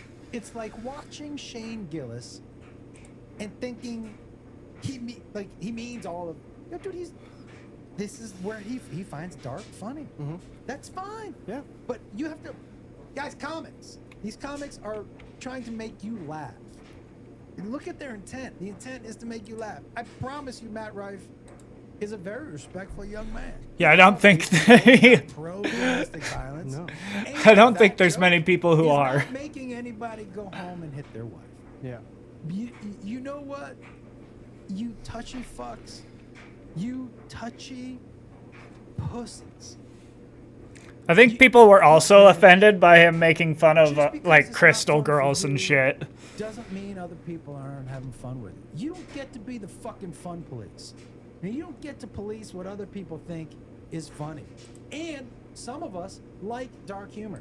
I like all the dark humor, man. Me too. I like all of it. Yo, I will laugh at a straight up racist joke. If it's funny, I'll laugh, man. Yeah. Oh, yeah. I am the furthest thing from racist. Yeah. I will laugh at a domestic violence joke. Is it funny? I will laugh at a sexist joke. Is it funny? I'll laugh at a Jew joke. Is it funny? That's all it is to me. Is it funny? And is the intent of the person telling it? Well, I don't really think that That's Matt it. Rife Because is all people that don't funny, understand that but line I don't between get offended. The intent. Because it's a that's fucking exactly what joke, you're saying bro. is some people are saying it as a joke, but also thinking the intent behind the joke is to be malicious, when that is most of the time not the intention. There are some comics who don't know that line to where the jokes sound Is this more his son? like rude and cruel than it is funny. It's all about the intention and tone and how somebody says it. There's a guy named Kevin Brennan. Neil Brennan's brother. And Neil and Kevin are not close. And Kevin is the dude who is his jokes do cross. Right. He's a meme comic. Right. And he's been pretty much ostracized out of the community because of it. Yeah. We're not into that shit either. We're into funny. Yeah, because that type of comic makes every other comic look bad. 100%. Yeah. Guys, yo, there are so many other important things in the world than you trying to play gotcha cop with comedians. There are so many other fucking things. And if you don't think something's funny, which is cool, yo, dude, there's a lot of comics who are very successful that I don't think are funny. That's fine. That doesn't mean they're bad. That means that's not the type of art that I like. So Right. this is not the type of art you like. And people getting on him about his comedy, because I've read, you told me that some people are like, it's not getting reviewed that well. Yeah. Guys, he is such a young comic. Yeah. A fucking infant as a comic. His crowd work is next level. It is so far beyond his years because he is an improv dude. And his crowd work is so far. I am so impressed with his crowd work. It is so conversational and so quick and dark. And his audience allows him to be dark because they know what the deal is. His comedy will catch. All right, I'm changing it. I've had enough of this topic. The pink wave.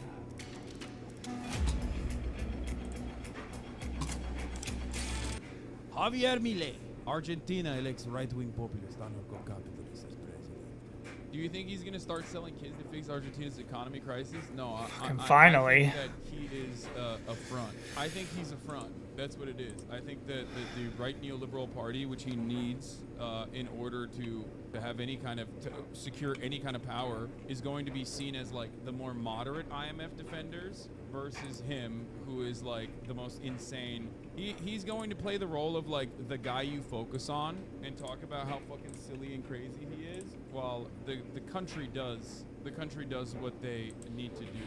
Yeah, he'll play the heel. That's it. I mean, maybe I'm wrong, but I don't know if it will change the dynamic of Argentina like dramatically. The explosion is coming, they sang in triumph, and here it is, Javier Milei. Are they playing ska? Is this the song that the guy was saying in the chat? Dude, there are so many memes, okay? There are so many memes already. This guy is crazy. Yeah, the people who view Milei as some outside crazy force and not just a continuation of neoliberal austerity capitalism has no political analytical skills. Yeah, it's kind of odd because, like, he obviously has, like, ridiculous things that he says that no one will allow him to do because, like, you still need stability. It's the Trump equation.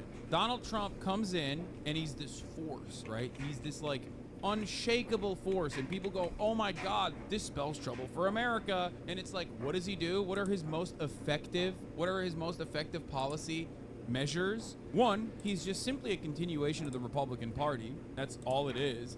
And maybe he doesn't have the same level of like restriction or restraint that like a regular institutional Republican would have, which does genuinely have Holy harmful crap. effects on the I'm ground getting like for people's lives attacked and so shit. much But by these ultimately, rats. he's crazy right wing on immigration. Donald Trump was, right? And he did like baby separation, which went a little too far so that like America had to triangulate. But beyond that, like Abraham Accords, Israel, Palestine, fucking out of control, nutty. Rips up the fucking Iran denuclearization agreement, out of control, nutty. Meanwhile, you know, What has the Biden administration done? Whoa. Hasn't fixed any of that shit. Literally has continued along in that same trajectory. My point is, ultimately, Donald Trump was most successful when it came down to cutting taxes for the wealthy and gutting federal agencies, right? And that is all stuff that you would...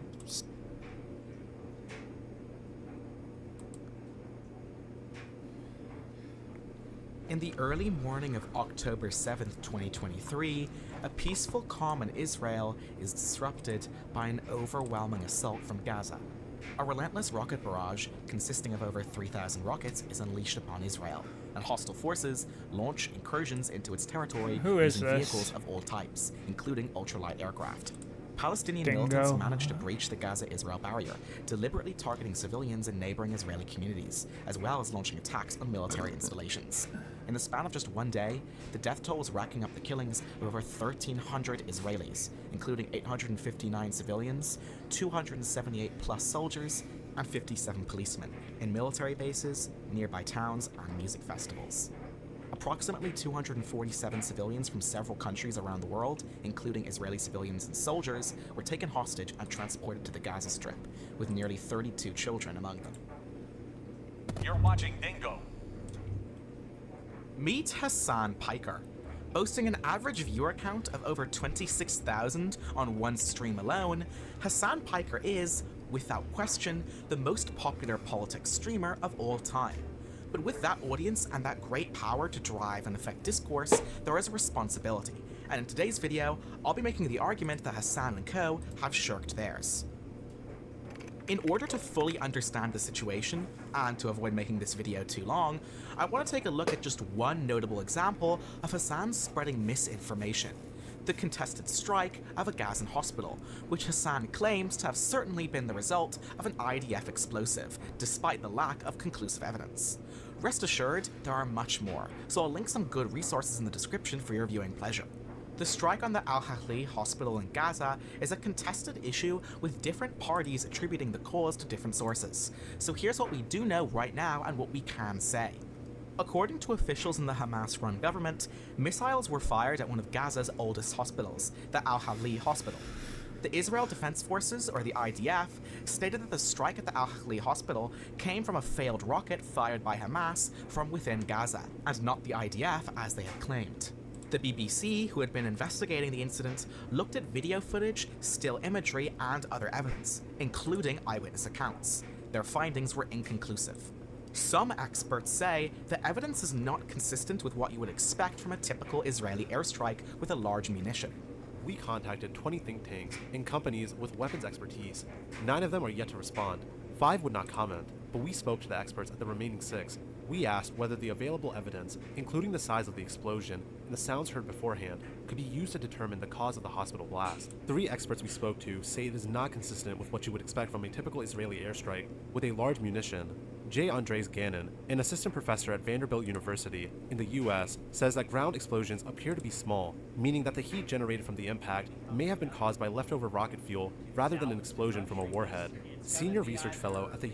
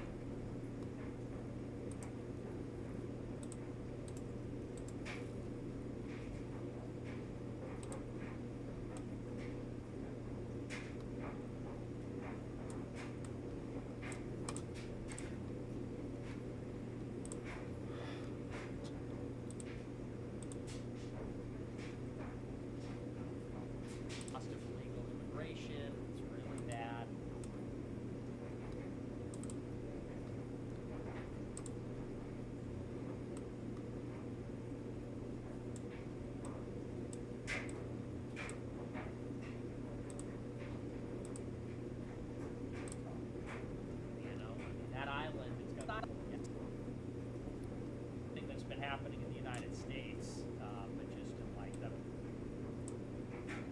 Irish government wants Ireland and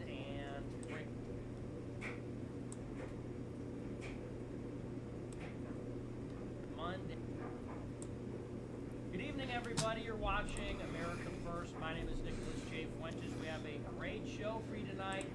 Very excited to be back here with you tonight on Monday.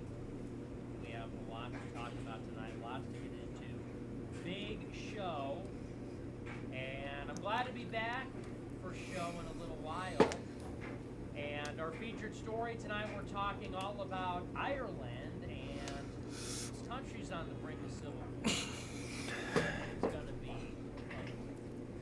and maybe you saw the big story this weekend, but there was a huge stabbing spree by an Algerian immigrant.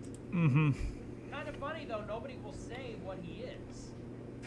I think there was one newspaper in the entire country that reported his national origins. And then, and this is so typical, they go out and say, well, he's not a foreigner because he's an Irish citizen. He's from Algeria. He moved there from Algeria, and he stabbed 3 children and 2 adults. After the stabbing, there was a major riot in Dublin, which there really isn't typically that kind of civil disorder over there, at least not in a long time. And so there were major riots over the weekend. Conor McGregor commented on it. And now in the It's aftermath Conor of all these McGregor. events, the Irish government wants widespread hate speech laws. They say the strictest, most radical hate speech laws of their kind, maybe in the entire world. So we'll talk about the whole story in Ireland. Pretty dramatic situation, although not. The UK-based Royal United Services Institute agrees. While it is difficult to be sure at such an early stage, he says, the evidence looks like the explosion was caused by a failed rocket section hitting the car park and causing a fuel and propellant fire. Mr. Gannon says it is not possible to determine whether the projectile struck its intended target from the footage that he's seen. He adds that the flashes in the sky likely indicate the projectile was a rocket with an engine that overheated and stopped working. Dude, these rats are Valeria really... Scuddo, lead Middle East analyst at Sibylline, a risk assessment company, notes that Israel has the capacity to carry out other forms of airstrike by drone, where they might use Hellfire missiles. These missiles generate a significant amount of heat, but would not necessarily leave a large crater. But she says uncorroborated footage shows a pattern of fires at the hospital site that was not consistent with this explanation. But while experts and journalists couched their language in statements to account for it being a developing story, Hassan Piker had Holy a shit, different they're already approach to there. the topic. What's going on, everybody? I'm not going to do an intro today because while I was in the process of getting ready for the stream, Israel enacted one of the singular worst strikes they have done thus far. But when more information began to reveal itself during his coverage, he had an interesting response, calling it made-up nonsense. People in Israel are actually saying that it was a Hamas bomb that misfired. Actually insane that people would think that. Of course it's not insane that people would think that. They have to fucking say completely made-up nonsense, okay? Hassan Piker has no formal education in how missiles work. Rip. They lit that fucking thing up. Look at the traces. This one is literally Arma 3. It's fake. It's Arma. Oh, god damn it! And while conflicting information revealed itself later, he was forced to walk his statements back. What I care about is the facts of the matter. Facts of the matter made me lean 90% on the Israeli side, assuming that this is an Israeli bombing yesterday. Okay. Oh, it's like, I what? still maintain the position that it is more likely. However, the reality is that now, after looking at all of the new evidence, bomb site that we can lay eyes on, Dude, I'm getting Israeli fucked. counterclaim of this being a Islamic Jihad or potentially a Hamas rocket misfiring is not as unlikely as it was yesterday. Here's what Hassan said to those who questioned his coverage on the strike. IDF didn't bomb the hospital. Change title. IDF didn't bomb the hospital. Yes, it did. Yes, it did. Yes, it fucking did. You fucking piece of... Yes, it absolutely did. Fuck you. Fuck you. You genocidal scumbag. You have no fucking dignity. You do not have an ounce of dignity inside of your soul. But it doesn't matter. It's terrible that the people died, but I encourage you to look into where Hamas was firing. You fucking piece of shit. You garbage, monstrous scumbag. But was this walkback enough to undo the damage to discourse his hundreds of thousands of fans who will go on to see the clip would inflict? I would say no. he doesn't even have any real oversight from Twitch to prevent or offset this kind of behavior. Twitch, the platform he streams on, takes a cut of the revenue he earns, and when he's suspended from streaming, he makes less, meaning they're incentivized to be Meaning lenient that in they their don't treatment of him, make as while much his either, audience yeah. will parrot most of what he says to others. Also, Another interesting Twitch is example very left-leaning, of his effect on his so they're audience going to keep was him on Hassan's there, even if discussion they with fellow disagree creator with Ethan Klein, also known this as H3H3. specific thing. In the stream, Ethan points out how his chat were saying demonstrably abusive things about him, despite the two being friends, and even hosting a podcast together. Do you care that your chat is calling me racist? Do you make any attempt to modify? I have not looked at my chat. Moderate that at all? I have not looked at my chat at all. But you I have just to opened understand- it, but don't you have moderators? Do you care at all about what your audience says about There's me? 32,000 people in here right now. The reason why people are saying that is because of the conflations that you made, Ethan. That's what, like, I can't stop people from viewing you a certain way if you're going to make these comparisons that they've heard from actually racist people. You literally implied that Jewish Voice for Peace would be akin to a capo in this circumstance. Oh, you are fucking so bad faith for saying that, and fuck you for even putting that out in the world. That was You are not the my one who made point. this My comparison. point was that you can find anybody to defend any fucking thing. That was my point. I don't want my community to hurt your feelings. I don't want your feelings to be hurt Dude, either. they're not hurting my I think feelings. They're I fucking. think- They're monsters. They're like psychotic. No, They're like psychotic. Not all of them, but there are a lot of them, and you don't seem to care about moderating That's it at not all. true. Whereas when you're on my show, we really do care about what people say about you on Yeah, Discord, in you chat, and we moderate it to keep like a good environment. But you don't seem to fucking care about There's it. no way I can Do you shut not off have my moderate- chat. Hassan's response was to say that he couldn't control them. But I would disagree. I think he can, and I think he has. Here's what Hassan said to those who disagreed with his coverage on the Gaza hospital strike. IDF didn't bomb the hospital. Change title. IDF didn't bomb the hospital. Yes, it did. Yes, it did. Yes, it fucking did. You fucking piece of. Yes, it absolutely did. Didn't you just play this? Oh, what the fuck? Oh, but it doesn't matter. Terrible that the people died, but I encourage you to look into where Hamas was firing. You fucking piece of shit. You garbage, monstrous scumbag. If you tell your audience that a group of people are disgusting and monstrous, and then bring them onto your stream, it doesn't matter that they're your friend. They'll still operate off of the parameters you've defined your opposition behind. This sets up an intriguing dynamic. In the past, you had radio stars like Howard Stern or Larry King, who commanded the airwaves with their unique personalities and styles of interviewing. But in the modern era, we're dealing with a different beast. No longer bound by corporate bureaucrats, they're unchained I think from that their that's a good thing, responsibilities though. to be truthful. But here's the question. How does that affect public discourse? And how does that affect people's lives? Well, in order to understand that, we're going to need to understand a little concept I dub the pundit circuit. Let's take a step back and wipe the slate clean for a moment. Let's imagine a circuit. 4 boards connected to each other by a single wire, feeding back through each other infinitely and generating energy. The board at the top sends a signal to the board below it. That signal gets passed down to a lower one before finally reaching its final stop, the final board, which feeds it right back up to the top and completes the circuit. An ever-continuing, looping exchange of energy and information. Sometimes a lower board, akin to a smaller content creator, picks up some heat, or some drama. This heat is then seamlessly integrated into the cycle, passing right back up to the top, where the ringleader can decide to either dissipate it or destroy it. But what happens when one of these circuits, one of these systems, goes haywire, especially a large network like Hassan's community? Well, I'll tell you. They come together to form a powerful concept we're all too familiar with, an echo chamber. An echo chamber refers to the amplification and reinforcement of certain beliefs or opinions within a self-referential system, for instance, a closed circuit. When a large creator like Hassan Piker makes statements or expresses viewpoints without the checks and balances of formal education, carefulness, couching, or oversight, his large and impressionable teen audience tends to echo and amplify these sentiments.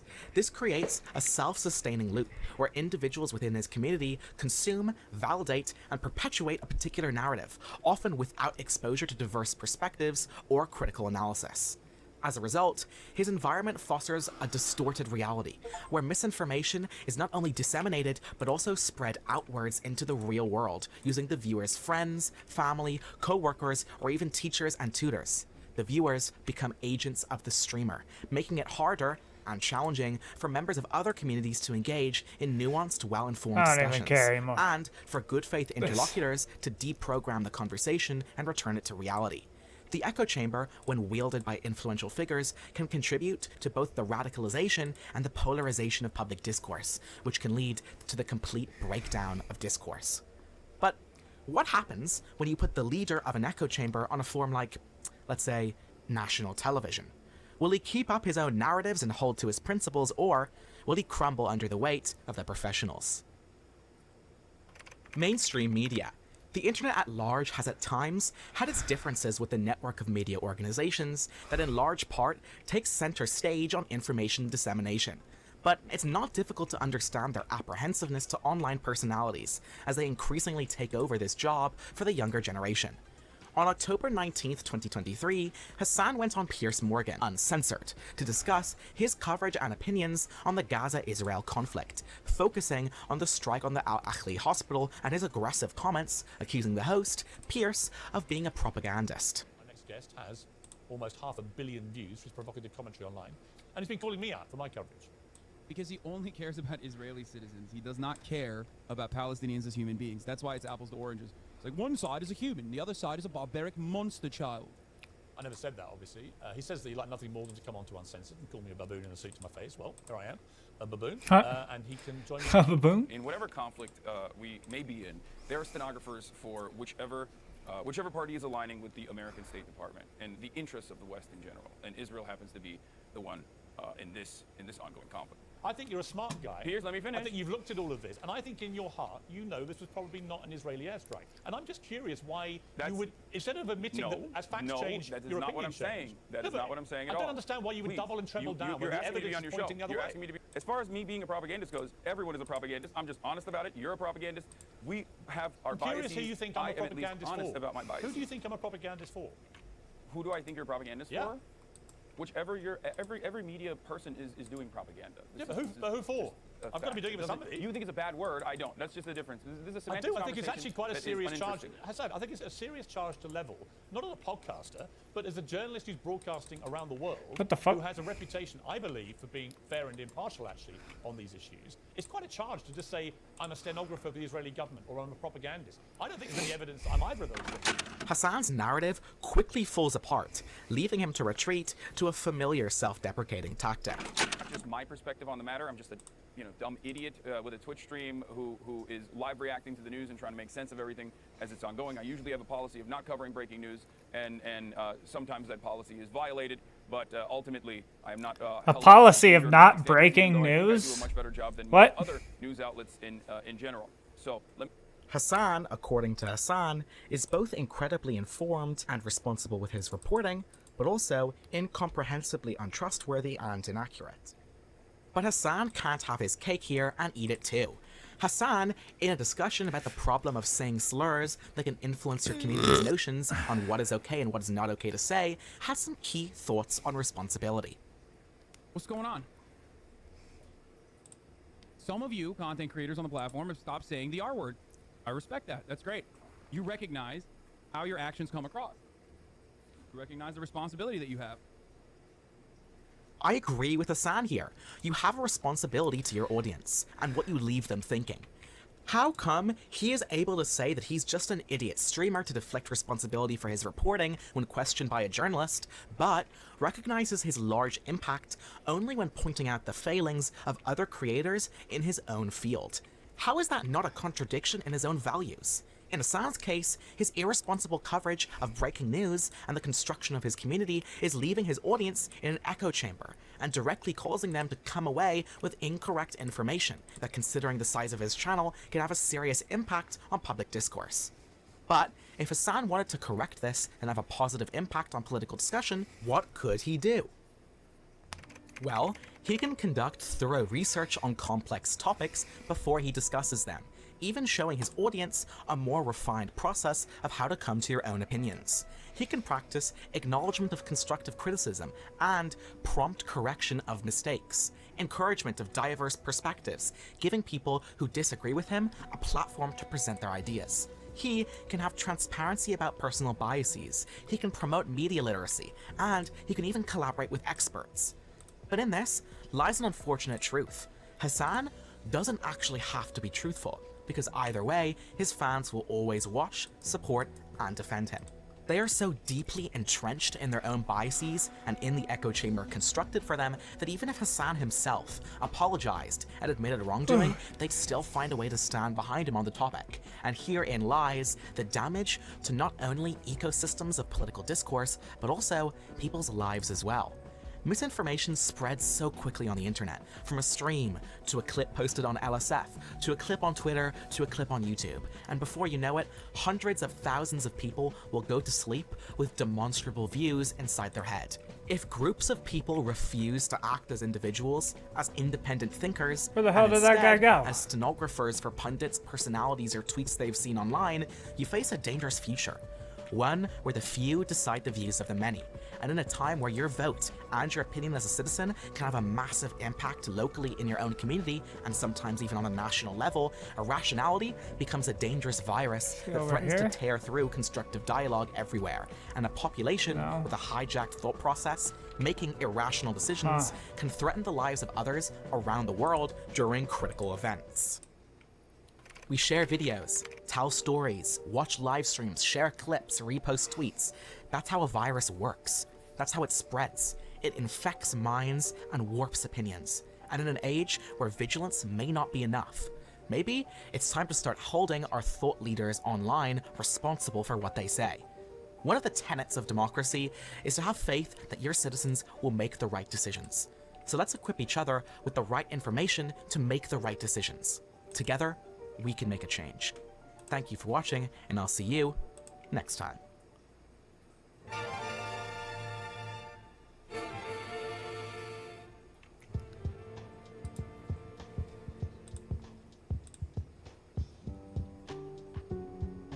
What a fucking Weasley little liar, dude. Saying that you're a stenographer, I said. America deserved 9/11, dude. Fuck it, Huh. I'm saying it. What the fuck? Recognize the responsibility that you have. I'm just a dumb idiot with a Twitch stream.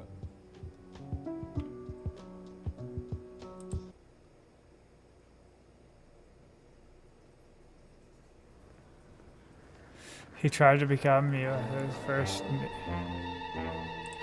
Hundreds of neo-Nazis were gathering in Washington, D.C. to hear a speech from their newest leader, Davis Wolfgang Hawk. But Davis actually had a little secret. Now, thousands of protesters I don't were even down at know. the event. Davis Wolfgang Late-night Hawk. hosts made fun. Magazines wrote scathing commentaries about racism still being alive in 1999. Because Davis had the fastest-growing white pride website, the Knights of Freedom, with 8,000 members, and his whole plan was to be president of the United States. But no one really knew who Davis Wolfgang Hawk was. No one had ever seen a picture of him. So Davis revealed his face to the world to show off that Aryan heritage, but would end up revealing that little secret.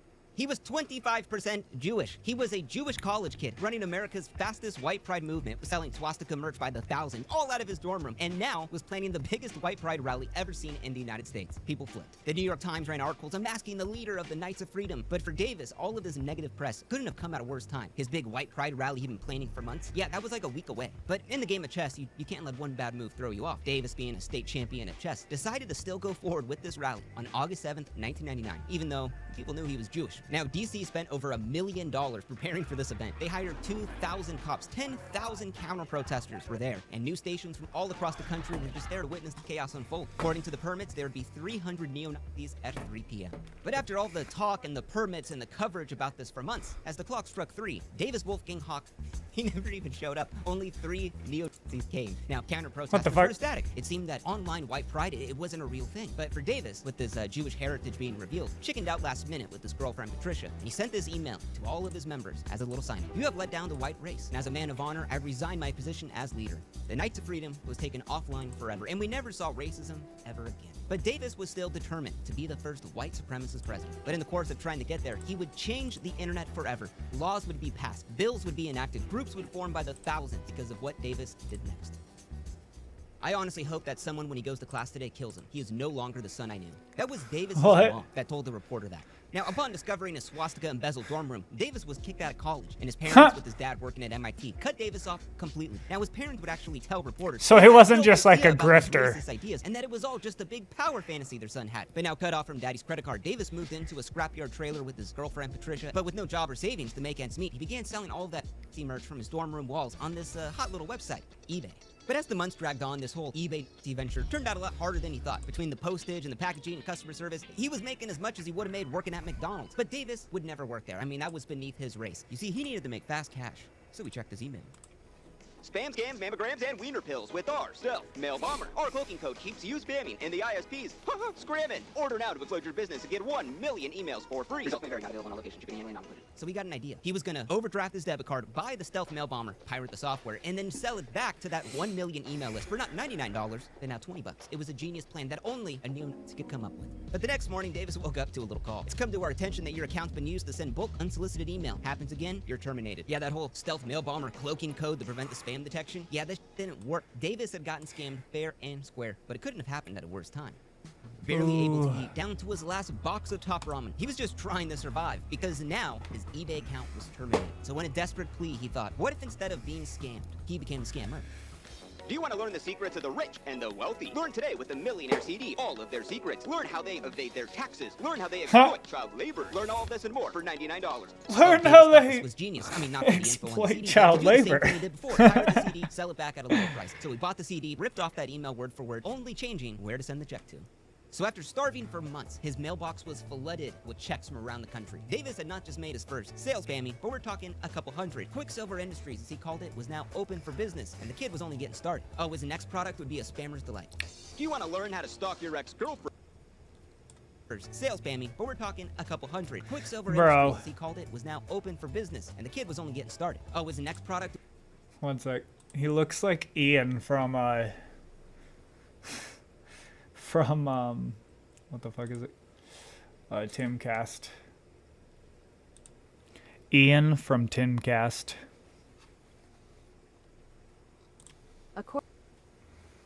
See? He looks like Ian from Timcast. That's fucking hilarious. It's like the same person, bro.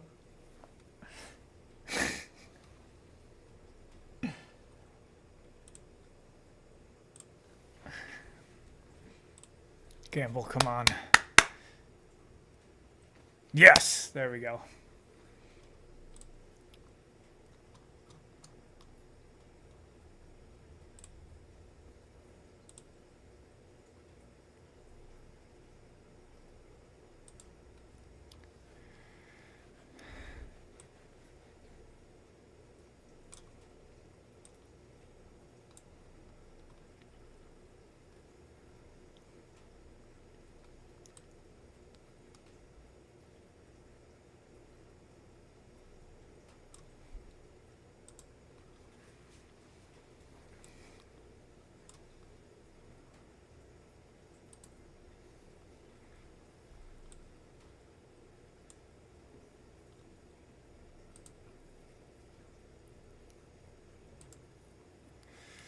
There we go.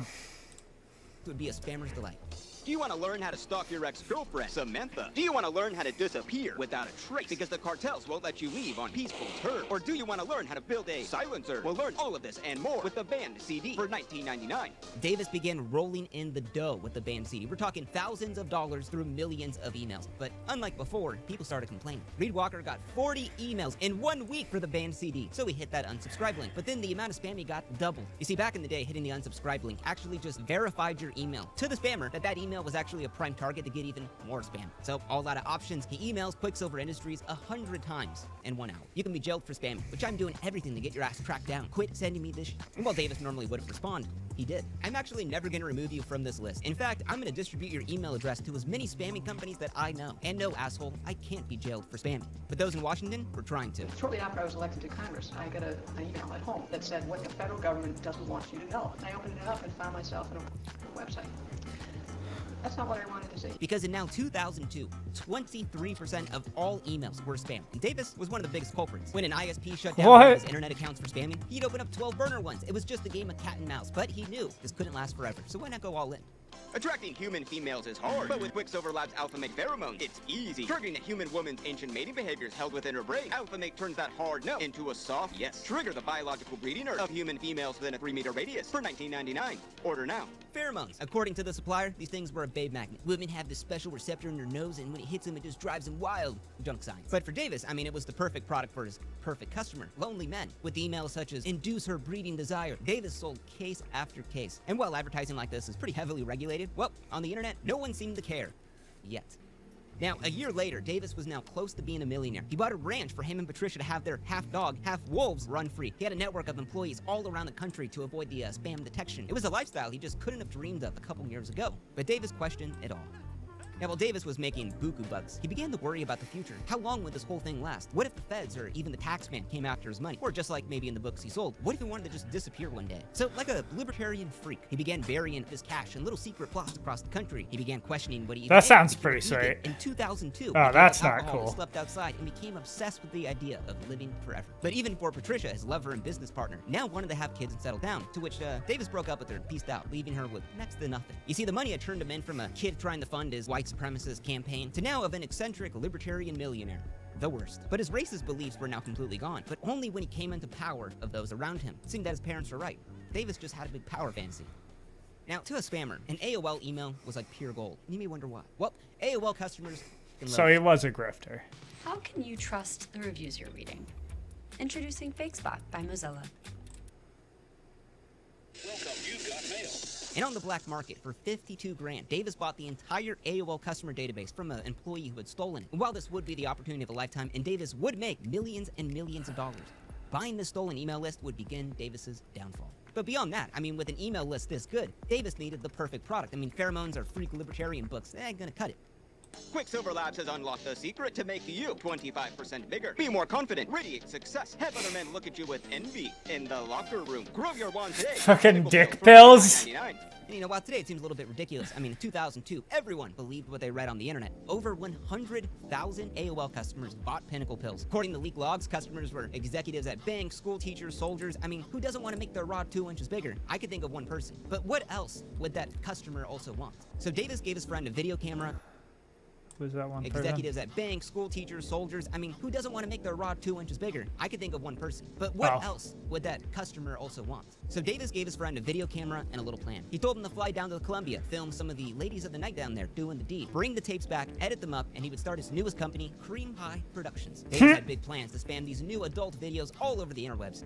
But once his friend came back and he checked out the tapes, yeah, there was no money to be made from this. The quality sucked, there was no story, but Davis didn't give up. He told his friend to fly back down there, but then to find a Colombian hooker willing to get a green card in America, so he could be Davis's own live-in hooker. And he found some 19-year-old chick for $2,000 a week who took up the deal, and he was single, making millions of dollars, private hooker. What could go wrong? Now, the ISPs were beginning to crack down even harder on spammers, and Davis, he knew right now his days were numbered. He was getting hit with anti-spam lawsuits from companies by the dozens. But he thought, what if he wasn't on the front lines? Instead of mining the gold, why not sell the shovels to the miners? So under the alias of Dave Bridger, he began recruiting the biggest spammers in the game, like Robbie Todino, also known as the time travel spammer. A man who had sent over 100 million emails hawking his time travel equipment was now going to sell Pinnacle pills on behalf of Davis Wolfgang Hawk. And now Davis saw success like he had never had, pulling in $500,000 a month in profit. All while Davis didn't have to deal with the headaches of spam filters and complaints and all of that. But now Pinnacle Pills was getting into the inbox of every man, woman, and child in the US, and people took notice. By 2003, 42% of all emails were spam, and Uncle Sam was beginning to notice because the EU outlawed spam entirely. So would the US do the same? Hell no. George Bush would federally legalize it. There's a lot of pages. There's a lot of numbers. With the CAN-SPAM Act of 2003, and he created guidelines on how to send legal spam. Basically, the unsubscribe link, it's gotta work. Spammers be put on notice. With this bill, Congress is saying that if you're a spammer, you could wind up in the slammer. Hell, even Bill Gates said, spam will now be a thing of the past, and we never saw spam ever again. But just how serious was the government about the Canning Spam Act? On March 6, 2004, Davis is hit with violations of the CAN-SPAM Act, and AOL was coming after him for $12.8 million.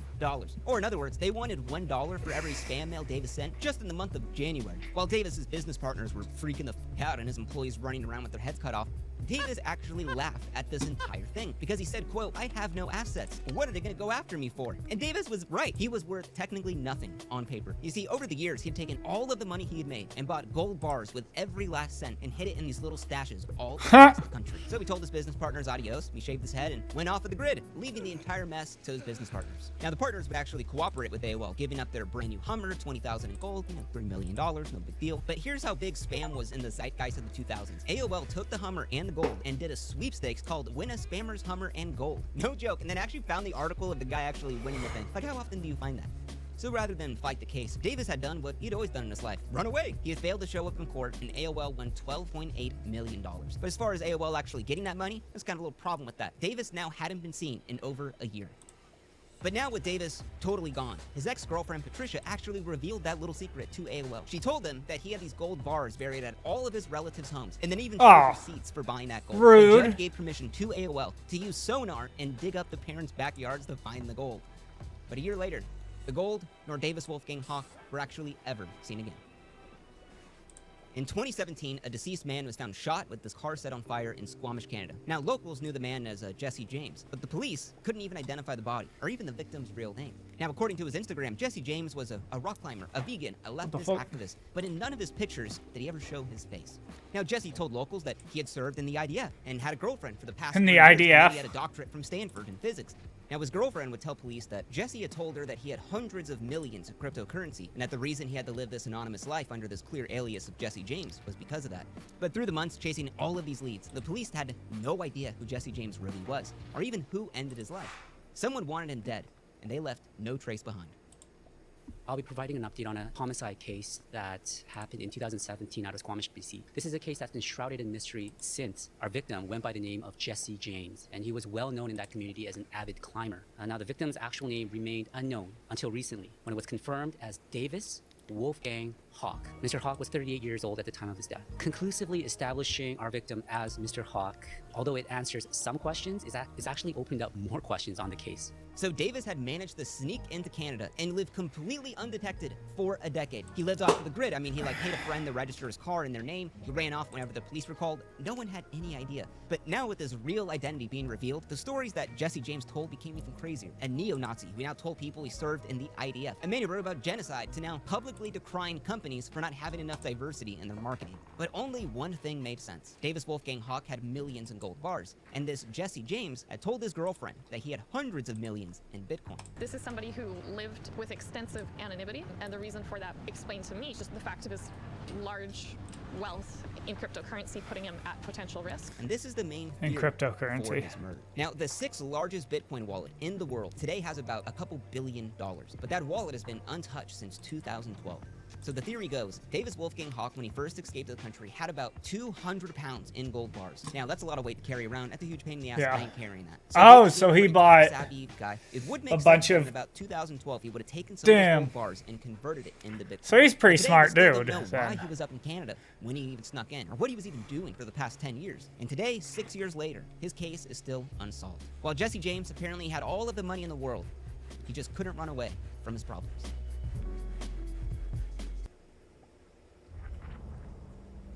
This game, you're not ready for. Question for you. How do you Oh, that's destroy another. something that doesn't exist? The answer? Soak it in jet fuel and then set it on fire. Did you know that until 2013, the US government claimed that Area 51 didn't exist? Isn't that weird? Like, The fuck was his name again? Hundreds of neo-Nazis were gathering in Washington, D.C. to hear a speech from their newest leader, Davis Wolfgang Hawk. But Davis actually had a little secret. Now, Davis Wolfgang Hawk.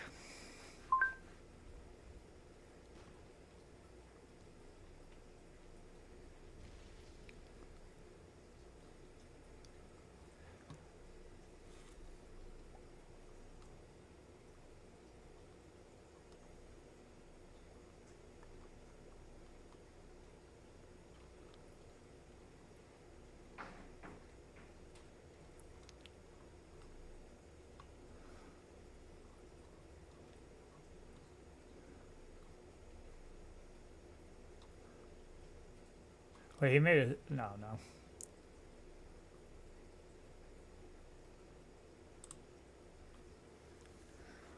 The suspect described in a manifesto how he came to embrace racism through online forums. Dean Reynolds spoke with someone who made that same descent into darkness, but came out of it. Confederate flag. Didn't even know that was there. Open a certain box in Christian Picciolini's home. That is a Nazi flag. And the first things to pop out are painful reminders of his past, artifacts of his days as a race-baiting skinhead. You were a skinhead for how many years? I was a neo-Nazi skinhead from 1987 until 1995, roughly from the time I was 14 years old until I was 21. He says he and alleged Charleston shooter Dylan Roof might once have been kindred spirits. Would you have applauded Dylan Roof? I would have. Dylan I would have Roof. thought that this guy had the courage to speak for the rest of us and to do something. Picciolini grew up the son of immigrants in a blue-collar suburb of Chicago. I was standing here smoking a joint, and the guy walked up to me and he just said, "Don't you know that that's what the communists and the Jews want you to do to keep you docile?" I was like infatuated by this power. He had a shaved head and boots and thin suspenders on, and I'd never seen anything like it. From that moment on, I wanted to be like that guy. He liked the message and loved the music. That's Picciolini leading his old band, Final Solution. The music spoke of unemployment, and it spoke of black on white crime. When I was told that the white race was being attacked from all sides and that minorities were to blame for all the problems that I was having, I bought in. Back then, recruitment was one kid at a time, but these days, the radical fringe can easily work its way into anyone's home computer. It's much easier because there's a layer of anonymity for people, so you can say almost anything you want. Now, watching events unfold in Charleston, Picciolini hears echoes in the sentiments of Dylan Roof. He could have literally torn pages out of my book and posted it online. The rhetoric is the same. Not everybody becomes a Dylan Roof. But I think that there are thousands of people like him across our country that eventually could be radicalized enough to cause as much damage as he did. These days, Christian Peach. I present to you all Spectrum One Stream with the Zumo Stream Box. What's Zumo? Zumo brings together all your entertainment in one place. Plus, the Zumo voice remote lets you search across live TV and your favorite streaming apps, so finding what you want is easy. It's Stream and Simplified. Get Spectrum One Stream now. People ask me all the time, Chris, if you could only take one supplement for the rest of your life, which one would it be? The answer is easy, Redwood. You see, Redwood is a powerful natural blood flow boosting supplement. When your blood flow is healthy, everything else in your body works better because your blood is shuttling nutrients to all different areas of your body. When you are part of the neo-Nazi movement and you stand up in the morning when you drink your first tea and you hate all day and you listen to music and you hang around with comrades who all hate is just part of your life every second.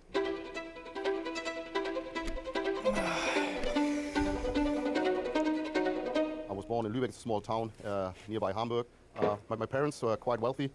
I didn't lack anything in my young life, and I had a good childhood. See, Irish. I didn't get any violence from my parents or was abused or anything. And yeah, going to school and everything was running very fine. So my father decided that we're moving from Lübeck, that we're moving up to Newcastle. I was 10 years old at that time, and that was quite a shock for me as a 10-year-old.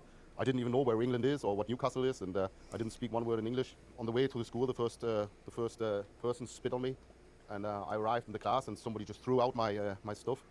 I was like brought into the class, and just everybody looked at me like, "That's a German." They never seen a German before, and they called me a Nazi. German. He sounded proud Irish and Fritz to me. and whatever you guys call Germans, and I didn't understand it. I never heard the word Nazi before or anything. I didn't know about it.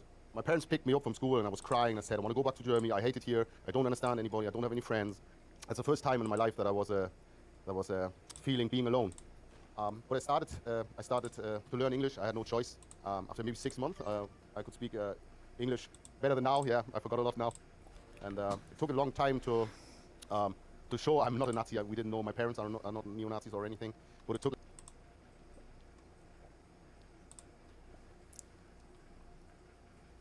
Hundreds of neo-Nazis were gathering in Washington, D.C. to hear a speech from their newest leader, Davis Wolfgang Hawk. But Davis actually had a little secret. Now, thousands of protesters were going to counter the event. Late-night hosts made fun. Magazines wrote scathing commentaries about racism still being alive in 1999 because Davis had the fastest-growing white...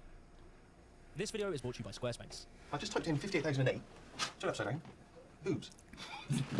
Ricky might be the most unlikely superstar on Earth. He's a slightly overweight, average-looking Brit from a working-class background who somehow rose to become one of the most influential voices of our time. It's the last time. Ricky Gervais! Rising to the top of Hollywood before they eventually lost control of him. If you win, right, come up, accept your little award, thank your agent and your god. I remember this. Today This shit we was explore fucking the funny. story of Ricky Gervais. And one day you'll meet someone and life will be brilliant. So, nothing to feel sad about. Not yet. I think my mum liked me doing science, and in fact, when I changed, I went home for Christmas, and bless her, she bought me a big biology book, and I went, oh, thanks. I said, oh, I've swapped to philosophy. And she went, what's that? And I said, it doesn't matter. I said, I'm going to be a pop star anyway. And she went, pop star is another word for junkie. His parents, by all accounts, were good people. They clearly loved him and treated him well, but it doesn't seem as though they really believed in his ambitions. I got into University College London, my first choice. I got all the grades I needed, and I went to do biology, and I suddenly thought, this isn't why I came to university. I came to university to join a band. Believe it or not, that was Ricky Gervais and his 80s pop group, Siona Dancing. What? That's you? What is Shauna Dancing? My pop group I was in, that failed miserably. Thanks very much for bringing that up. Somewhere in his early 20s, Ricky and his friends created a band called Shauna Dancing. Basically, it was an opportunity for Ricky to LARP as if he was David Bowie. Very quickly, they landed a record deal. I think it's important just to take a minute here and bear in mind Ricky's upbringing. A working class teenager in a council house in a rough estate in Reading. Honestly, I grew up where it was last man standing. I used to have my mum cut my hair over a week because I couldn't go to school with a haircut. Fuck it, I'm not giving them that. So they had two songs. One was called More to Lose and one called Bitter Heart. The first one charting at 117. The second, a phenomenal success, charting at number 79. The record label saw this as a bit of a flop. Now it's over. I started a band and we got signed and it was over as quick as it started. My rock career was 1 year long. It did lead him to go on to manage a band called Suede. Oh, I did help out this band a little The bit. fuck? I didn't know that he was in. When I told them I couldn't manage them anymore. There was no tears. They didn't beg, and that's when their career bands or really anything? took off. But Ricky's life really wasn't looking very spectacular. He spent a period of his time on like government assistance and benefits, and eventually in his late 20s he realised he needed to get a normal job, in which he worked every single day, sat in a boring office. Before we go any further, I want to give a massive shout out to your boys at Squarespace for sponsoring it. Squarespace is the #1 platform for building and developing your own beautiful looking website. Designing a website can be pretty tricky. You've got to twiddle buttons and click stuff and no code. But Squarespace makes it super simple. With their easy to use platform, anyone can make an amazing website. Whatever it is you do, whether you're a graphic designer, fitness coach, with tons of templates to choose from, you can pick and customize any of them to fit exactly what it is you do. As well, there are tons of built-in tools like email marketing, e-commerce, appointment scheduling that will elevate what it is you do and bring it. The slogan was London's only alternative or something like that. The only problem was I didn't know what I was doing. On XFM 104.9. It's 4:10 after the break, Oasis. He got this job behind the scenes at this radio station, and he immediately rightly realised he didn't know what he was doing. And so I sent a tape, and it must have landed on the top of Ricky's in a pile of different stuff on his desk. His was a CV at first? Top of the pile? Definitely, yeah. And I went, yeah, I do. Because he certainly wouldn't have looked, beyond, what, the 5th or 6th letter from the top. And I meant my first thought was, fuck me, he's tall. The first run of The Ricky Gervais Show was really the first of its kind for anything like this for Ricky. He wasn't a comedian. He was just a man in his late 30s. But yet, his show was gold. Superwoman? Are you sure they're called R.E.M.? Or have they changed that? They call it Superwoman, you tosser! Welcome, man. Thanks, Dad. I'm sorry? What? What is so nice? Am I sweating? Yeah. Put your arms down. Only on Hulu. It's gonna be fun. Learn how to drive. Racist! Oh, hi. Quiz Lady, rated R. Now streaming only on Hulu.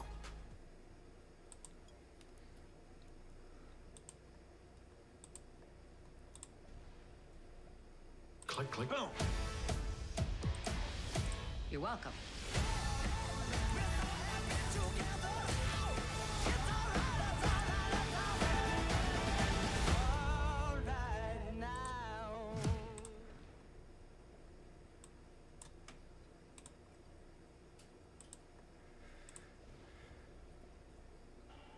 The biggest influence, the biggest thing was on my creative process.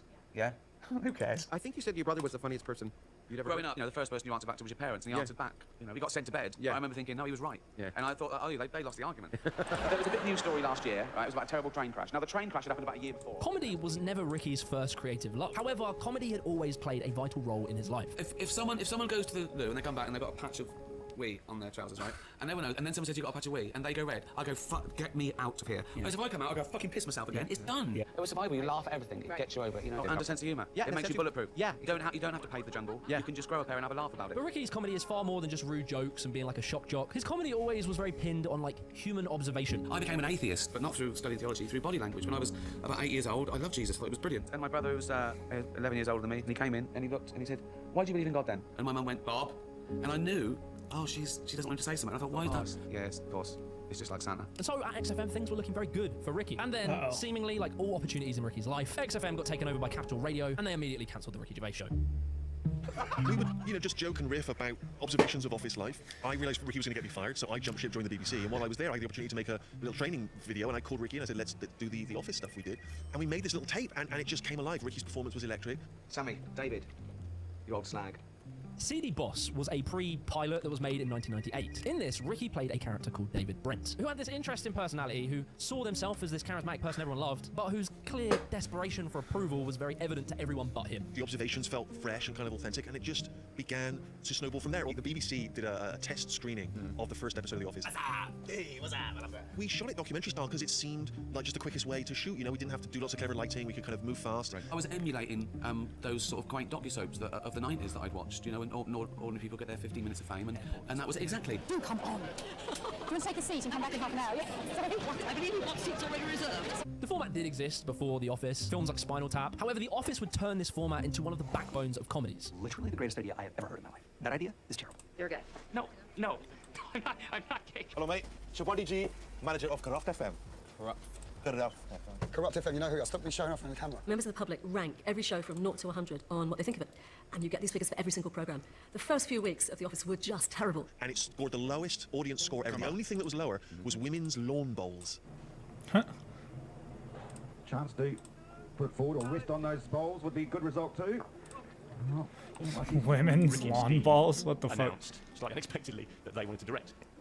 People didn't usually say that. But what Ricky had was, because he was older, because he wasn't trying to be a performer or be a star, he was sort of invincible. Because if the BBC said, well, we're not going to let you write it, direct it, and be in it, he'd be like, all right, see ya. And so because he wasn't desperate for fame, he only really ever wanted to do the things that he wanted to do. I knew I wanted to own my own labour and create the work. I wanted to be the writer director. That was my biggest lesson. You got a tissue? Sorry, you got a tissue? What's that? That's not mine. It's the first one I picked up. Yeah, mine are twice as big as that. Whilst The Office was being made, the pilot started to get around to different TV networks, and it led to Channel 4 working with Ricky Gervais on a number of projects. The 11 o'clock show, Meet Ricky Gervais. It was clear, Ricky was very funny, he was very entertaining, but it wouldn't quite be that would make him the Ricky Gervais everyone knows and loves today. It would be something else. I will try twice as hard. I really will. I know I've been complacent, and I'll turn this place around if we just say that it's not definite now, and then we can... This one scene showed a potential in Ricky Gervais that was very unique. Like, sure, he had the ability to make you laugh, but he also had the ability to make you feel. Every time I've cried, Invention of Lying, David Brent, Derek, Afterlife, every time I've cried, it's the first take, because then you feel better. Yeah. And I think comedy can be about empathy.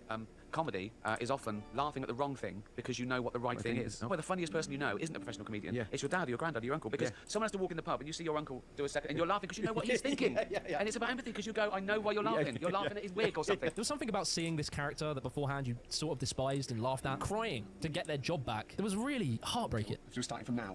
I think a lot of comedians, like people who had done comedy for a long time, they would almost be fearful of trying to do a scene like this. Yeah, it might come off as cringy or maybe trying to step too far out of their wheelhouse. But Ricky didn't have any pre-existing pressure on him. And the Golden Globe goes to The Office.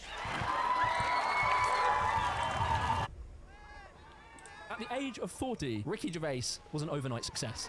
I meant more the traditional way, like maybe in the early days, if that happened. Well, I didn't do the early days. Right. My first gig was Animals, and the first gig I did Animals, the warm-up, I was on the front cover of the Radio Times as the most influential person in comedy, which is obviously ludicrous. The first book of Moses, commonly called Genesis. Start at the beginning.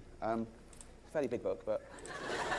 When I won the BAFTAs and I was the front cover of Radio Times, there's a part of me that think I should do stand-up. Yeah. I sort of got to prove my point here a little bit. Do you remember the Strangeways riots about 10 years ago? And the prisoners were up on the roof for about 3 days, and the Garden police couldn't do anything. They were ripping the place to pieces. They were putting the tiles off the window, just throwing it down for about 3 days. She went, look at them. They should be locked up. What about something like the Newsnight review? Because that's quite intellectual. What did they make of it? Huh?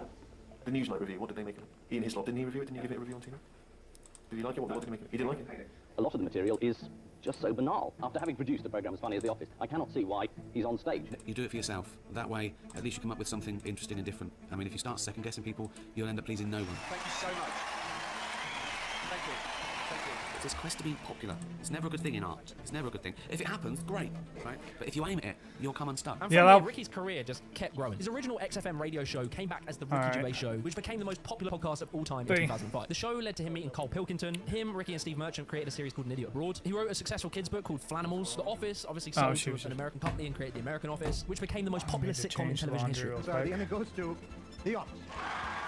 And so by the 2010s, Ricky was now filthy rich, had created some absolutely iconic piece of television, an incredibly successful stand-up career, and throughout Ricky's projects we could really see his range of not only being hysterically funny, but also very insightful and incredibly deep. But you see, with all this success, and as Ricky grew in Hollywood, Ricky would start to take another role in society. Twitter is like being able to read every toilet wall in the world. All these people were getting sick of multi-millionaires telling them to recycle when everyone knew they were flying around in private jets and limos. And As social attitudes in the last 10 or so years have kind of taken on this sort of revisionist attitude of the past. One of the great things about The Office, by the way, a whole new generation of fans are getting into it now. We were just talking about your kids a moment ago. At what point do you introduce them to the series? Still a little young, right? I kind of think maybe never. That show is so inappropriate. I mean, And so there'd be this kind of cultural rift, a split between these very progressive woke people who, like Hollywood, would look at The Office as just rude, offensive, terrible, and then everyone else who would look at The Office as fun, very heartwarming, and a show that could deal into booze in a very sensitive way. And so this split in opinion led us to the Golden Globes.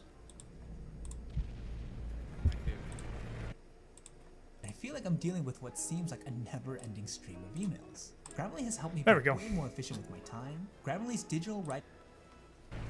Hello and welcome to the 77th Annual Golden Globe Awards. Where would we be without Ricky Gervais? Did you see the opening monologue? Put on the internet about him saying, don't virtue signal, just come out here, get a little prize, go fuck off, because nobody cares about your opinion. I was like, thank you. Thank God for Ricky Gervais going off Sunday night to let people know that you still got a voice. Up until this point, he'd done Golden Globes, he's hosted it a few times, always teasing and mocking celebrities, but this one felt unlike the rest. Apple roared into the TV game with a morning show, a superb drama, a superb drama about the importance of dignity and doing the right thing, made by a company that runs sweatshops in China. This speech resonated with so many people, and it gained Ricky a new level of prestige. He was the man who could insult the king to his face. It's always lovely to get nominated and awarded, but if you take it too seriously, you're on a slippery slope. If you really think that you're anything special when you win an award, you just want an award, that's all. And it's because he's always been so adamant in his own way of doing things. Him being adamant on writing and directing led him to creating his own production companies. So now he's not beholden to anyone to get a TV show made, he can do it himself. I love awkward. Excruciating.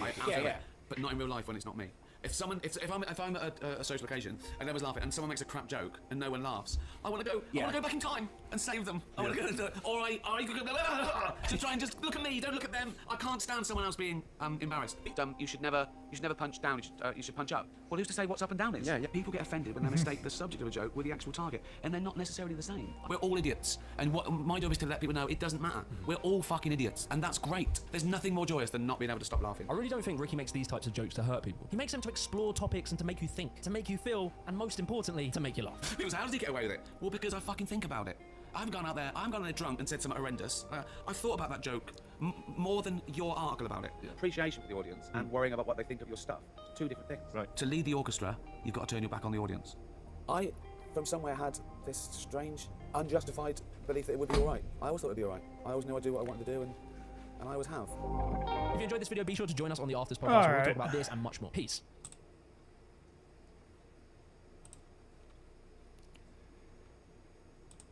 Alright, I'm done for the day. I've got court in the morning, so